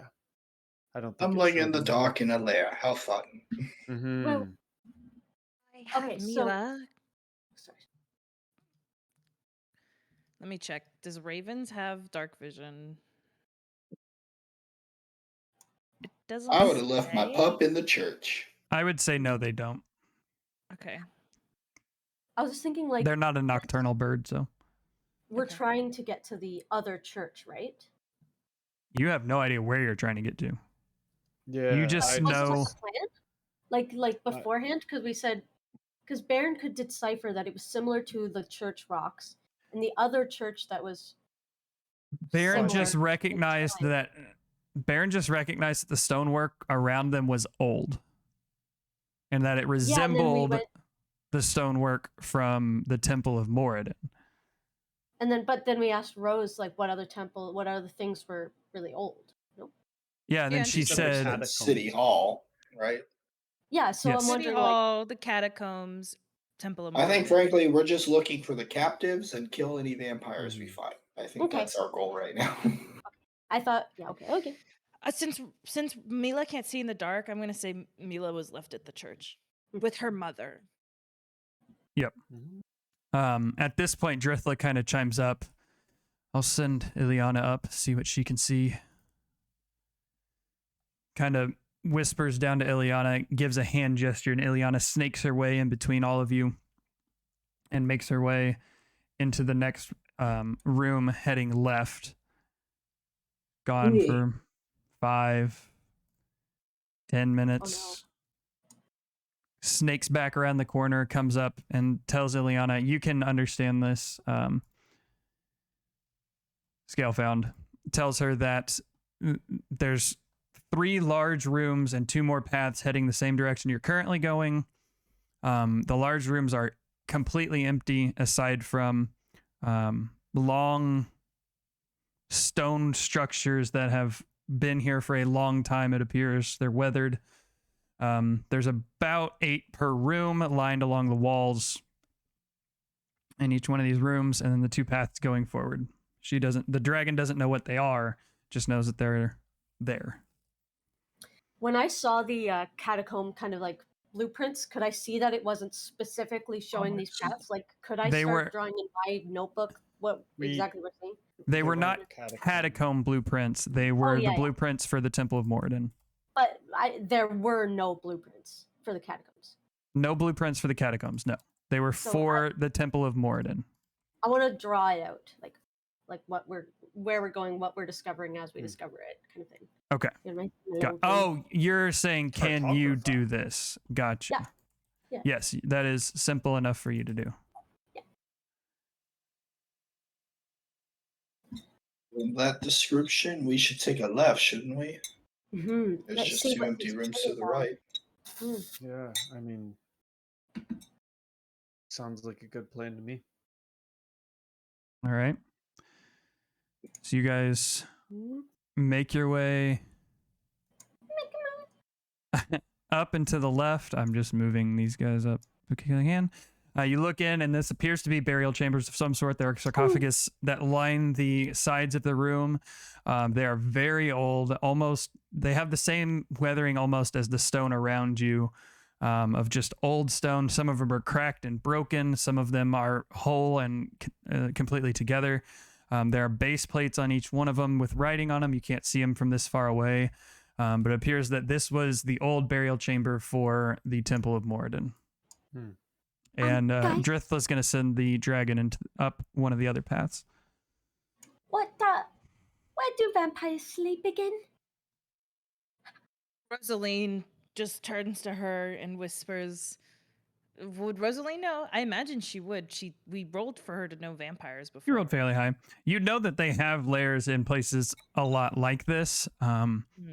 Their resting places are very similar to this, but they usually have much darker kind of aspects to them, like mist that flows on the ground. Everything in the area tends to be dead and rotten, turning to black, things of that sort. They're a very evil entity and tend to affect everything around them for that reason.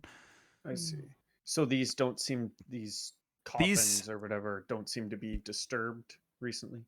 No, these appear to be, all of the damage done to them appear to be just from time itself wasting away in these dark chasms that have not been traversed by living people in quite some time.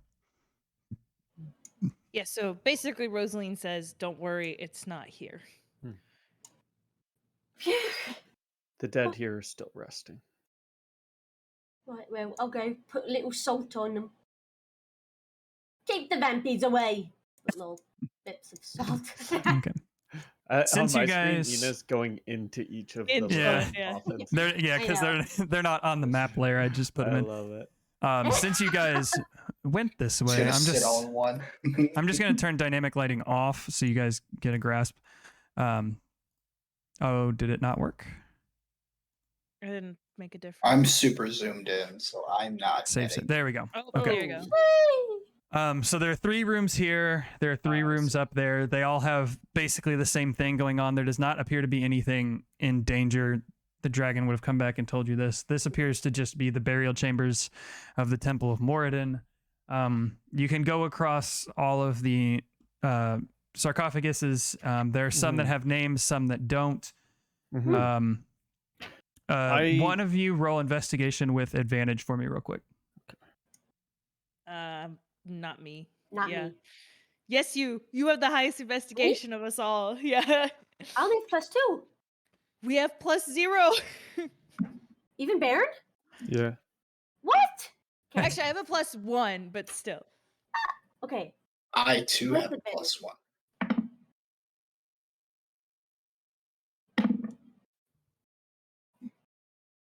11. 11. Nice. That's okay. This is just to see what names you get off of the sarcophagus in these rooms. With it being so weathered and old down here, there's a bunch of them that it's just eroded away. You can't see anything. There's grime buildup and everything of that sort. However, you are able to get 6 names out of the 6 rooms that have sarcophagus in them. I just didn't put sarcophagus up top because I'm lazy. Can you point where each names are? Yeah. Well, are they beside each other? Did they know each other? Doing that one.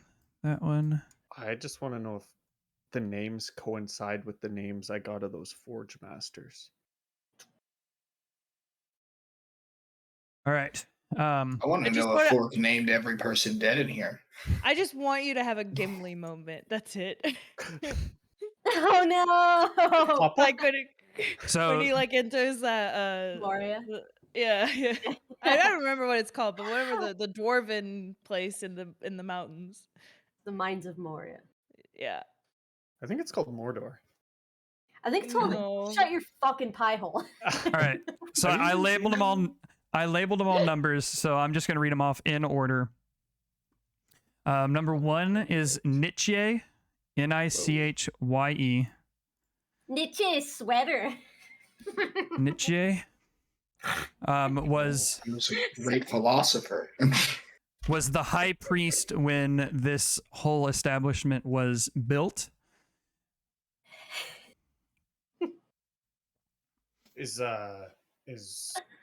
Ian Wolf kind of telling us this? That it's what's on the plaque down there is first high priest of Temple of Moradin. As you say this, he kind of comes over and pays his respects, kind of puts a hand on, bows his head. Number 2 is going to be Tatio.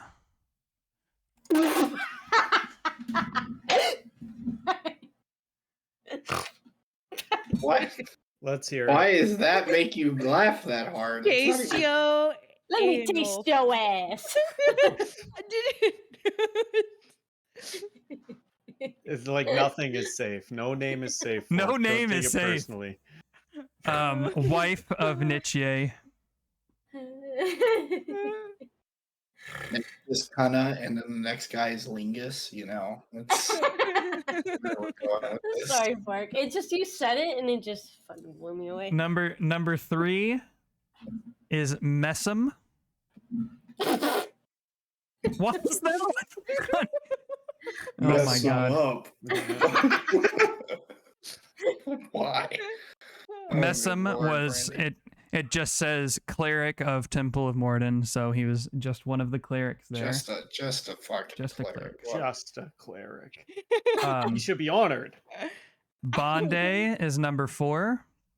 Temple. Good for you, Brandy. You didn't laugh at Bondi. Mm-hmm. She is trying so hard right now. Bonde was a craftsmaster for the temple, probably made chairs, tables, weapons, things of that sort for the temple. He Yeah, bonded things. bonding wood together to make chairs. Holy shit. Number 5 is Eelgald. Eelgald was another craftsmaster for the temple. You can't convince me that Brandy only asks for names just so she can make fun Just so of she can just absolutely roast me for my names. What I was like Eelgald? them Sorry, all. another. It was another craftsmaster, yes. Nice. Just when I have a chance to be punny, I have to take it. And number 6 is Ekol.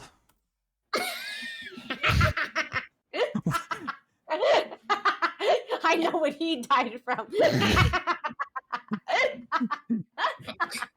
Oh my god. Equal. Okay, that's where she was going with it. Oh, he died of E. coli. Oh my Lord, Brandy. From Tation that ass. Is that what you're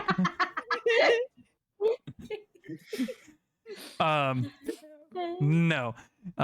He was a paladin of Moradin. I would love if like Ina is like actively giggling as she's reading these plaques as like we're going step by step, paying our 100%. respects. She is. I think you know what I think she's doing. She's writing the names down and like writing the puns down underneath it.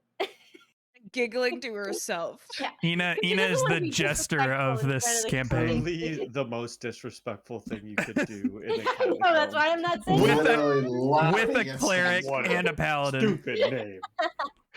All right, but yes, those are the names you're able to gather off of the nameplates on each of the sarcophagus. I'll As you put go through salt each on every room, one of them. once again, Aeon Wolf pays his respects to each of them. You begin making your way up. There's a long hallway leading, and you can see a staircase going down with a faint, very faint bit of light peeking up from the stair well in front of you. Oi! It's I'm this in the way! walls. I'm in the walls. Okay. I don't even know where my character is. There it is. I'm assuming we should all just like put them all together so Fork can copy paste this over to the next Yeah, spot. just I have make the next. life easy. I guess technically I need to copy paste these two. Whoops. You're a freaking line mate. We're on our way. We're on our way. All right. I was just making sure y'all wanted to head down the stairs. All right. Now I am not gonna get rid of the lighting. All right, someone get the Tomb Raider music playing. I don't know the tune. That is not. Why did you go to Rocky of all That is things? Rocky. All right. As you make your way down these stairs, the stairs transition from these very rough-hewn stone steps to a much more what you're used to of modern construction stairwell that leads down to a much nicer, if not grimier, layer of stonework around you. There is a slight layer of like, I'm going to use the velvet reference again. It kind of feels like velvet. There's like a moss that has grown. Very, very thin layer of moss muck that grows. Cobwebs dangle. I can't. The cobwebs that dangle are black instead of their normal grayish silver kind of tint. And every now and then there's a faint of basically a torch that's just like coals burning. So like you don't get any actual light off of it, but you can just see it off in the distance. And a very faint layer of mist that covers the floor as well. Huh. If y'all don't know, muck is literally my nightmare. Like in real life, I had a nightmare about it like last night. About being stuck Muck? in muck. Like, you know when you're in a river and you touch like muck, that I can't take it. I can't. It literally petrifies me. I can't stand it. I thought you were talking about the Pokemon there in your nightmare for a second. Being Hates muck, stuck in loves like a Grimer. pond with muck, I can't stand it. I hate that. That's the most disgusting thing. It makes me want to throw up. So Alright. It does So stink. that's what's on the ground. Have you like Drithla. stepped through a little bit of it? The no, sulfur stop. pops up Okay, on- no. Drithla sends the dragon out ahead to scout again, Oh, and it disappears into the darkness out in front of you all. I feel creepy crawling on me. Rose Ayan clings Wolf kind tight of, to I was gonna say, Ayan Wolf kind of kneels down, feels the ground. I think we're getting closer.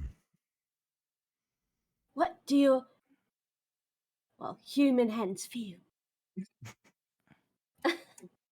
Muck. Me.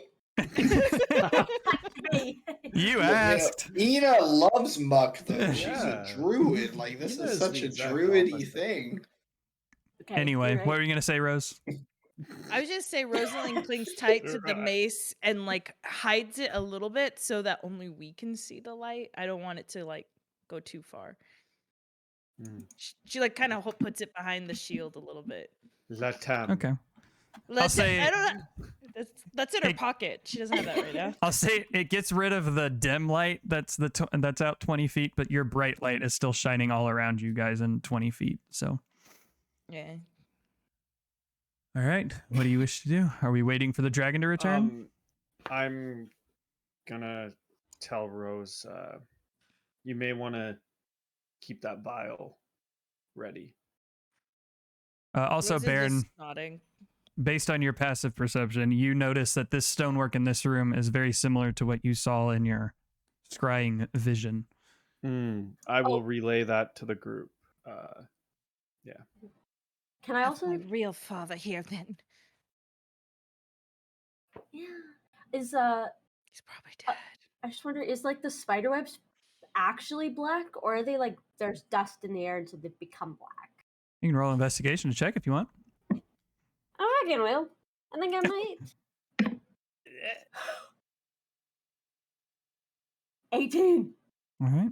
You walk up to one of the cobwebs. It's kind of like along the base and grab a handful of it and kind of rub it in your hands to see if like your hands turn black or anything. And it bunches up into a ball, kind of like how cotton does. And you look at it and you're, no, those spider webs are black. There might not just be normal spiders in here, mates. It's looking a bit strange, these webs. Nice. Vampires and spooky magic spiders. About this The time, two things that have almost killed us: spiders and vampires. Very cool. the dragon Not comes looking forward to that.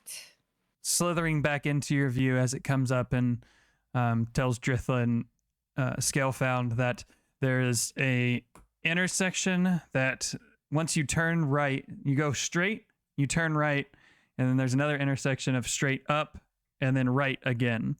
And it kind of wraps around in a box shape in that area. So there's an But L. there was nothing dangerous in the short time that she was gone. Oh, the dragon's a sheep. Can we dragon is a sheep. pay? Wait, let me.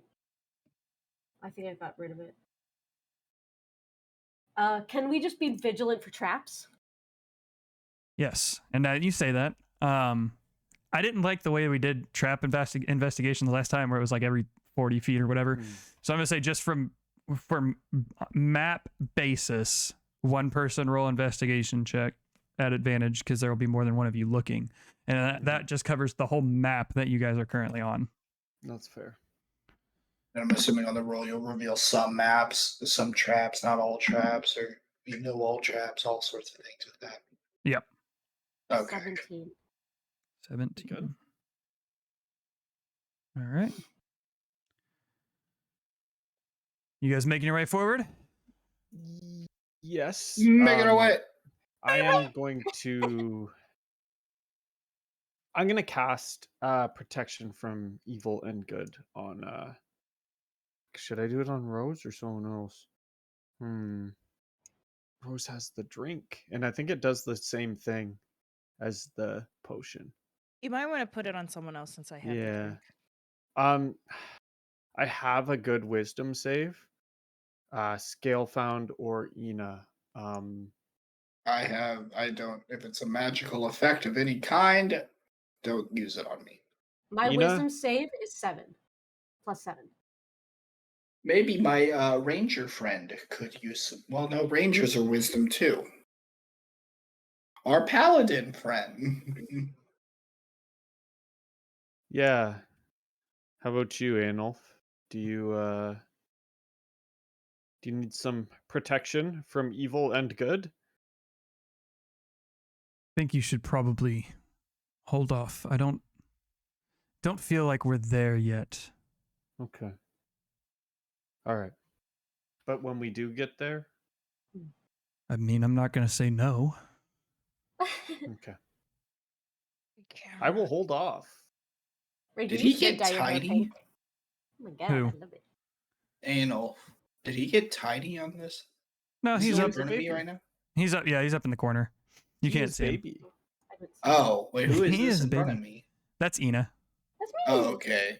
She Oh, got. baby, Oh baby. yeah, Ina got a new token. Ina I guess I and- just, like, my mind forgot about the new one, so I was just. Okay, so you can see in front of you, it goes straight up and continues on farther, and then there's 2 offshoots to the right, and that's where you can guess that that's where the box part is that the dragon told you about. Well, according to our dragon friend, we should just head straight still, because the right is just a loop around. Okay. Okay. That's all she noticed. Maybe I'll peek in my eyes in every little edge. As you peek down that corner, you can tell Oh, that fuck. it does wrap around.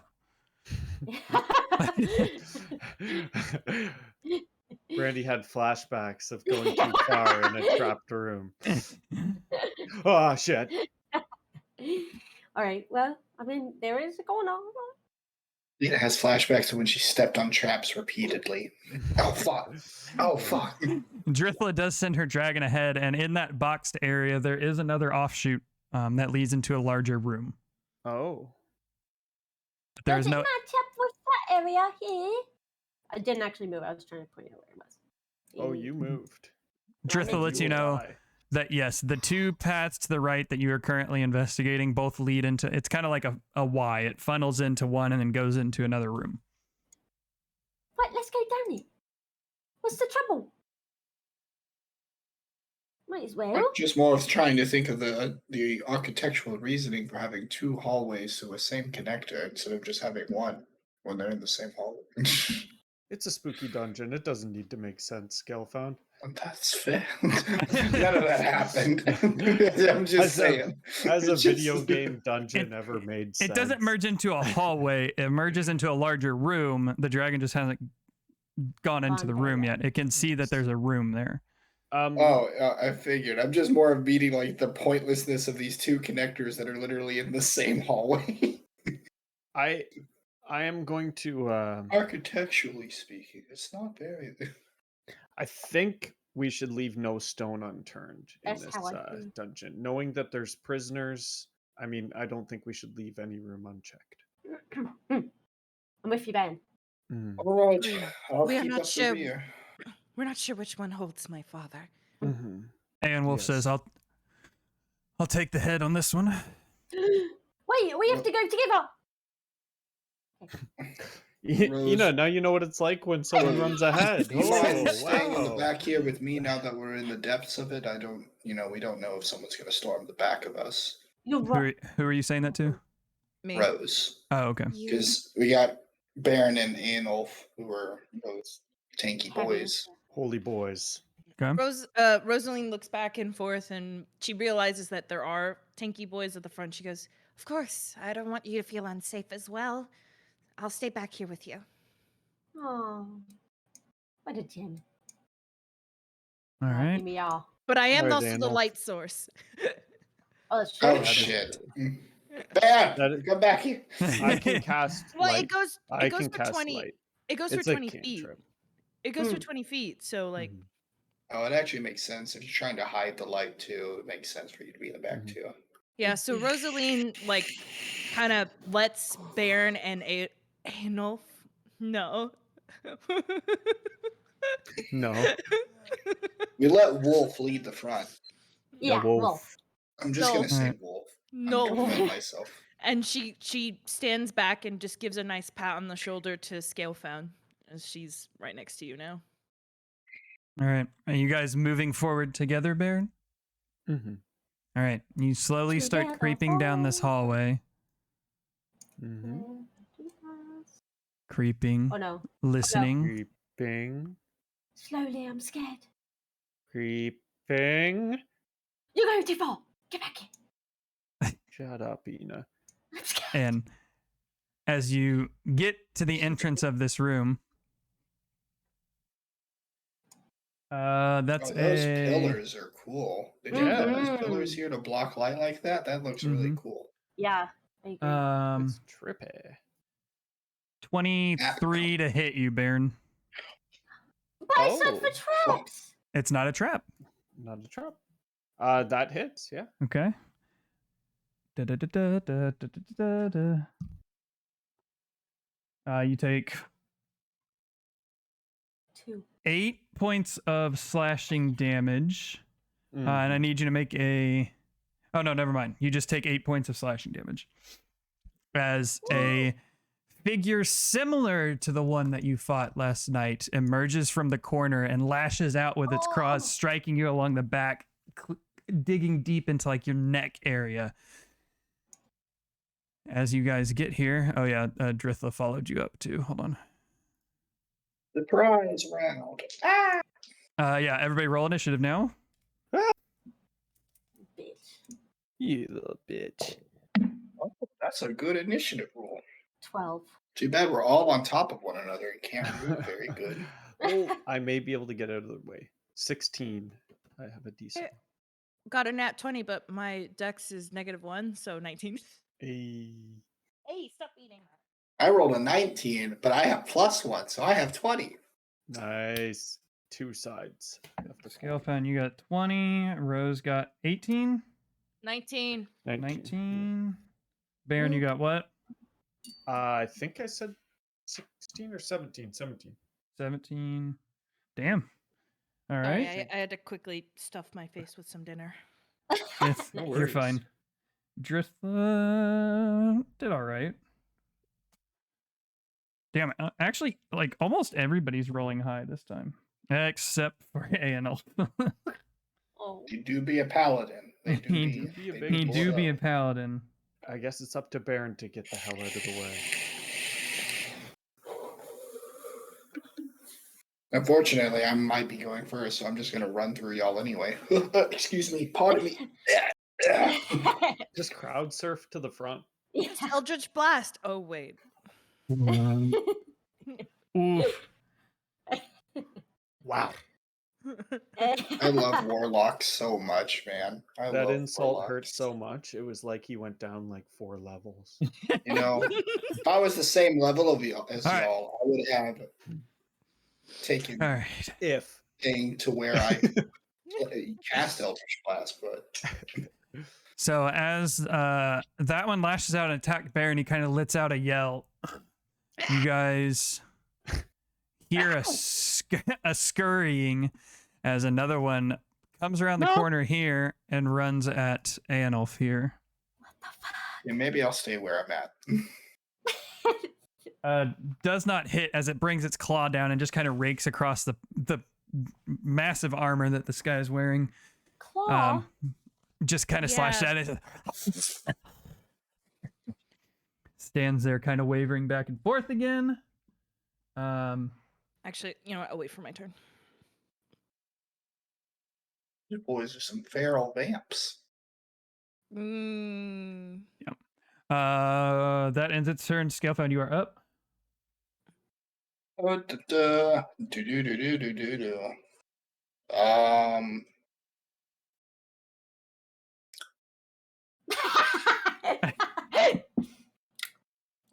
like how I had all this time and I'm like, I don't know what the hell I'm doing. I don't want to dump stuff. right now because I don't know how far we're going and how bad we're gonna be in here. I will just cast Firebolt at the I was about to easiest one to say. hit. Do it. The one in front of Aenwolf.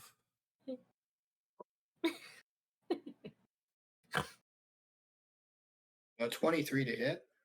23 hits. Look at his I bloody rolled a nails. 37 with my 2d10s, so 10 damage. 10 fire damage. And I think, how do I get out of the way more? I'll just step right here for now. Stepping. And that'll be it. Sorry, I gotta Just name them. tap. I'm gonna do all 30 feet of movement back and forth. Just Rosalind looks at you Bob and like, weave. what the Bob and fuck weave. are you doing? All right, that ends Scale Fountain. Rose, you are up. Question, does it take an Yes. action to like roll something to see if I recognize what this is, the monster fighting us?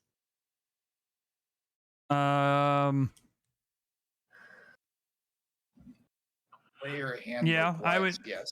Yeah, I would say if you want to actively try and look and figure out what these things are, then yes, it would take your action to do so. Okay. Also, I'm kind of stuck. Can you walk through these people? Can I walk through You can there? move. You can move through your own people. Yes. Okay. Hey. Remember, they're 5 foot square, so there is actual space. It's just Yeah. you gotta be careful so you lose movement to not collide.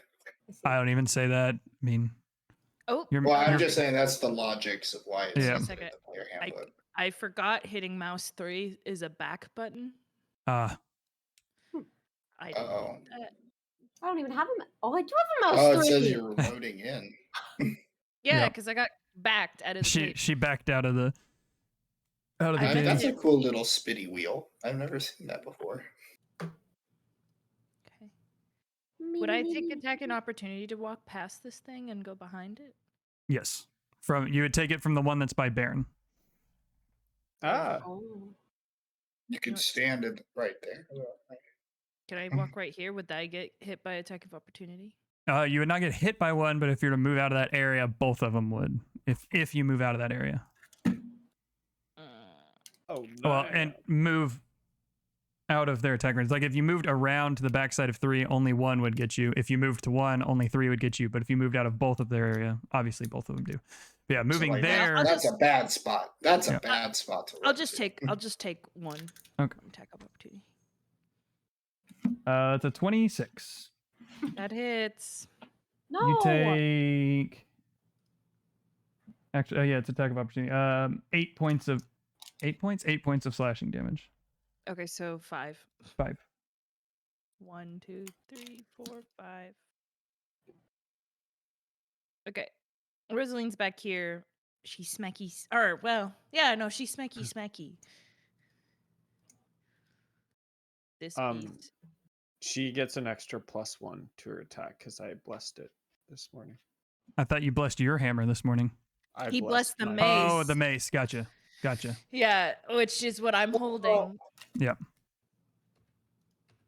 Okay, there you go. So first attack, swing. Oh, I get advantage, right? It doesn't matter. Yeah, you would. I'll just roll a d20 and see what it hits. It'll be 7. Okay, so 27's my hit. Yeah, 27 definitely hits. Okay. And then It does 12 bludgeoning damage and then 4 radiant, but because is it undead, do I need to roll another 2d6? yes, you do need to roll another 2d6. Ooh. And if its hit points are 25 or fewer, it has to do a It's wisdom dead. saving throw. Yeah. It is not there yet. So another 9 points of damage. All right, nice. Nice. Okay, that's her first attack. I'm gonna put this one on advantage because she's got advantage. 24. Oh yeah, 24 hits. Okay, it says she has It's got a 9 bludgeoning, and then radiant is 11, but she rolls another 2d6. Mm-hmm. And this time it does have to make a wisdom saving throw. What is the saving throw for it? 15. Yeah, 15. Also, I did 7 extra damage. Doesn't matter. As you come forward and smack it once and it kind of reels in the pain of being hit by this holy weapon from behind, you bring it back across the chest, and as you do it, actually like kind of cuts into the torso, and it kind of turns into dust and evaporates in front of you as it collapses into a pile of ash in front of Rose. Because it did not need its weighting, though. Dominic, yeah. Rosaline twirls it a little bit in her hand, goes, "You know what? I don't mind this one too much." She's smiling. That's funny. You literally that first, or the regular bludgeoning and radiant damage took it to exactly 25 hit points. Nice. And then it saved its wisdom saving throw, so it disintegrated. All right. Is that end your turn? Yeah, because I hit it twice. Mm-hmm. Baron, you're up. Okay. I'm gonna move just over here so I can free up some space for the squad. Mm-hmm. I'm fuck. My Warhammer doesn't have radiant.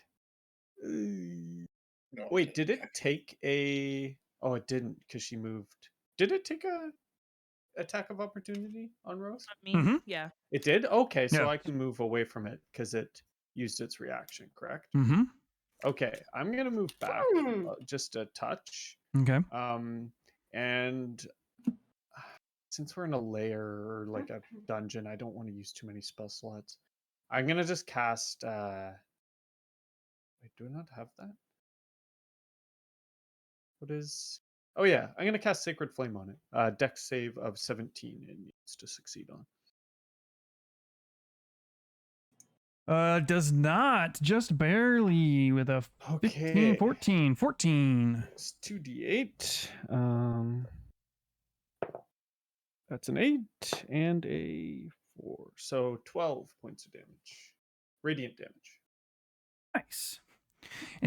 This blast kind of emanates from its chest as it wraps around it these arcs of arcane energy that it lets out a squeal in pain as all of its muscles kind of clench as it comes back to its normal creepy stature, looks at you and brandishes its claws, looking like it's ready to come in for another attack. Anything else? No, that's it. All right, Drithla is gonna move behind Ina. Hi. And is just gonna ready an arrow and hold her attack.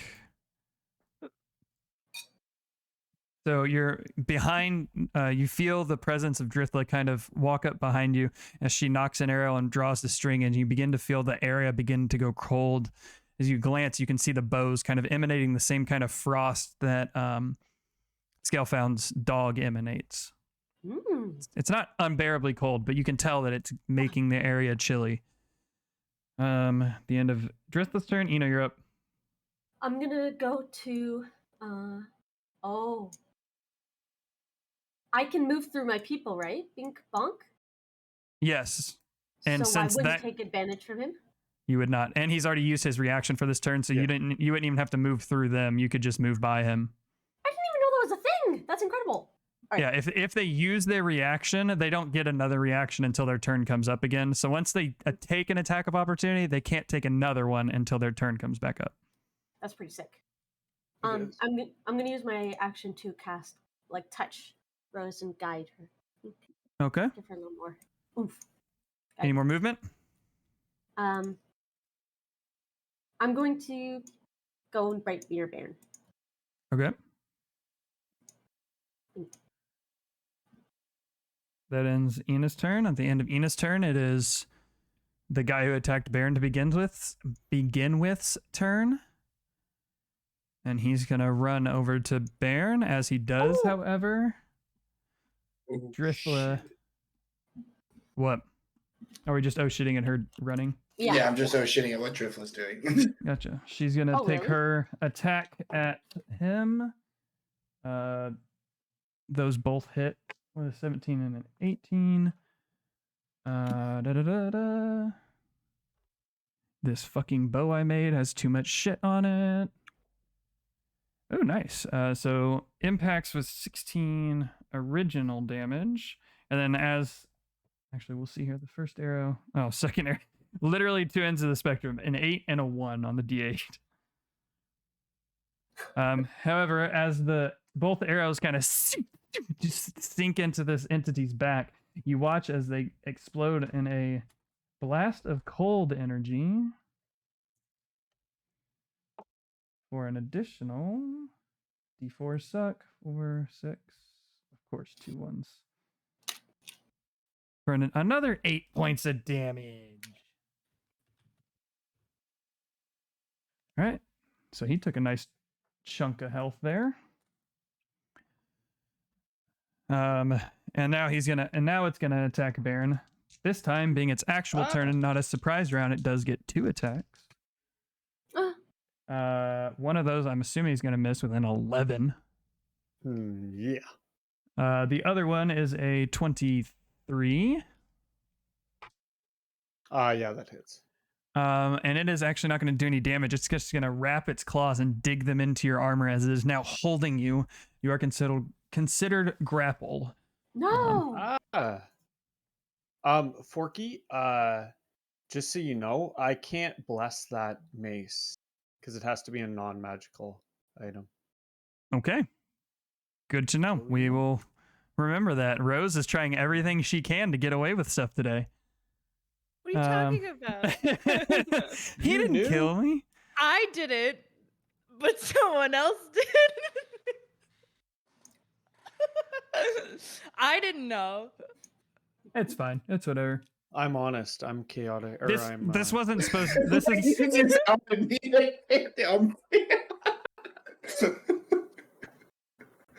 Oh, I hate All right. noticing these things. But that ends its turn.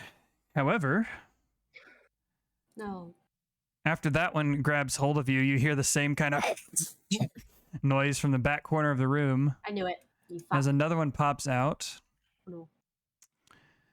I hate it.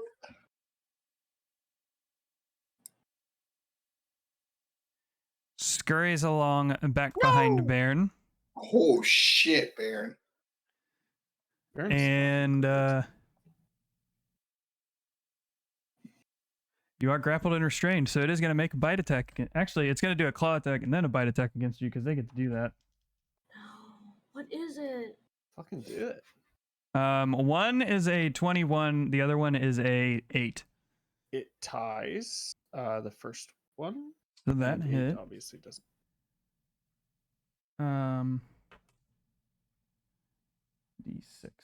That one. 6 points of piercing damage. And 5 points of necrotic damage. So does necrotic damage lower my max HP? From this creature, it does not. From the Okay. vampire that you were fighting, it did. This creature, it does not. Understood. Thank you. As it runs up behind the Baron, as the other one has it grappled, it kind of grabs onto your shoulders and sinks its teeth into your neck, drawing out that life force from you again. But that ends... Actually, no, it doesn't. That was...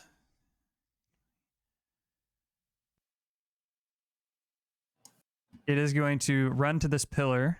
So, Ina... Can I attack? You do technically get attack of opportunity. And it is going to scurry up. Physical. It's just a regular hit with your quarterstaff. Scurry up 10 feet onto the ceiling. It is now hanging on the ceiling where the pillar meets the ceiling, out of melee range from you, Baron. Nasty. I guess. Oh no, you're grappled. 10 So feet up, I think you said. yeah. This is Can I bonus after. action Shillelagh and then do it? No, you cannot. It is a regular melee attack for attacks of opportunity. All right. Baron, you do technically also get an attack of opportunity at disadvantage because you're grappled. If you want to take it. I mean, I'll take whatever I can get. Yeah. Disadvantage, you say? Hell Mhm. yeah, gamer. Hell yeah, gamer. Did I hit him? What'd you roll? 16.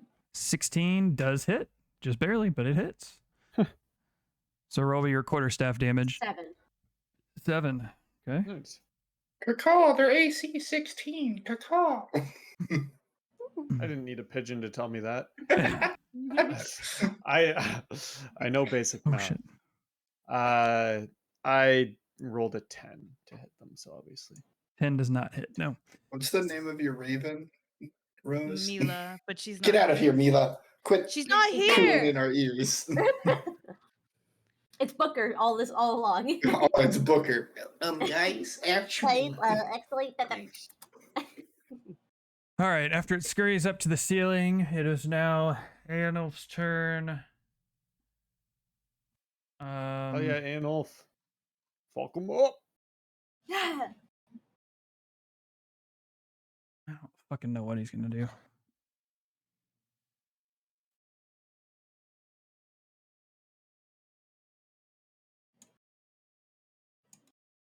Gives him the spanking with that sword.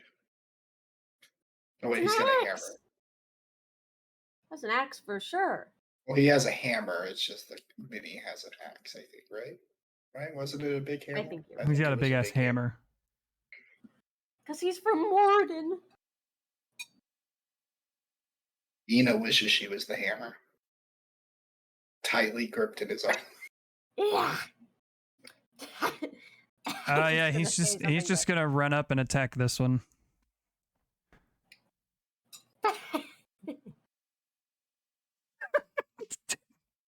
Two twos. So he does not make any contact. As it's just too engaged with Baron at the moment for him to do any damage to. So that ends Anwolf's turn. That one's dead. Scalefound, you're up. Running up. Let me actually see what the hell's going on now. Oh, there's more. There's one currently dangling on the ceiling above Baron and one grappling Baron. Oh, Straight one. up there? Is this the one? This is the one grappling, right? Yeah, the one my in little front of him is angels. grappling. This and this guy. one's like. Yeah, he's on the ceiling. He's hanging on the Alright. ceiling. It's fucking terrifying. I'm gonna fuck you, you creepy bug, and throw a firebolt at him. Do it. I keep every once in a while hearing these leaves rattle, and it's like, what's that? No, that's my dice. I think It's a vampire. No, Ah, it is 20 to hit. 20 hits.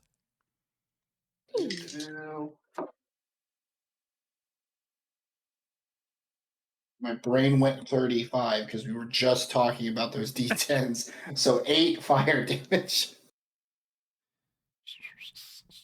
And I'll just I'll walk over down here to this corpse to keep my distance from those buggers. Okay. Rose, you're up. Hey. I'm just gonna smack this. All on the floor. Smack that.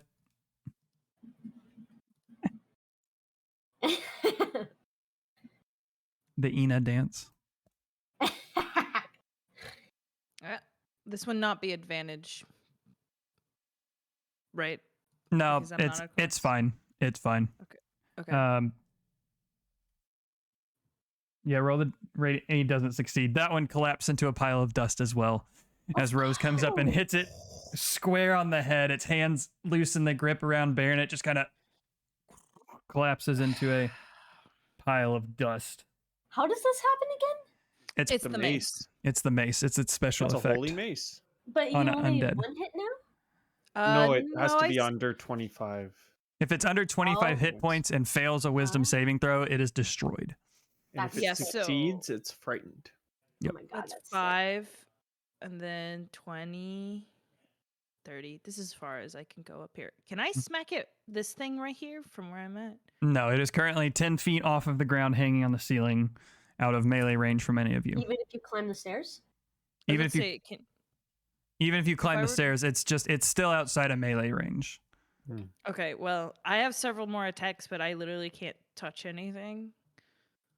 So can I just hold my extra attacks as like Like I hold on to it until something comes near Bairn or me? I'll say sir. I'll say sure. If something moves within your range, you can make an attack. Smack. Okay. Hold action. I'm holding action, yeah. All right. The end of Rose's turn. Baron, you're up. Baron's up. I'm gonna do a guiding bolt on this motherfucker. Do it. What level? Let's see. I'll do level 2 guiding bolt.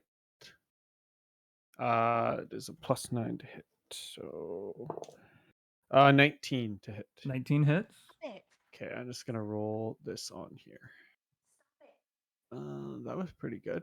23 points of radiant damage. Damn. And the next attack on it has advantage. Nice. All right. And I'm just gonna kind of back away a little bit. Yeah. Okay. The end of your turn, Dritha is just gonna ready some arrows. The first attack gets advantage. For a 26, that definitely hits. And then a natural 20. All right.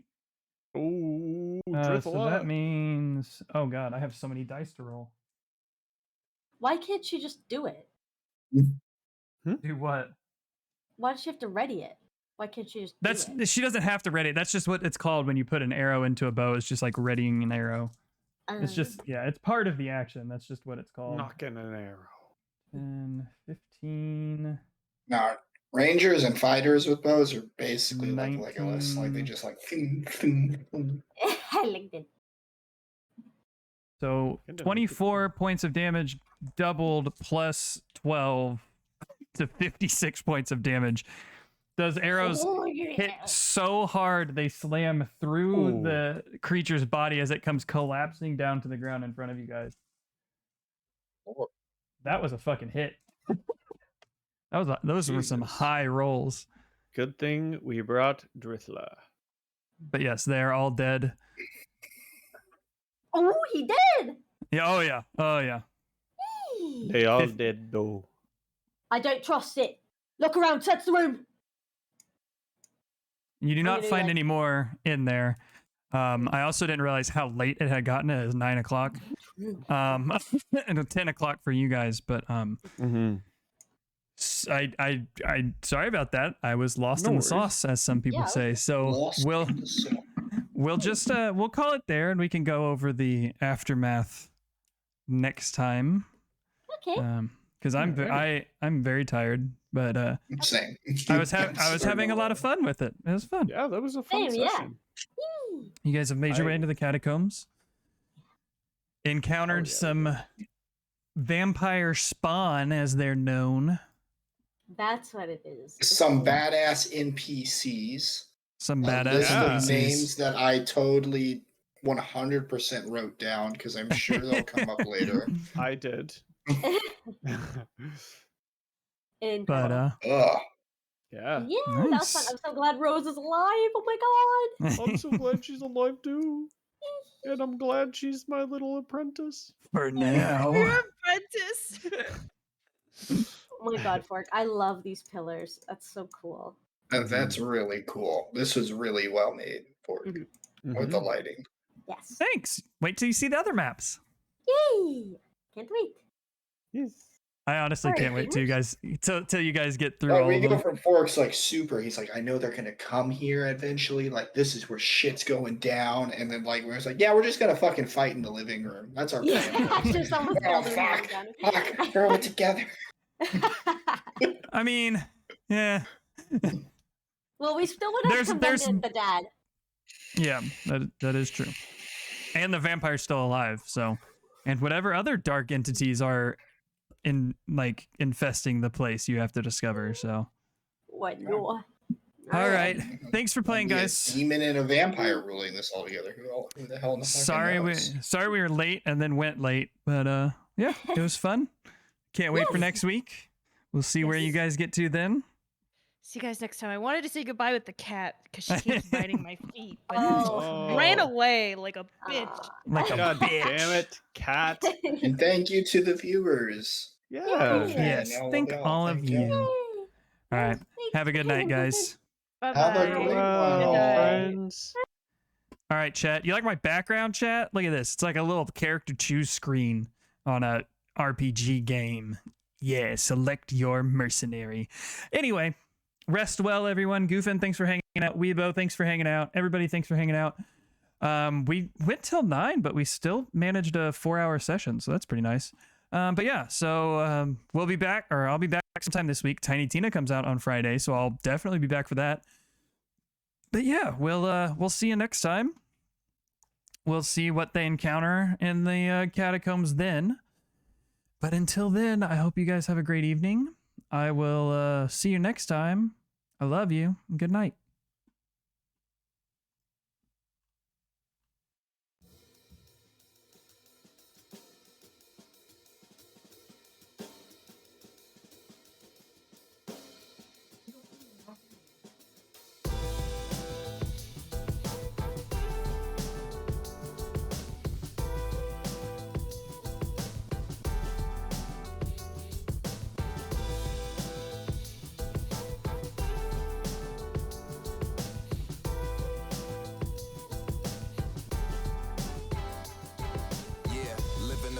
Life, enjoying my last days, sporting some new kicks and rocking a fresh fade, becoming a made man, approaching the mic stand, got the crowd tripping, shorty screaming, here go my jam, rocking it all night with flights in the morning, I'm soaring through the air, got my people calling me Jordan, and touching every soul in the city when I be touring, known to persuade the haters, and now I got them supporting the movement, always executing my blueprint, these plans come together when I represent music, never losing my stride, put my life in these lines, your boy is one of a kind, I leave my stamp on these times like this the legacy, here to defend it with verbal weaponry, known to bring the fire, devour all those who step to me, yeah, so bang your head if you feel this, shouts to PR and sub for always keeping it real, kid. What's the win? What's the win? What's the win? What is going on? What's the win? What's the win? What's the win? Tell me what's the win on today? What's the win? What's the win? What's the win? What is going on? What's the win? What's the win?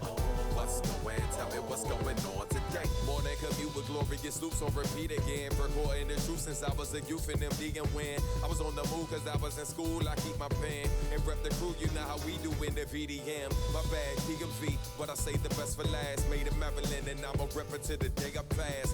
Riding to that weak shit, dog, I think I pass. Don't even ask, I ain't speaking on the state of trash. This Serenity's daddy rapping back in action till they go and murk me in the paddy wagon. That's what you get for being black and rapping with a nappy head, sporting baggy fashion on your skinny slacks are sagging. The vision isn't what it seems, resistance is in my genes. They wanna put me in cuffs. Too long deferring our dreams, ignoring the people's screams. Damn right, we had enough. What's up? What's the win? What's the win? What's the win? What is going on? What's the win? What's the win? What's the win? Tell me what's going on today. What's the win? What's the win? What's the win? What is going on? What's the win? What's the win? What's the win? Tell me what's going on today.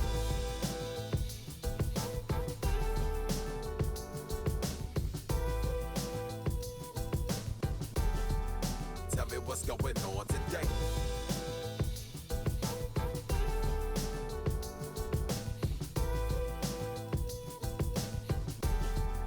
Tell me what's going on